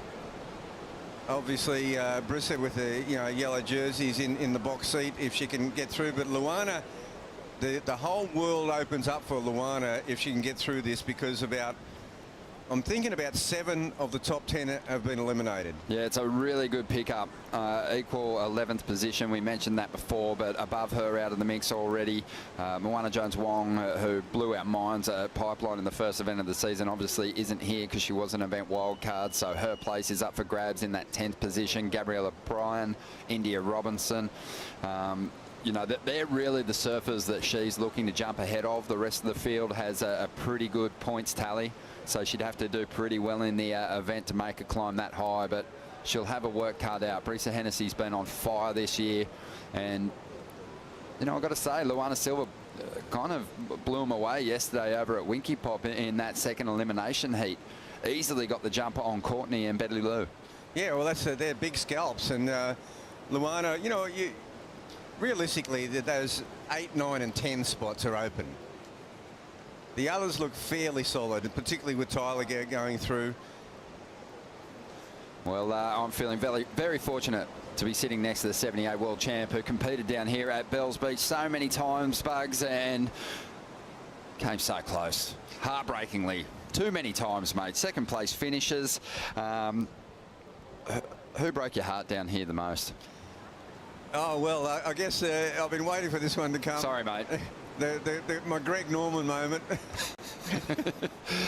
But it was intense. But it was when Mark Richards was on fire down here, right? Yeah, we had some pretty close ones. I tell you, I was winning the 79 one. I was leading until the last 30 seconds at Winky Pop, and he got away with about 20 seconds to go and just pipped me. 1980 out at the Rincon, he nearly lost the semi-final to Terry Richardson, and the tide just came in enough for him to get over to Rincon on his twin fin, and then, yeah, there was some cloud. But I had another second to go with that too. There were 4 all up. Did you get the little trophy back then? Oh, I got 4 of them, mate. Oh, perfect. Well, that's nice. I took one down and auctioned it off at one of MR's fundraisers. Did you really? Yeah, I did. Perfect. And you mentioned Terry Richardson just then. We saw him yesterday. He was out there this morning, actually. Fantastic to see him. Unbelievable goofy footer, and, you know, a big inspiration for a lot of surfers of his era. Who just looked up to him and loved his approach out here at Bells Beach as well. He had a classic moment in '81, riding one of the biggest waves of the contest. Brisa Hennessy, though, kicked off with a 2.4, had a bit of an uncharacteristic fall, but she's going to make up for it on this ride. Great opening manoeuvre, and she drives her way through to the inside. She just has those little compact snaps on lock. She looks to finish this one on the inside. Tricky section to deal with, but hangs on to it.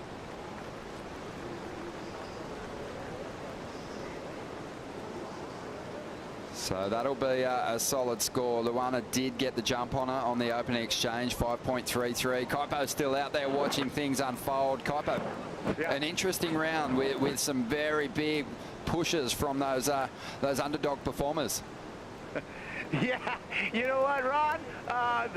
Things are changing and the swell is increasing. We got a little bit of onshore wind. We get like 4 seasons a day out here, right, at Bells? But we're definitely seeing more energy in the water and the swell increasing here. So it's been a wild one. It's been great. We always talk, Kaipo, about just the pressure that the surfer with that yellow jersey feels. Brisa Hennessy obviously wearing it for the first time. So far, though, has looked pretty solid down here at Bells Beach. Yeah, I mean, the yellow jersey has a lot of weight to it, doesn't it? And that's when you really have to see the surfers at the top of the pack step up and not have the weight of that yellow jersey bog them down. But I've been seeing some great surfing from Luana Silva, so Brisa Hennessy definitely has a challenge right now. Yeah, thank you, Kaipo. Yeah, Bugs, you know, you often think you're going to hold an edge. You've had a couple of years on tour. You've just had a big CT win, but you know, this rookie class, it's not normal. It is an incredibly talented pack, a pack that is so well-rounded and has an incredible variety. I think, you know, the world champs that have dominated this women's tour for the last 10 years have kind of influenced a new breed of competitive surfer. Luana Silva is one of them. Luana is certainly one of them, and she's such an exciting prospect, and she's got a huge future in this sport. And you know, the rookie class have come on it this year, and what a year to come on with the mid-year cut. It's really thrown a cat amongst the pigeons in many ways. A lot of anxious moments in these next 2 events. But Luana, gosh, she's such a well-rounded surfer for her age. That was the replay of Brisa's last ride, and it all, really, the numbers came on the strength of this first turn. It was an absolute beauty. Yeah, you know, Brisa's really showing a class here, and she's stepped up. Most definitely the most improved surfer from in the last 12 months, Brisa Hennessy. She's you know, really stepped up, and that confidence from the big win is going to carry her through.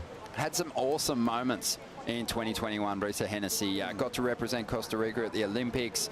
You know, disappointing for her that she wasn't able to actually re-qualify via the CT, but got back in the Challenger Series and earn her place back on this CT and prove to herself that she belongs here with the win at Sunset.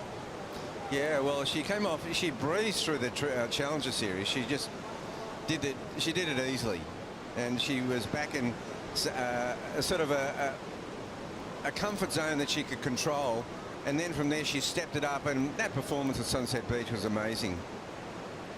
So plenty of energy out there at the moment. Kaipo was feeling it. He's a marathon man. It's a long stint to be out there on the back of the sled with Dometic. But he is bringing the energy, and the Ocean is delivering it too. And we're going to see some big exchanges in this heat, I think. On your Kipes, got you on screen there, mate. Awesome. He's king of the fun down here at Bells. He sure is. Jumping out of planes with Expedia and just loving his time in the Surf Coast Shire, exploring Victoria. Yeah, it's certainly good to have him back in Australia, that's for sure. Yeah, 22.5 minutes remaining here. Luana Silva needs to hold her nerve against Brisa Hennessy. You know, you talk about the pressure of wearing the yellow jersey when you're sitting out there in the lineup and you can see that colour. You know, you're reminded that you're surfing against the most informed surfer on the CT at the moment. And here goes Luana now. Let's see how she handles that pressure. Just getting a little thrown off through that first turn, and as a result, you know, she kicks out of this wave. But I just love the maturity in her approach, Bugs, to identify that probably isn't going to be the number that she's after. She doesn't milk it all the way through to shore, looking for points. She gets back out there to the takeoff zone. And that does show maturity, because only the seasoned pros know that, you know, and particularly on the you know, at Bells, I mean, if you just miss a section and then you're caught behind the collapsing wall while you lose your speed, you're pretty much done. Yeah, riding the Sharp Eye equipment, shaped by Marcio Suvi. Her usual shortboard, a 5.9, 18 and 3/8, 2 1/4. Usually goes for Felipe's model, the 77. Definitely looking sparky and very sharp underfoot, those boards. Travelling with her parents and coached by Reynos Hayes. Oh, well, only the best will do. And, you know, Reynos has got a stable of surfers here. And what an awesome coach. I mean, I tell you what, the coaching stakes are unbelievable here. Like, it is top class, the bee's knees of coaching. Reynos Hayes is unbelievable too, not just in a coaching sense, but just his general vibe, aura. When you're hanging out with him, you feel calmer. You leave an encounter with Reynos feeling pretty happy. So I can only imagine that working with Reynos is going to give Luana a lot of belief, but I think just ground her a little bit, just get her settled for this big exchange. No, you're so right. I mean, Reynos in a mentoring role has really stepped up into another phase of his development, I feel. You know, it's like when you go and hang out with Tom Carroll these days, you know, you leave just calmer, you know. I mean, we know what Tom used to be like. I mean, pretty frenetic. He was a mad dog. There you go. But now he's just so calming, and he has this calming effect on you. And it's the same, you know, you walk away from Reynos and you feel soothed. Yeah, well, Tom Carroll's nickname, and we should mention Tom. He rang the bell. Yep. He had some great performances down here. One of the first goofy footers to really put it all together. But yeah, Tom Carroll, nicknamed by his friends the Frother, and these days he's just so cool. In fact, if you follow him on Instagram, you can take a meditation course with him each morning. Yeah, he's kind of become the Dalai Lama of surfing. I like that. I like that. 19.5 minutes to go, and Luana Silva just a 2.1 on that last wave. But you know, lucky for Luana, she kicked out, got back to the takeoff zone, and Brisa wasn't able to apply more pressure and put up another big score. So her absence at the takeoff zone, it didn't hurt her. No, that didn't hurt her. Brisa paddle for that wave would have lost priority in, you know, and Luana got that short wave, so no foul. Both these surfers counting Sunset as their best result this year. Luana cracking the quarterfinals for the first time in a championship tour event over there. But let's reflect on this big breakthrough win for Hennessy. Yeah, this is a sensational day in the proving grounds of Sunset Beach on Oahu. And gosh, it's even at this size, Sunset is a challenging wave, and the women stepped up right here at Sunset this day. You know, I saw Gabrielle O'Brien. I mean, there was some amazing performances by the rookies, and of course Brisa stepped into the winners' circle. It takes, you know, a lot of commitment, Bugs, to commit to letting those big power calves go in that critical section of the wave, because you're almost getting tangled up with those unpredictable sections at Sunset. She did so well. Yeah. Yeah, no, Sunset is a moving mass. I mean, there's it's the lineup is pretty tricky. You know, it's a football field size lineup, and it's easy, you know, and it's a sort of place where, you know, you make one big mistake out there and, you know, you're caught inside. You know, it just takes ages to reposition yourself. You get caught behind the peak. I mean, gosh, it's everything. I still think it's the proving grounds. Well, I think it translates pretty well too, that the kind of surfing that's required at Sunset, deep rail turns, to what you've got to throw at the lineup here at Bells Beach. It could really work in both these competitors' favours, so we'll see what unfolds. Should be a good clash right till the end. We're looking forward to some big quarterfinal matchups, Laura Enova. We have a huge quarterfinal matchup. Stephanie Gilmore taking out the local girl India Robinson in that last heat. An amazing battle, but you got the win. Yeah, you know, I've had so many hard heats this year, and India I knew wasn't going to be any easier. She's such an incredible young surfer, and I've actually seen some of my favourite heats at Bells have been watching the locals out here, you know, Adam Robinson, and the guys just surf so good, and I'm sure India, I could see Adam was giving India all of his great insight, and so I knew it was going to be a really tough heat, and I don't know, I knew I couldn't sort of out-pick the best waves. You know, I knew she'd always be on the good ones, so I just had to stay busy and almost go against what I'm used to doing, which is just being patient. But yeah, I just had to get going, and it was like back and forth the whole time. They're such good heats because you're just on edge the whole time, like, yeah, I've got the score, and then they throw a score back at you, and yeah, India's a great surfer, so yeah, that's a tough result for sure for her. But I don't know, I can't even talk now. Coming into this event, 4 times Bells champ, in a tough position on the rankings. How's your attitude coming into it? You're in a place you've never really been. Yeah, the cut is, I don't know. When you're making the cut, you're a fan of the cut. When you're not making the cut, you hate the cut. So that's kind of the position I'm in at the moment. But it's just one of those things, it's sport, and you just have to really show up and put on a great performance every time. And it's stressful for sure. And coming into these last 2 events, and we're kind of looking at a forecast right now that's not that great, and it's really tough on all the surfers. I can see there's a lot more sort of stress in everyone, and I don't know. Yeah, it's a weird thing, but I can't really think about that when I'm surfing my heat. So I just have to paddle out there and do my best surfing. Well, your board's looking amazing. Get busy, stay. Darren Hanley's here, and he's the best shaver, so yeah. And coming up against Carissa Moore in that quarterfinal matchup, what's it going to take down champ?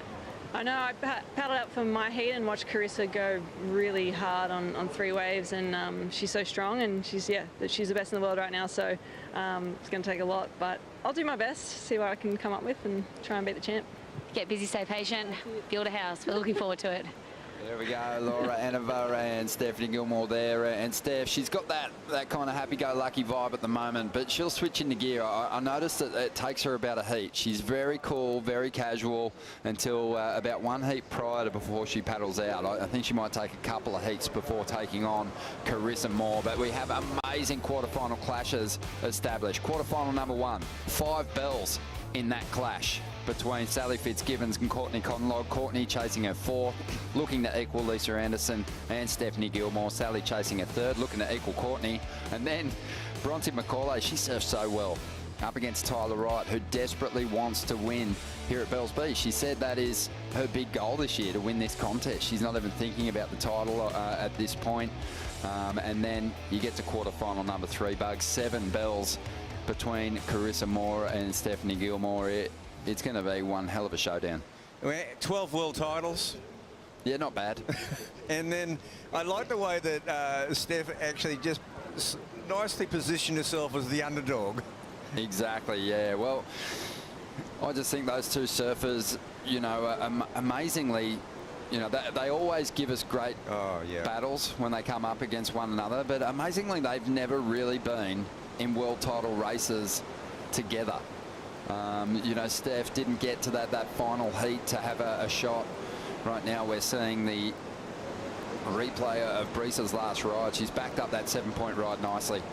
Yeah, she sure has. This is a really solid ride here by Brisa. She a 6.57. That's showing that professional maturity where she backs up and with another good score. Yeah, 6.57. She got a lot more work done on that wave, but you can tell that they loved on the 7-point ride just how strong her first opening turn is. You know, the Bells Bowl is where you've got to collect the majority of your points if you want those big scores. Wow, look at this wave here now. This wave's going to have a bit of bump on it, and Luana lets it go. And it sort of broke off the bowl. Like, I mean, she hasn't got much experience out here, but that was a good leave.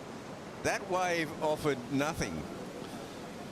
I would have taken it for sure. It's amazing, actually, the restraint that competitors have. I know. When they're with priority, because you know, on a normal day, you're probably looking at that one going, oh, no one's looking at it, I'll go. Yeah, but also, you know, Luana, I don't know how often she surfed Bells Beach, but there was this, you know, like basically a 6-foot wave right there. She needs it, and she let it go, and it was the right call. That wave was off the bank. It was off the reef, and it was just a burger. Well, 12 minutes remaining here. Luana still in a position to make a strike out the lead here. She needs an 8.24. And then you just fell on that last turn. I was like, oh my God, she just got the score. But you got that one before as well. And that last set, I was like, wow, there's like a 10-wave set. Which I can't block you on all of them. So I was like, fuck it, I'll just get the first one. No, that was awesome. Surfing really good. Like to choose the right wave. Yeah. Oh, you did so good in the beginning. I was like, I just got to catch little ones. But then I let you go that double up one, and I was like, oh, that wave looked pretty good. Yeah, the little inside. Yeah, but. Yeah, but no, your wave choice was so good. Can't beat them. Taking you behind the scenes in the Red Bull athlete zone there. India Robinson getting big props from Stephanie Gilmore and complimenting her great work. But Steph just too strong and moving on through to the next round. 11 minutes remaining here. The world #1 out in front. Brisa Hennessy leads Luana Silva. We'll take a Bonsai brew break and be back in just a moment.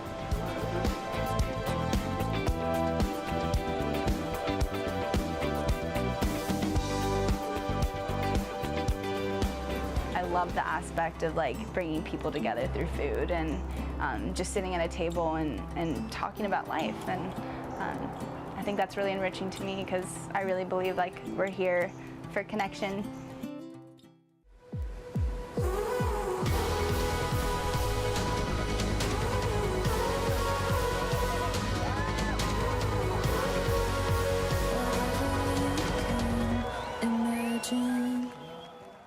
Back when I was younger, I used to be doing gymnastics and dirt biking, and those sports you kind of have to have no hesitation. So I think that's where a huge point of my confidence and believing in myself and doing those things helped me with surfing.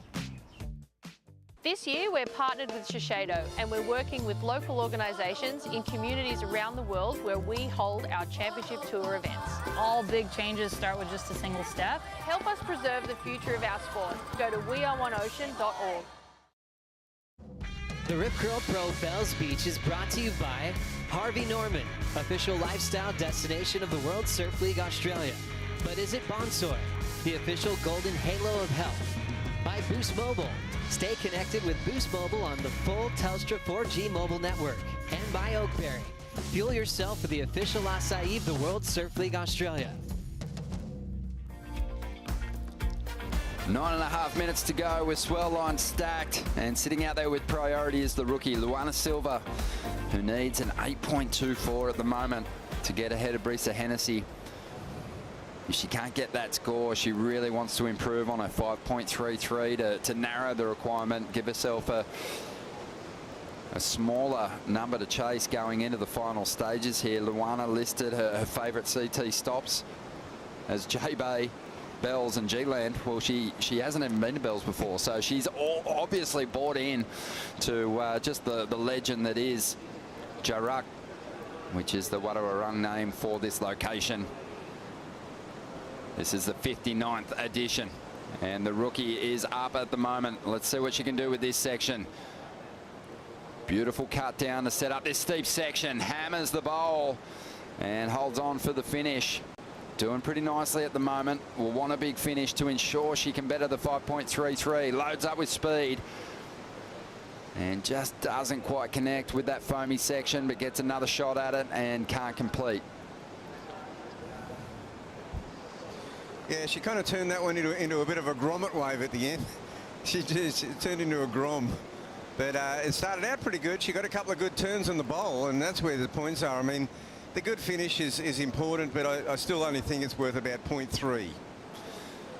Yeah, it depends, doesn't it? It depends on how that wave stands up. It is comparable to main break Margaret River, how it's a lottery sometimes as to what that wave's going to look like at the end when you hit that inside section. Sometimes you work it through to the inside and the rock shelf is there and you can't even really hit it the way you want to. But started well. I think she set up the steepest part of this ride pretty nicely, but it faded on her. Yeah, this is pretty nice here, and vertical move, and she handles that bounce pretty good there. Just the Bell's bowl nearly tried to bowl her over, but just right at the end here, you know, this is the wave itself just petered out. It was gutless, and it wasn't going to offer much. Back to live action now. Breesa's got an opportunity to really make life difficult for Luana, but she falls on that turn. She was trying to better a 6.57. But Ronnie, there was a wave. There was a little exchange earlier on in between Tatiana and Bronte, and Tatiana did 2 okay turns on the outside and 2 really good turns on the shore break, and Bronte just did 2 turns on the outside and just got like 2 or 3 more points in her. You know, she didn't even have an inside section. I mean, I don't know. I still think the inside section, I think you can get half a point more. Yeah, it's probably honestly just buying into all the history that you've watched unfold at this location. Yeah. You know, and seeing the likes of Courtney, Carissa, Steph getting onto that big inside section on a 6 to 8 foot day and going after it to, you know, and the talk is always you have to hit the end section. On these smaller days, I don't think it hurts if you've done that big turn on the outer bowl, but you really need to do the work at the beginning if you're going to chase down the end, because you just don't get, again, it's a lottery when you're chasing down the final section here. Yeah, you're right. On those bigger days, you know, there was Courtney, there was, you know, John, there was Geordie Smith, way down, just doing unbelievable stuff on like big meaty shories. But obviously, you know, it's got to have that body of strength to get in there to allow you to whip off a major manoeuvre. So 5.5 minutes to go, and Brisa Hennessy, even though she hasn't upped the requirement for Luana Silva, she'd be feeling pretty comfortable with her position at the moment. 8.24. And, you know, Luana, her last ride, 5.3. So it didn't eclipse her first ride. And that hurts because the requirement hasn't been reduced. No, it hasn't changed. So that wave actually doesn't help her cause at all. Just under that first wave, and she needed to go forward. You know, she needs the 8.24, but really she needs like a 6.5. She needs a 6.5 to get into this heat. Well, when this round of 16 got underway, it felt like we were going to get almost a similar situation to what we had at Sunset, where all the low seeds and especially the rookies were just prevailing over the really big established names, but they've kind of fought back in this bottom half of the draw. Yeah. Obviously, we're actually seeing the rare situation where surfers like Courtney Conlog and Sally Fitzgibbons, Stephanie Gilmore, they're so far down the ratings. You know, it's bizarre to those of us who followed the sport so closely. But Luana Silva, she's just outside the top 10, needs to make this wave count. With 4 minutes to go, she's still got time for 2 rides. Good first turn. The wave already starting to flatten out, though. Fits in a nice carve there, keeping the board alive and smooth as she hammers the end section. What a finish. And there's one of those sort of magic sections that you just pray for here at Bells Beach. Yeah, I just wrote it off before, said they weren't there, and she just got one. And I'm trying to work out how she got priority. Well, I think this one might really chip away at the requirement. But let's dive into the Harvey Norman recap and see how Brisa Hennessy got away to the fantastic lead. Yeah, she got this 5.33 within the first couple of minutes of the heat. And then Brisa comes back with a 7-point ride to start her campaign. And doing the yellow jersey proud. Just the turn of the heat, and that is reflected in the score. But she just didn't give up on this one. Even when it got a little ugly down the line, she went, you know what? A finish is better than no finish at all, so I'll just stick with this section, even though it's not ideal. But she backed up that 7 very quickly, 6.57 on the very next ride. Yeah, she's. You can just see there's an air of confidence about her surfing. She absolutely doesn't look like she's going to fall off or falter, and she's really got her timing down pat. So she worked hard at that 6.57, and now. This is the one that we were really intrigued to see the number drop for. It was a 5.63, and Luana Silva has managed to get that score below an 8-point requirement now. 7.94 is what she's after. I love the finish there. Yeah, and she loves it too. And well, a 7.94 required now. If you say it quickly, she needs an 8-point ride. And here we see Brissa caught up in a bit of chop on this one. Yeah, this wave's a little stretched out. One of those ones that pushed away from the bowl section a little bit, but she sticks with it. You can see how tricky it is to ride. A lot of bump on the face. Yeah, I mean, I just mentioned she looks like she won't fall. Well, this is an interesting one because Brissa's taken a wave and used her priority and not been able to increase the requirement for Luana again. And Luana's moving into the takeoff zone, and she'll have priority with 1 minute and 40 seconds to go, and that's all she needs here is an opportunity. Yeah, no, she's it's in her wheelhouse. An 8-point ride is well within her reach.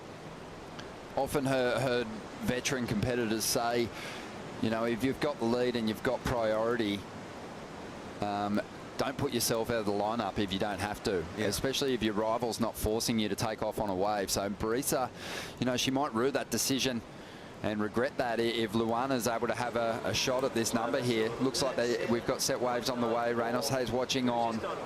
He's still smiling. He's got to be so proud of the surfing that Luana's done in this contest already. Yes. It's a big ask to come up against the current world number 1. Let's see what unfolds here. 50 seconds to go. Set wave stacking up. I think she'll get a shot at it here. Luana Silva in position, head down. Strokes into this one. Needs a 7.94 with just 35 seconds to go. Big first section. She hammers it. He's going to get another opportunity to climb up into the lip. A more vertical approach there. Now goes to the rail. Clean carve back to the power of this wave, and she'll make that link through to the inside. She'll need a huge finish here to get the number she needs. A little wobbly there, but still hanging on to it. Just 15 seconds remaining as the rookie goes looking for more. Here comes the section. She hits it, drifts the tail, and rides on out right over the reef. Beautiful stuff.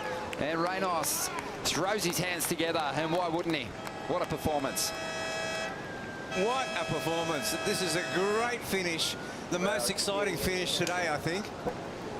Well, this is going to be really interesting. We'll be hanging on the scores, not as much as Luana and Brissa, obviously, but you've got to say Brissa put herself out of that controlling position of priority there, Bugs.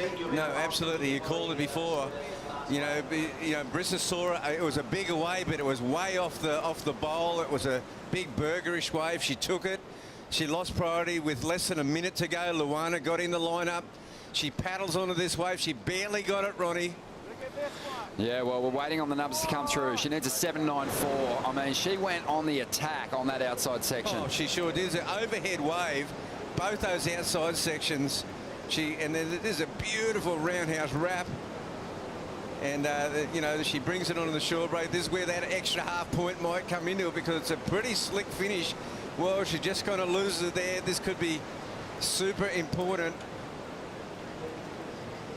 Well, the numbers starting to roll through. It's going to be close. Luana Silva, great finish and a strong performance. The fans absolutely loved it. 3, 2, 1. but the score has come through, and it was a 6.63. Not enough. She needed a 7.94. She gave it her best, and man, you've got to give her big props for the effort.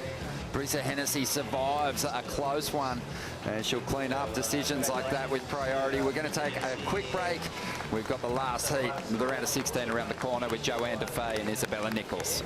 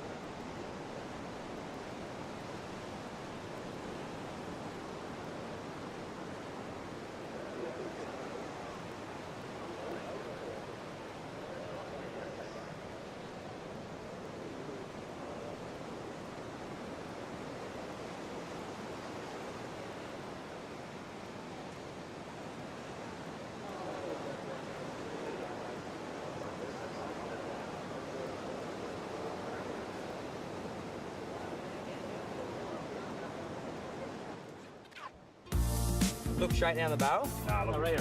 Can you guys hear me all good? You want to come up and get us? Don't sign any checks. Don't sign any checks. There's a lot of people here. What do you want me to do? Can you sign? Yep. Yeah, there he is. There's the boy, Emmett. Thank you. Pull out your camera. No more media while I'm getting nude. Get feisty and rip. Yeah. Let's go, sister. Go, sister. Tee off, tee off, tee off. My first time not in the elimination round. Come on, Connor. Get in, Tiger. Hello, boys.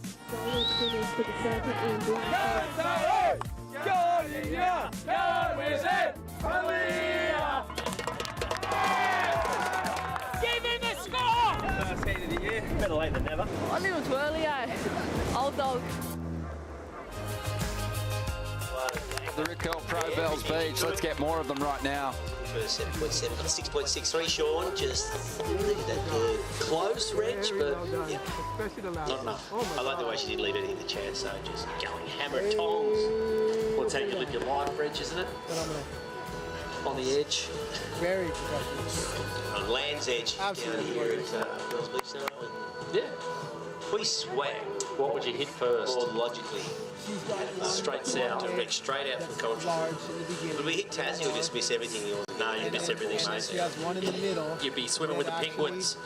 Let her perform the whole way. When you eventually got to Antarctica about up there. It's very similar. 3 months later. Her one in the middle was very similar. Wouldn't be a pleasant swim, that one. In a different heat, that would have went way higher. But they judged it against her, the animated backup wave, which was a 6, the animated 6, 7, penguin whatever. surfing film. And Oh, that's Surf's why Up. it's almost Surf's the same. Up. Otherwise, They were Chicken Joe. I like that. Absolutely. Did you? beautiful. Yeah, You my hold kids, your my head high. daughter, That was Aki, she still world- watches. We spoke about Reynos Hayes and the incredible mentor that he has been for this next generation of Hawaiian surfers, Bugs, but he broke down that heat so beautifully. We're going to touch on it a little bit more during this heat, but let's introduce the competitors in the last heat of the round of 16, looking for our last quarter finalists between Joanne Defay and Isabella Nichols. And this will be a good clash. Joanne Defay comes into this one just outside that top 5 at the moment. She wants to get back up there because she had a run at a world title dream at the Rip Curl WSL finals at Trestles last year, finished 4th. Isabella Nichols in that equal 11th position with a big opportunity to climb the ladder with some surfers falling out of the mix above her. But just quickly, I want to touch on Luana Silva. We really felt that score maybe should have been a little higher. Not necessarily the score she needed to turn the heat, but she gave it everything. What was the reason for it being held back on the scale a little bit, you think? Well, I think two things. I mean, I think Reynolds hit it well that they were comparing it to Briss's second wave, but also I think that she really attacked that first section unbelievably. And then when she came around the second section, she kind of just went up and over it. I think if she'd just shown, a bit of tail slide at the top, a bit of a rooster tail at the top, I think she might have got it. I know what you're saying. Maybe found the green wall and let go of a big carve in that situation. But, oh, man, what a performance from the teenage sensation. And she's got a big, bright future ahead of her. And that was a really fun heat to call. And this one's going to be the same. 29 minutes remaining here. No waves yet between these two who are surfing their first head-to-head heat against one another. Right now, though, let's get a bit of a rundown on what's to come this afternoon with Laura Eneva and Jessie Miley-Dyer. Jessie, we've had an amazing day of competition. What's next for this afternoon? Yeah, we're not going to do the women's quarters. It's been a really fun round, actually, and had some really good performances, which I've been happy about. But, we know that there's going to be swell coming, so we're going to see what we get tomorrow. And looking ahead, you think maybe the swell coming has more preferable winds and conditions? I do hope so, for sure. I think the big thing for us is that we're starting to see real energy coming through, and yeah, I think that bodes really well for tomorrow, and the latest forecast that we've got actually shows that it should be a bit bigger tomorrow as well, so it could be a big day. Awesome. Last heat of the day. Thanks, everything. Thank you, Laura. And Jessie making the call. This will be the last heat of the day, and we'll have the WSL post show. Plenty to talk about. Some huge clashes unfolding today. Some very close heats. Some important heat wins for some veterans. Desperate for big results. And there might be a lot to talk about from this last clash too. As I mentioned, these two meeting in a CT head-to-head heat for the first time. Joanne Defay, one of the big performers over at Winkie-Pop yesterday, the highest heat score of the opening round. Yeah, well, Isabella, it wasn't at this event, but it was the first event in Australia last year that she had a breakthrough performance. She made that final, and that was semi-final. No, you're right. Yeah, she made the final. Yep. She lost out to Carissa, but she beat Steph on her run through to the final. So one final, no wins just yet. God, look at these sets coming through. Yeah, plenty of energy out there at the moment. Tricky waves to ride these bigger sets, especially the first wave. We saw Brisa struggle on her last ride in that last heat. She had what appeared to be a good-looking wall, but it was kind of fool's gold, that wave. It looked great, but very bumpy once you're on your feet, trying to lean that rail in and attack the wall. So having a look, there's Joanne Defay. Priority remains neutral. Isabella's got the inside position. That gives her a bit of an advantage. But Bugs, you've watched Isabella come through the ranks. You've seen the talent from a young age.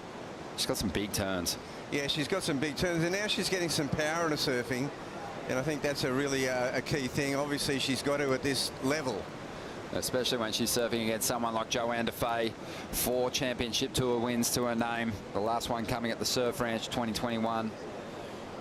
Prior to that, Joanne really used that amazing backhand and just her affinity with left-hand reef breaks to get her CT wins, having grown up at St. Lou, Reunion Island. But let's check in and hear from the current world #1 with Laura Eneva. Yes, Brissa, world #1. A hard heat there, but showing so much brilliance. Your board looked amazing, but I heard you just say you're doing a few push-ups and micro tonight. Oh. What's that for? Yeah, I'm going to get jacked up in the gym tonight. But yeah, just in the end, just a little bit of a cleanup, I think. Little mistakes, and Lulu really put on, I think, a brilliant performance just at the back end, just kind of coming from behind, and her decision-making was really good. Yeah, and I need to clean that up. And coming to Bell, Bells in the yellow jersey. How has that changed your approach, or is that just in the back of your mind?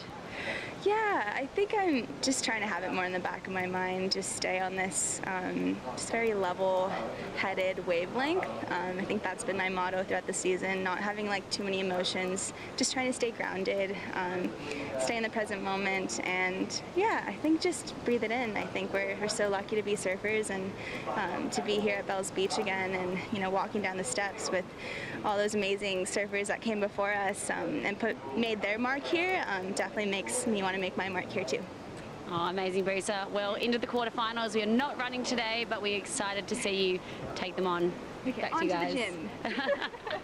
Hope Micro's not too harsh. Brisa Hennessy moves on through to the quarterfinals, keeps this amazing run alive.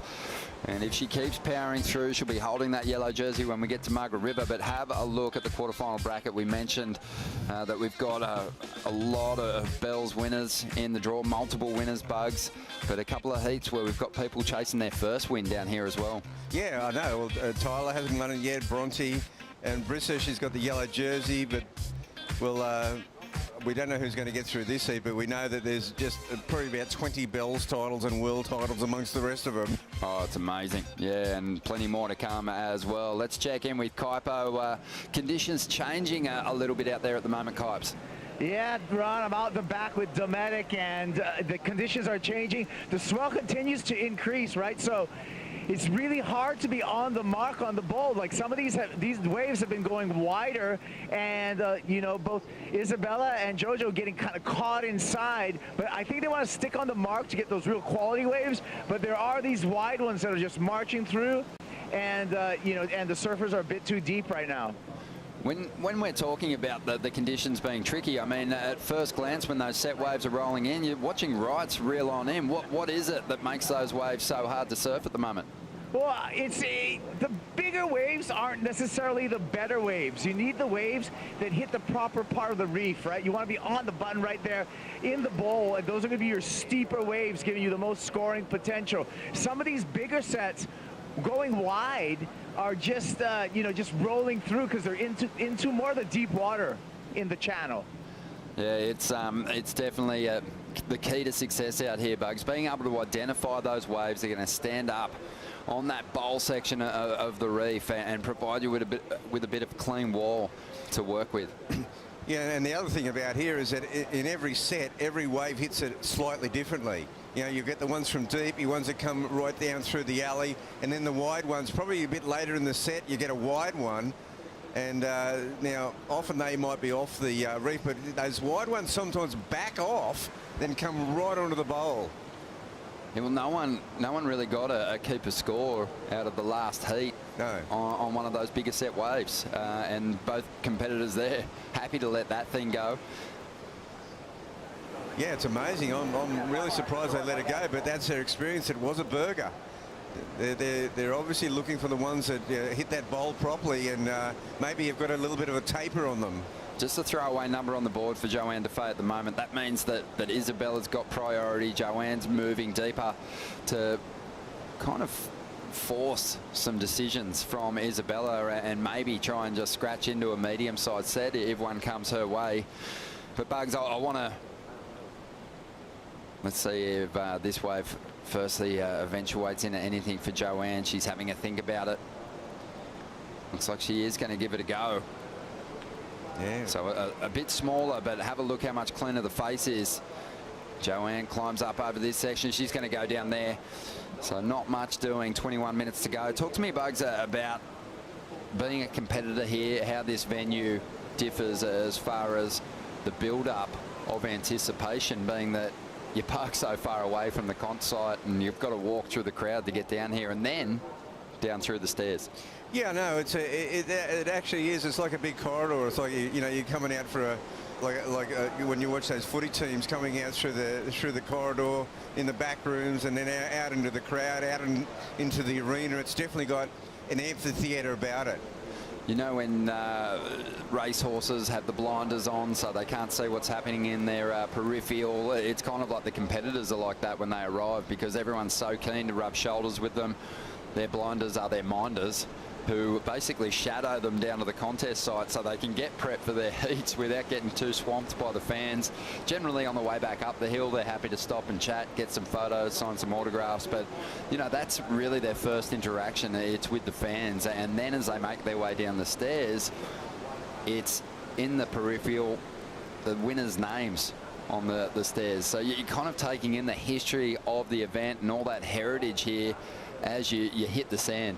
Yeah, well, Brissa just made note of that as she went down, and you know, Sally also did. She said she got down there, she saw her name, and it gave her a bit of a lift, and Brissa went, I'd like to make my mark here.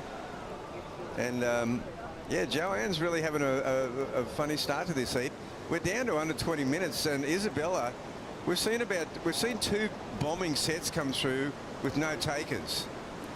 Isabella looking over her shoulder though, isn't she, and keeping an eye on just what Joanne's doing, and no doubt the on-site announcer is reminding her that she's in a great position still with priority, no big scores on the board, but taking a little trip down the stairs here.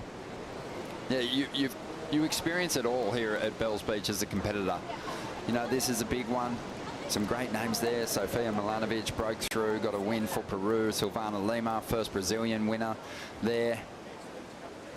And in more recent times, the comp's obviously just been dominated by a cast of 4 competitors.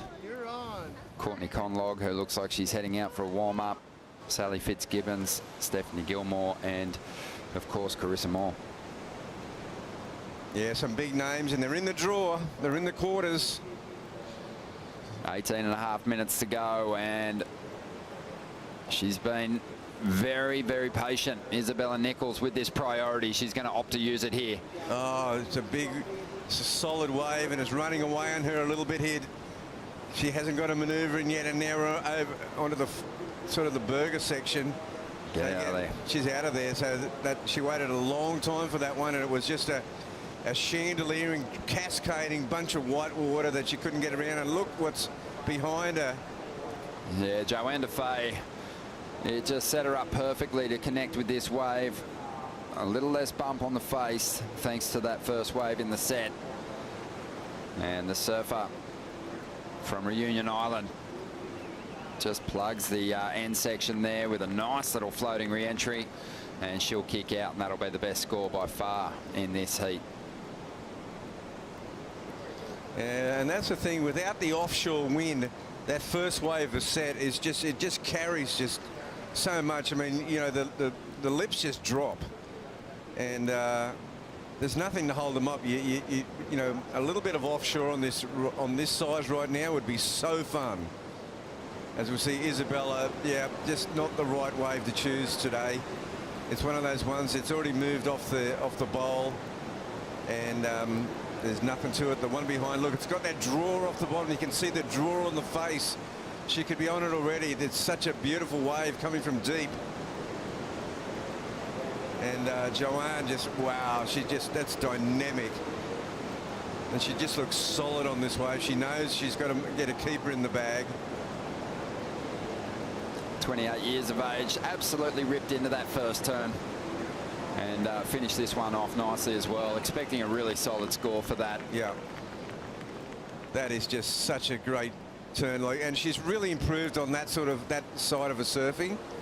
Like we know she's got a celebrated backhand, but her forehand, I think, is the big improvement. She should be, to me, a little bit stiff on the forehand, but not anymore. I think she's got better turns than that too, but the judges liked it. You think back to the previous round of 16 heat, Brisa Hennessy had the big opening turn. Similar award for this wave, a 7-point ride. Definitely capable of more. We saw that at Winky yesterday, but it is definitely going to give her a big edge over Isabella Nichols here, who's again waited patiently with that priority so nicely through the first half of that heat. I think Isabella just looked, she was patient in the lineup waiting to get that wave, and then perhaps a little too patient when she got to her feet in getting that first turn in. Yeah, a combination. Yeah, she was. It was a combination between that, and she had to get a bit of a wriggle on, and also the wave, it was just not hitting the bank properly. It was off the bowl, and you know, it's just what just one of those situations where, you know, she's waited 15, you know, she'd waited like 17 minutes, Ronnie, you know. Yeah, from the mid-face of this wave, Bugs, is it hard to actually dig into a bottom turn and get a move in? Do you have to really get low to the trough of this wave to size it up? You know, on a wave like that, there is no bottom. There's no bottom turn. Now, the later waves in the set, most certainly, you can get that deep bottom turn that sets you up for, you know, whatever you choose, whatever option you take out of the lip. But on a wave like that, there is no bottom. Just a shocker of a wave. It's a shocker. Just block it out and reset with priority and try and get yourself back in the game. One surfer that gave us a really great finish to that last heat is Luana Silva. She's down there with Laura. Yes, Luana, what a heat. That incredible, what I thought could have been close to a buzzer beater right there. It must have felt amazing, but you just came short. Yeah, yeah, it did feel amazing at the end. I actually thought I had it. I'm not too sure what else I could have done on that wave to get it, but I'm stoked. I put up a really good fight towards the end, and I'm really happy with my performance. Yeah, you should be very proud. You looked amazing out there, and you've really shown the world what you can do here at Bells Beach. Your first time here, are you looking forward to Margaret's? I am. I'm really looking forward to Margaret's. I really want to make this cut. I do believe I deserve to be on this tour, so I'm going to try and give everything I got, and yeah, thank you. Oh, well, you got a lot of fans out there. We can't wait to watch your Margaret River, Luana. Go smash it. I love the confidence, Bugs. Yeah, that's awesome. Really, really awesome. And, you know, yeah, she felt like she got underdone on that last wave, and, you know, she needed like an 8. And, you know, I wouldn't have been surprised if they threw like a 7.5 or something, you know. I mean, it was maybe just a bit under. I mean, a 6.67 was pretty hard done by. But, yeah, I mean, they have to take it in context and compartmentalise each heat, keep it in context of the scale.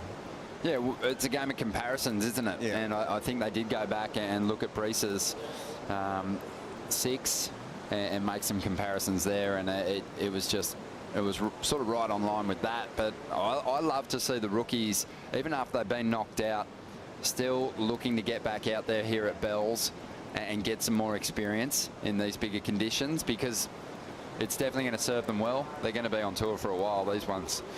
They sure are. We see Joanne looking to back up that 7 now.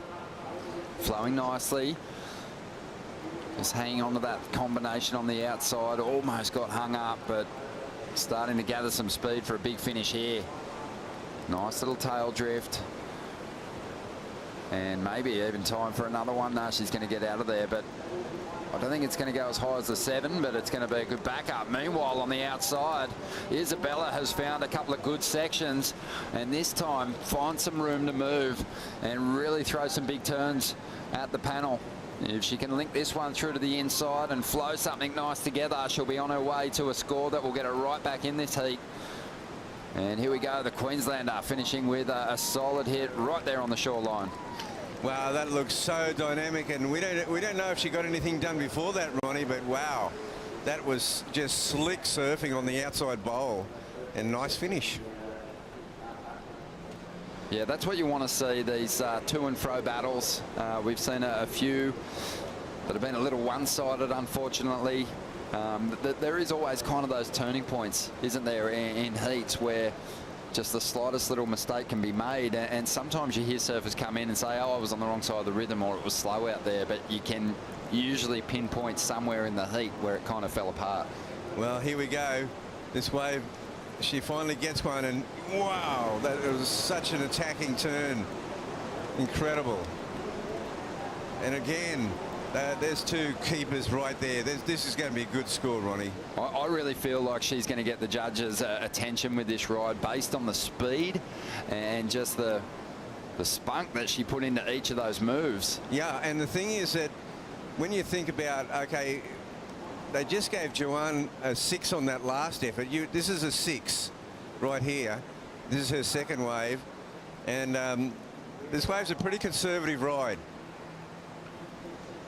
A little sleepy, isn't it? Yeah, she just, you know, it seemed like a really smart move. She was under priority, and I thought, well, okay, this is a good backup wave, and a 6 is a pretty good score for that wave.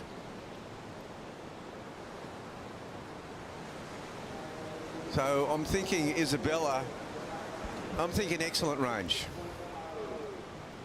Well, she would love that with 10 minutes to go, because she was comboed after Joanne dropped the 6-point ride. Oh, she just dropped the board and they've had to go back, and they've lost 10 seconds. That's the beauty about jet ski assist. You lose 10 seconds, not 3 minutes. And props to the Red Bull skis. The Water Patrol here, great team, led by former CT surfer Glendon Ringrose. And there's our score, Ron. It is a big one, an 8.33. And she just competed beautifully to get herself back in this heat. We'll take a quick break. Still 9.5 minutes remaining in this last heat of the day.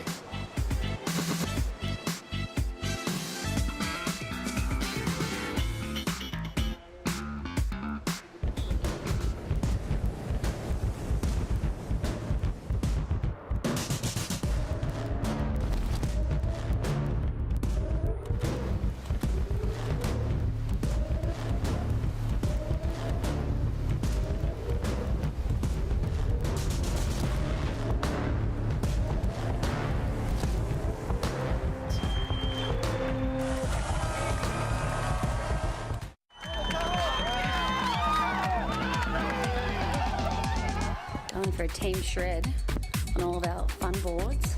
All my boards are intact. That means that I didn't charge hard enough. I can see people through the trees out there already. I should be down there. And now it's time to go have some fun. We got a few days off before I'm heading home.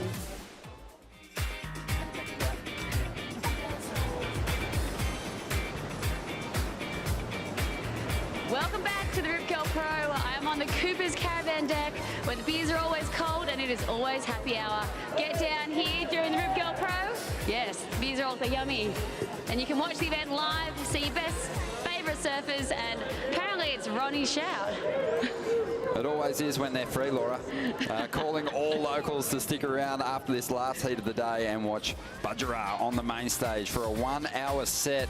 It is going to be awesome, but that is always the loudest part of the contest site, and for good reason. Great surfing going on out there in the lineup. Isabella Nichols, she's put herself right back in the frame after a sleepy start to this heat. She's dropped an 8.33, now only needs a 4.67 to get ahead of Joanne Defay here. Joanne Defay's been on a mad tear through this year, getting to the quarterfinals at every stop so far this season. That's been a bit of a roadblock for her, but it would certainly be an upset result if the current number 6 was to fall out of the mix here. Well, I mean, it's a pretty interesting situation now. Joanne Defay looked like she was cruising into the quarterfinals. A 7 and a 6, pretty solid scores. Isabella Nichols with absolutely nothing, and a couple of wrong options to go with it, and then that 8.33, she shows her potential.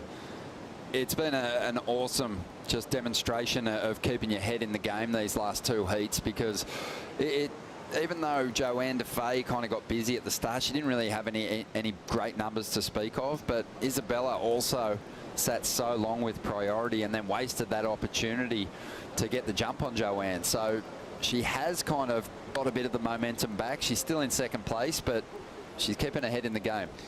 Well and truly in the game, and caught inside by this one. So now Joanne might be, you know, trying to get a bit of a game going here where she's trying to get Isabella out of position. She paddled for that wave before. I don't know if she sold it on it or whether Isabella was really seriously eyeing that off, but they both paddled for that big one that Joanne pulled back on.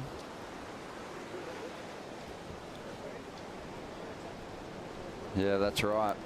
So it's interesting. You know, Isabella really wanted to back up that number quickly, took that last ride. Didn't really didn't lose anything in having a crack at that wave, but you know, she can sneak under Joanne's priority here, because Joanne's going to be thinking, I have to get rid of this 6 at some point because she's coming for me, Isabella. So Isabella can turn this heat around as we dive into the Harvey Norman recap without getting a fantastic wave. She's able to chase down that score. But let's dive into it and have a look at some of the highlights. Yeah, well, that was a 7-point ride that really got Joanne looking good. She backed up really quickly with this 6-point ride. She got this under priority. She works hard for this one. Not such a dynamic ride as the early one, but just solid. You know, she just hangs in there, finishes it off. And then we get this one, and this is one of the best rides of the day. 2 great moves on the outside bowl with speed and just really, you know, in control of that bowl situation. And she showed incredible maturity there, beyond her years. Just a spark in that equipment. Yeah. It just flared out of those first 2 turns, that board. She brought it through to the inside, even on a tricky foamy section. Was able to really just jam a little bit more into it. You know, what would be great would be to see an exchange now with, you know, a multiple wave set and see them both on waves and really having it out, because Isabella, she kind of deserves to get a second wave. But it's going to be a bit of a cat and mouse game here, because Joanne's in priority, and she's a seasoned veteran. She knows that her opponent does not need a big score, and she doesn't really even need a big set. Yeah, she's really kind of without priority going to be able to dictate terms here. If she looks at a wave and Joanne can see a 4.67 in it, she's got a decision to make, and she might not even improve on her 6. So it's kind of one of those tricky situations with priority, isn't it? Well, it really is, and I think Isabella's sitting in exactly the right place where she should. You know, just she's in a position where she's going to say to Joanne, I'm going, like, you're going to have to take this wave. But the clock's going to be the big factor here, because what she won't want to do is paddle Joanne onto a wave but put herself out of position for a bombing set. It's interesting sometimes when you look at the order of competitors in the lineup and then start to think about who's got the advantage, and there is a real edge in holding an additional point and some over your rival on your high scoring rides. Just means that requirement is extremely attainable, but there is time for both these competitors to get a ride still, and I think they both will ride another wave each. So a big exchange this next one to decide who takes that last place in the quarterfinals. Isabella Nichols so desperate for a big result, in equal 11th position. Whoa. And the three surfers above her on the leaderboard out of the mix. So a huge jump is on the cards if she can get herself through this one. Wow. And then there's a couple of former champions behind her that are still in the draw, that are starting to make their move. Scary. Now here's Isabella.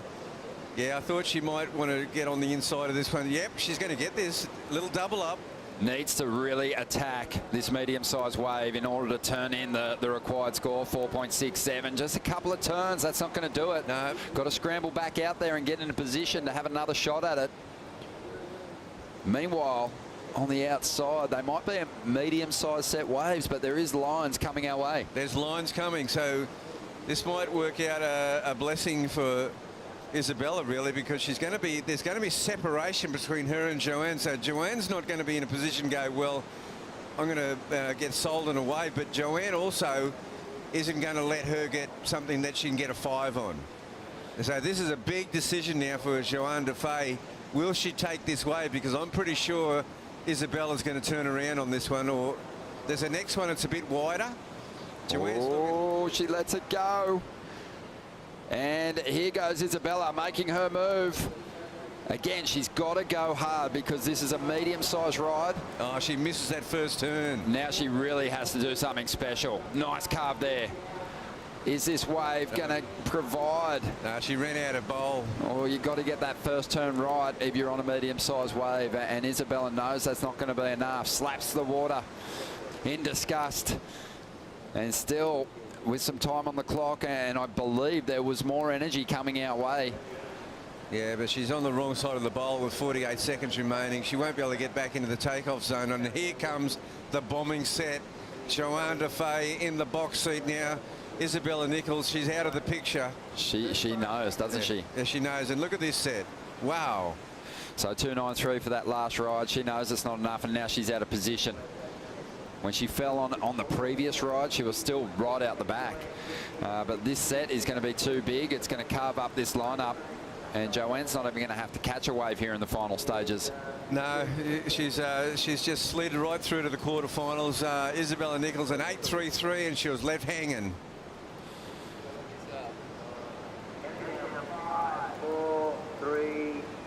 Yeah, she'll be devastated about that. It was such a huge opportunity to make a big jump, but herself, Luana Silva, India Robinson, you know, they're going to be vulnerable now with those surfers behind them, those big names, Stephanie Gilmore, Courtney Conlog, Sally Fitzgibbons, Bronte Mccauley, all still in the mix in the quarterfinals, and a massive points jump between those two rounds. Massive upheavals today. Things are getting interesting, Rabbit. Sure. It's going to be a great day. Quarterfinals of the women's is looking amazing. And we'll be having a close look at those matchups and breaking down all the big stories on the WSL post show. Stick around. Join Joey, Shannon and Rich for the post show in just a moment.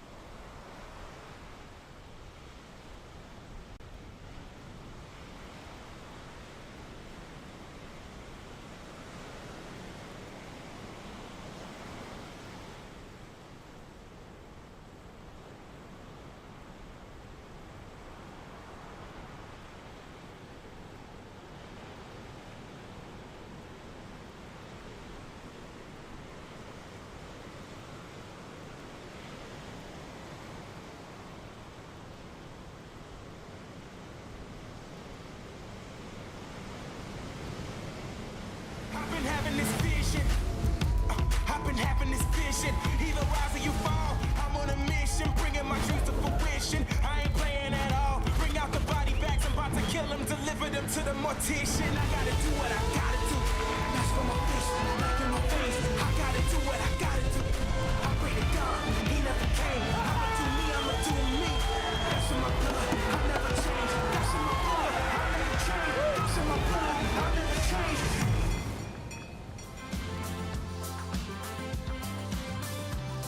Good afternoon. You're watching the Rip Curl Pro Bells Beach post show. All Women's Day today as we set up the quarterfinals as we get a little bit closer to crowning our champions on this famous wave, the longest running contest in championship tour history. Started back in the early 60s, and we still are here competing on the same venue here in 2022. Joanne DeFay just survived a close one with Isabella Nichols. Nichols going down with the highest single wave score into the excellent range. Only needed a 4-ranger, 4.67. A very close call and an important heat for Bella. She's sitting just behind the cut. She'll feel that pressure dramatically heading to West Oz, making a lot of eliminations today. Things started off slow after a few delayed calls. Even some surfers thought they might get the day off. Sun came out, and the Bells Bowl really came to life. Joe Turpel, Shannon Hughes, Richie Lovett here for the post show to go down all the action that happened.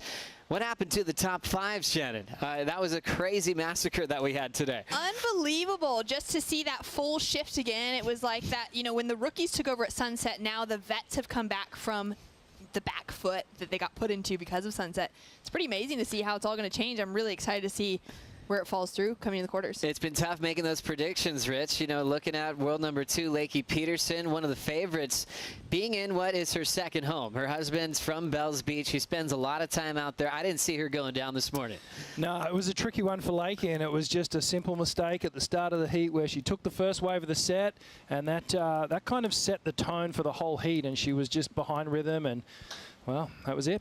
Really interesting seeing her at number 2. Obviously, Tatiana Weston-Webb has finaled here, fresh off her win, and all of a sudden she's got to reset for Margaret River as we have a lot of adjustments happening on the leaderboard. Let's now catch up with the winner of the last heat. Joanne DeFay is on the sand with Laura Ennever. Yes, on the sand, Joanne. A very, very nerve-wracking heat at the end then. Bella making an amazing comeback. Talk about the nerves throughout today. Yeah, it's been kind of up and down days, you know. We've been waiting 3 calls this morning, and then I was surprised that they put the women out there because the wind was pretty bad, and like it was pretty low opportunities out there this morning, and then it just got better and better, obviously, and the heat with Tyler and Reese got me excited, and in that heat, we had many opportunities, but we were fighting, you know, like positioning and stuff, and I think we blew many opportunities.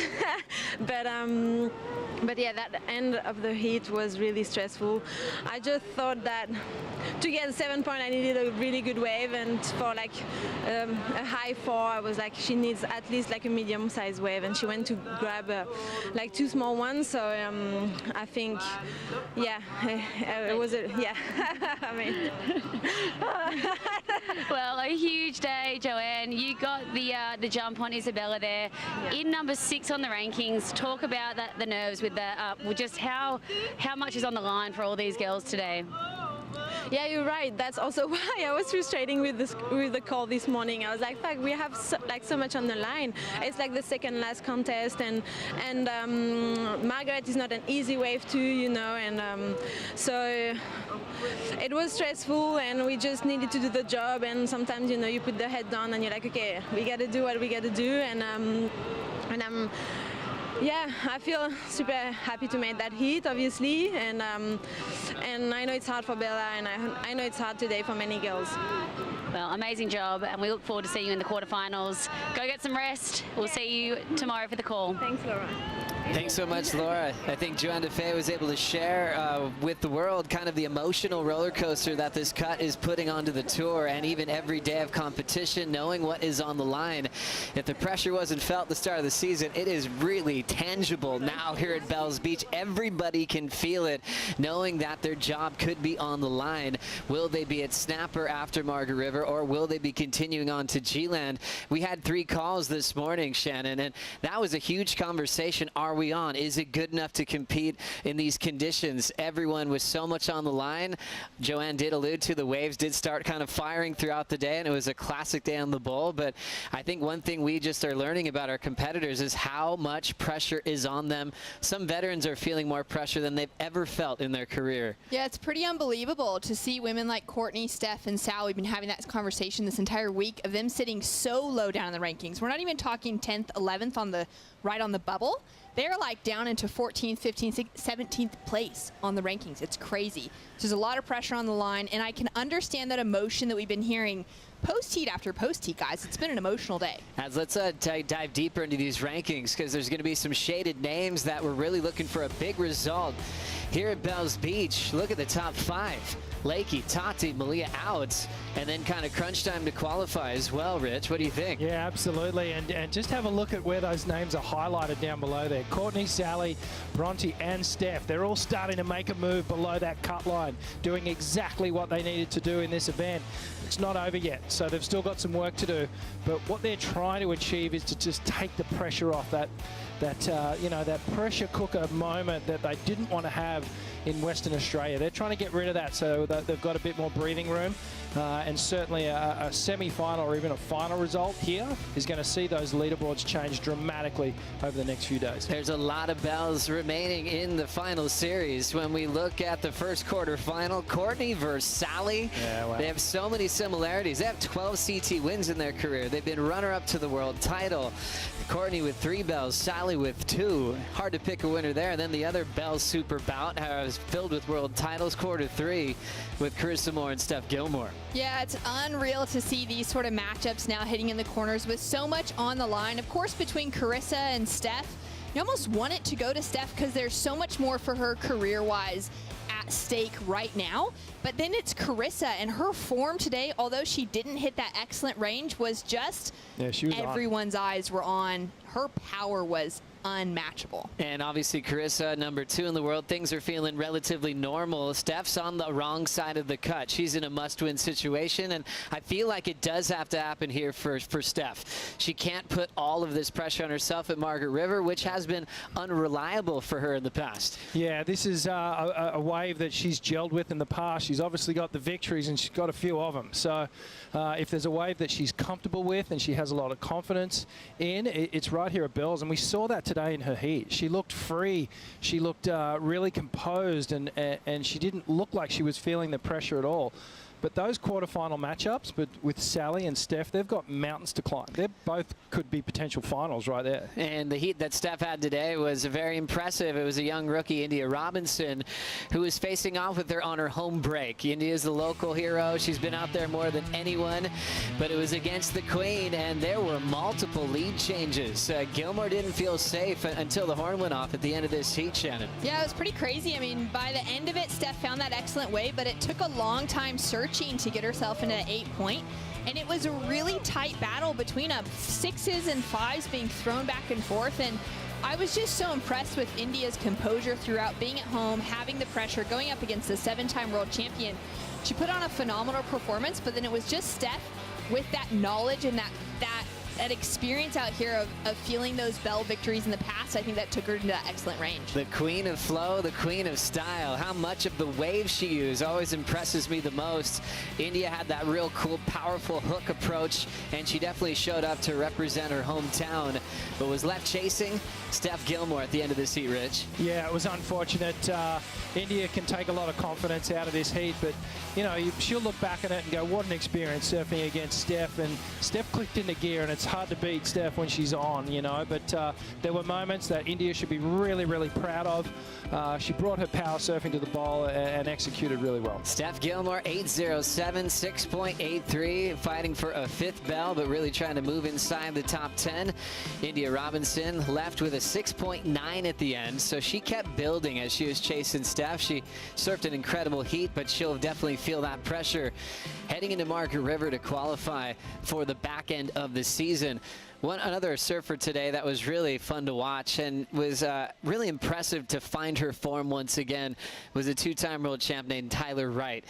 She was a bit emotional when she came in up the stairs, talking about how good she felt, and she recognized that feeling. She said she hadn't really felt in 4 years, and that was a big statement for Tyler today, Shannon. Huge. It was just so, again, the emotions that we've heard from post-heat after post-heat. I think for Tyler to discover that she's feeling like she's here again and she's able to perform, that would be something that a world champion, for her to have not felt that for a while, that's a worrisome situation to be in. And now to know that she's arrived again, healthy, she's got her fiance alongside of her, she just got a whole package that's bringing her into bells this year, and I think she could be looking for that first victory. Well, her draw today was pretty incredible. Gabriella Bryan's made a big statement. She won the Challenger Series last year, so she had a ton of confidence. It is her first trip to bells, so she was trying to figure things out on the fly.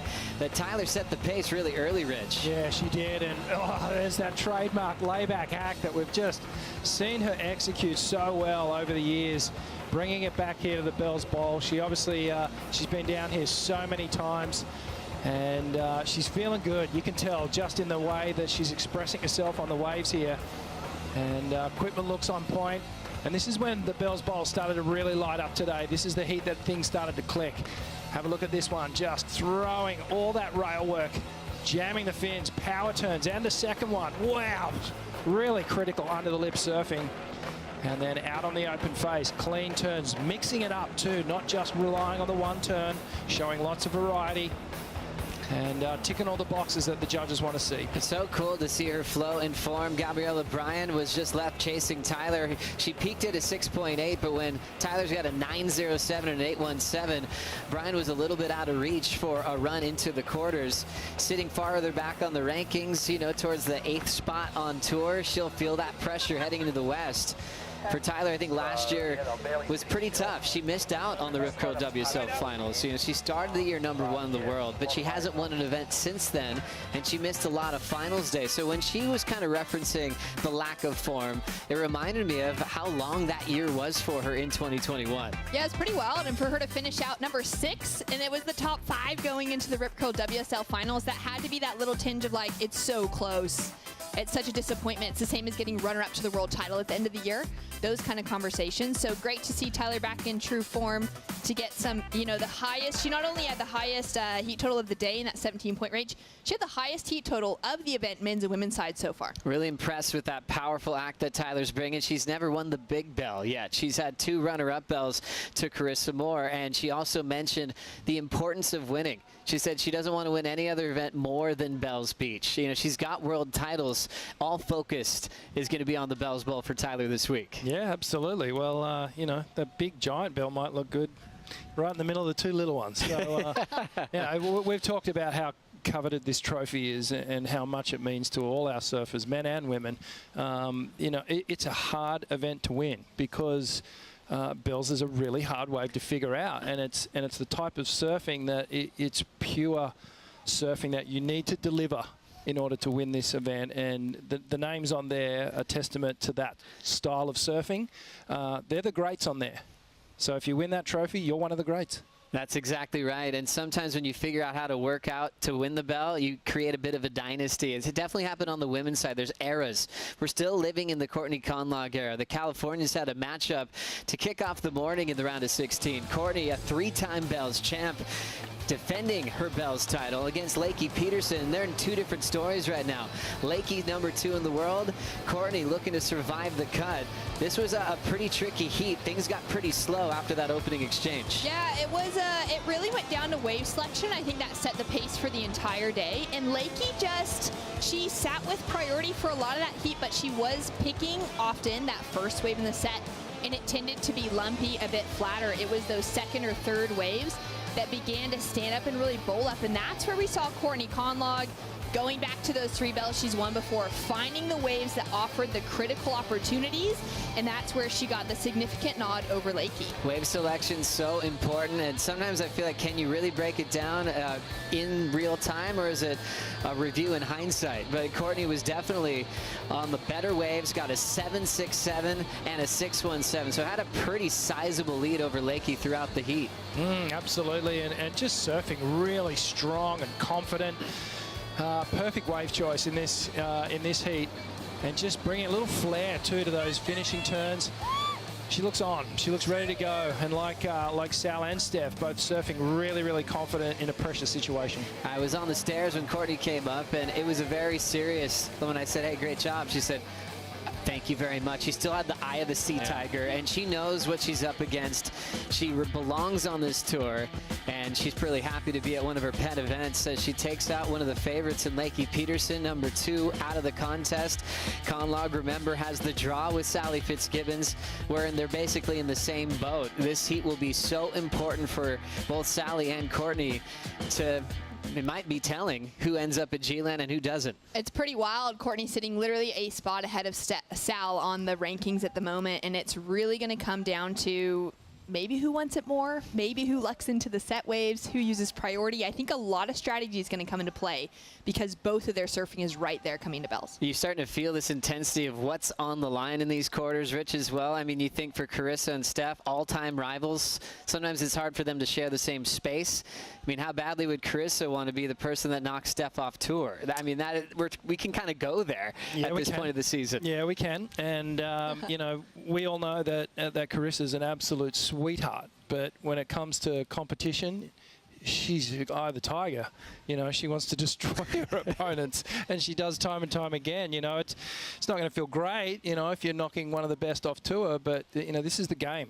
This is it, you know, and this is the platform that they have to work with. So the matchups are going to be amazing. You know, that G-Land carrot that's just dangling in front of everyone. They don't want to miss out on that. So there's some extra incentive there as well. So much on the line and all those venues as well, you know, let alone the chance to be a part of the Final Five at the Rip Curl WSL Finals. Well, now it's time for the Boost Mobile Wave of the Day.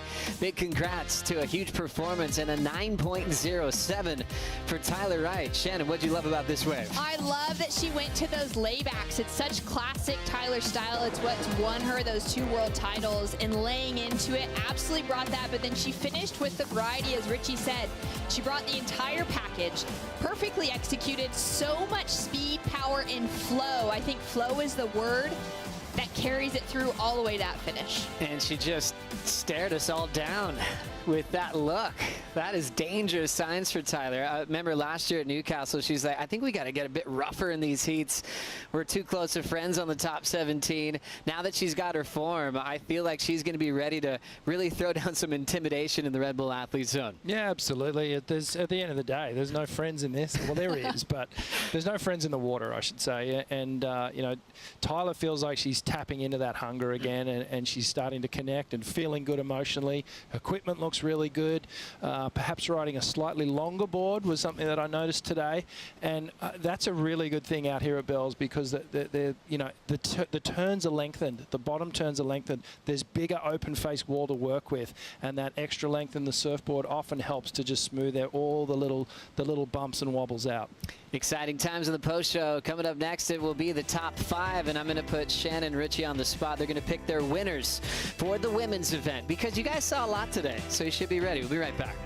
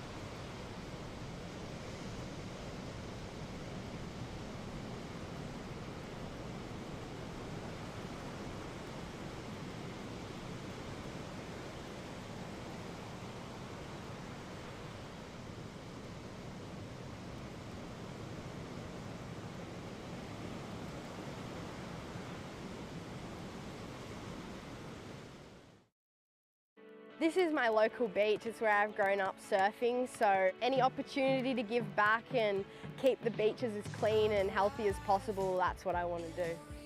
We can all get our hands dirty, plant the vegetation that belongs to this place and come back and see that prosper. We Are One Ocean is an initiative led by the WSL to inspire our global surf community to protect and conserve our one ocean. This year we're partnered with Shiseido and we're working with local organisations in communities around the world where we hold our championship tour events. It's a beautiful day here at Bells Beach. We're doing a replanting of native plants to preserve this pristine coastline. It's not just an excellent surfing reserve, it's got a whole ecology tied to it.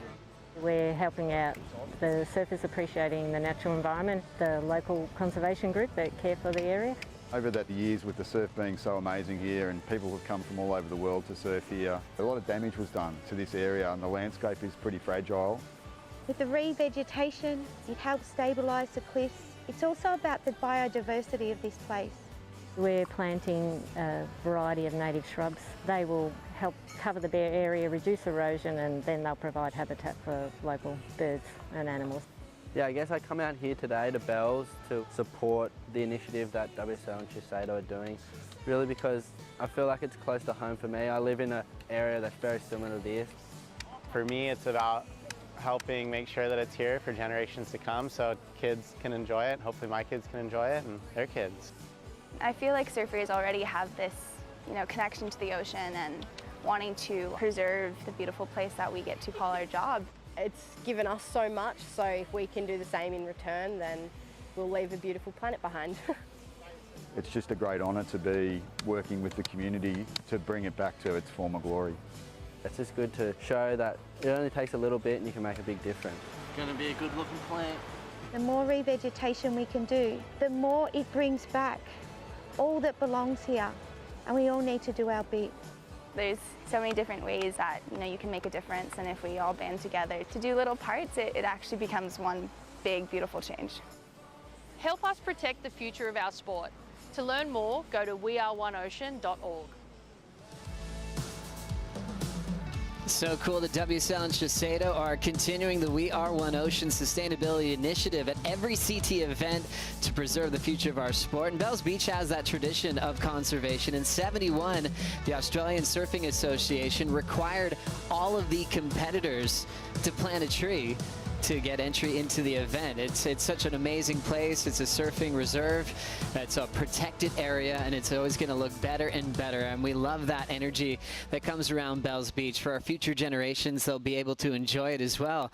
Thanks for being with us back on the Harvey Norman host set. Joe with Shannon and Rich. Let's break down the Surfline forecast, Richie, to see what tomorrow might be looking like. You told me earlier it might even be a touch bigger than today. Yeah, well, if we take the buoy readings on that knowledge, it's definitely going to be pulsing all through tonight and into tomorrow. We've had this southwesterly swell just drawing up from the bottom of the globe, the southern oceans, and you can see we're positioned just above the corner of Tasmania there. And, well, the bottom contours of the ocean there, they love to just pull these swells in. They slow them down a little bit, and they refract them right into the Bells Bowl. So we look through Thursday, Friday, Saturday, Sunday. We've got offshore conditions. That's the different thing. We've had this onshore flow over the last few days. The wind's going to swing around, and then we're going to have that residual swell just staying with us in the 4 to 6 foot range. So that translates to about, head height, maybe double overhead in some sets. So plenty of waves on offer, which is great, because when we did arrive down here 4 or 5 days ago, it was looking pretty grim, and it just shows you how quick the forecast can change. And again, you've got to be ready for everything down here at Bells. So true. Is it kind of feeling like more bowl for you, or maybe winky pop, or hard to say at this stage? It's hard to say at this stage, but we have good tides for the bowl once we kind of hit mid-morning. The high tide really early on is not a friend of the Bells Bowl. It traditionally likes a half tide, then going down into low. Winky, on the other hand, that can break through the whole tide. So it really depends on the direction. If it's got enough west in it, we may even go down to winky, because we want it breaking down the point. If it starts breaking at lowers and uppers and kind of sectioning, it's not ideal. So we'll just have to wait and see the direction of the swell in the morning. Awesome. Can't wait to see what happens with this swell. It doesn't look like days off in our future. More action is what we love to see. It's time for the top 5 of the day here on the post show. Coming up, number 5 on the list. A very special moment for everybody here watching Bells. We all love to watch Sally Fitzgibbons, but how cool is this? The most successful surfer in Bells history was here, a 10-time Bells champ, Gail Cooper, watching the action. Incredible to see her down here right in the mix with everyone, and especially for those surfers running down the steps to see 10 times, 10 years underneath Gail Cooper's name. That is so special. Courtney was thriving off that motivation from Gail being on site. She features number 4 on the daily top 5. She's back in form, Rich. Yeah, she's clicked into Mick Fanning's cyborg mode here, really focusing on the job at hand, connecting with a number of beautiful Bells bowls here, and just going to town, bringing her power act on display, and throwing some progression on the late stages of the turn. So great to see her mixing it up, looking happy after the win. So cool to see Courtney ripping. This was a sentimental win for a lot of people who root for Bronte Mccauley around the world. She was incredible against Tatiana today. Her form was all time. She really was literally having the heat of a lifetime, and it was so exciting to see her whipping that backhand around, especially at a wave like Bells where goofies have struggled to make events before. This is Bronte's first time past the round of 16, and what a way to do it. So great to see her picking the best sets. I think that was the biggest takeaway. She had so much wall to work with, and she wasn't surfing safe. She was belting the lip line, looking incredible, getting past to last year's runner-up in the world. Number 2 on the top 5, Carissa Moore, blew up today, Rich. Well, Carissa came in and said she was just trying to feel her way into this event and just trying to get to know Bells again. And man, if this is her just like easing into it, then I'm scared for when she really starts to click. But you could see the form was there, the power, the precision, the aggression when she really digs into those turns. And it was a very polished performance from the world champion. And well, she must be at the top of the list when you're talking form. The winning surfer of the post show and taking number 1, Tyler Wright. Absolutely incredible today. Excellent heat for Tyler once again. She's absolutely feeling it. I mean, love seeing her get that massive 17+ heat total. Love seeing her just find that rhythm in the lineup, and so hungry coming in to win the bell finally, the big one, not just the small ones. This is the way to do it. Such great form. Tyler is back, ready for her first win of the season, as she is looking so solid on the Bells Bowl. She's looking for her first Bells trophy as well. She's got the runner-up, but she wants to take the title out. She said that so many times throughout the day today, and maybe put herself in a position for the final 5 early on this season so she can compete for her 3rd world title. I did say I'd put you guys on the spot. So Shannon, after seeing the women today, who's going to be the champ? Okay, I've been thinking about it for the last 30 seconds. I'm going with Steph Gilmore, because once she gets in that rhythm, that hunger grows heat by heat. I think she's taking her 5th bell. Wow, that would be a big one, Rich. Agree, disagree? Yeah, I agree. Sentimental Aussie favourites. I'm going to go South Steph final, and perhaps Steph will just get the edge. Wow, I'm loving it. Make your predictions at home, because Joey? Oh, you want me to pick 2? I'm throwing you under the bus. Yeah, you know, well, Steph was in my tier C, but I feel like Carissa's going to be unstoppable. Her progression, her connection to the bowl was looking unsung today, so we'll see what happens. Make your predictions. We'll be back down in the morning for the next call. We'll lead you with all the big highlights from another big day at the Rip Curl Pro Bells Beach. Take care.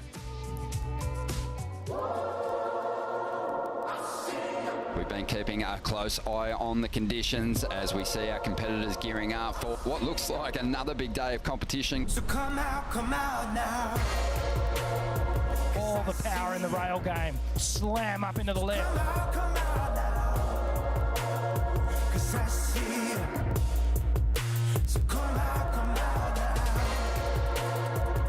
Up into a super heavy finish. Wow.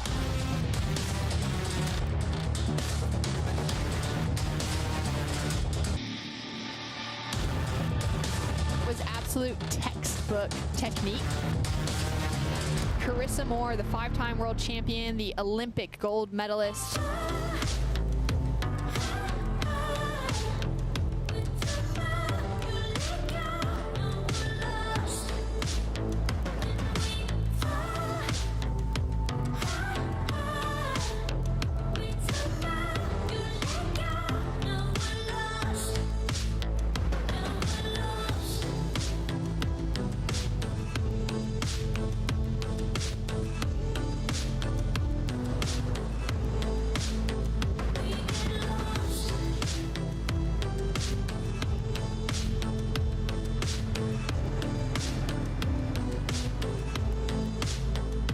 This copyrighted event broadcast is produced by the World Surf League for broadcast around the world and may not be retransmitted, reproduced, rebroadcast, or otherwise distributed or used in any form without the written consent of the World Surf League.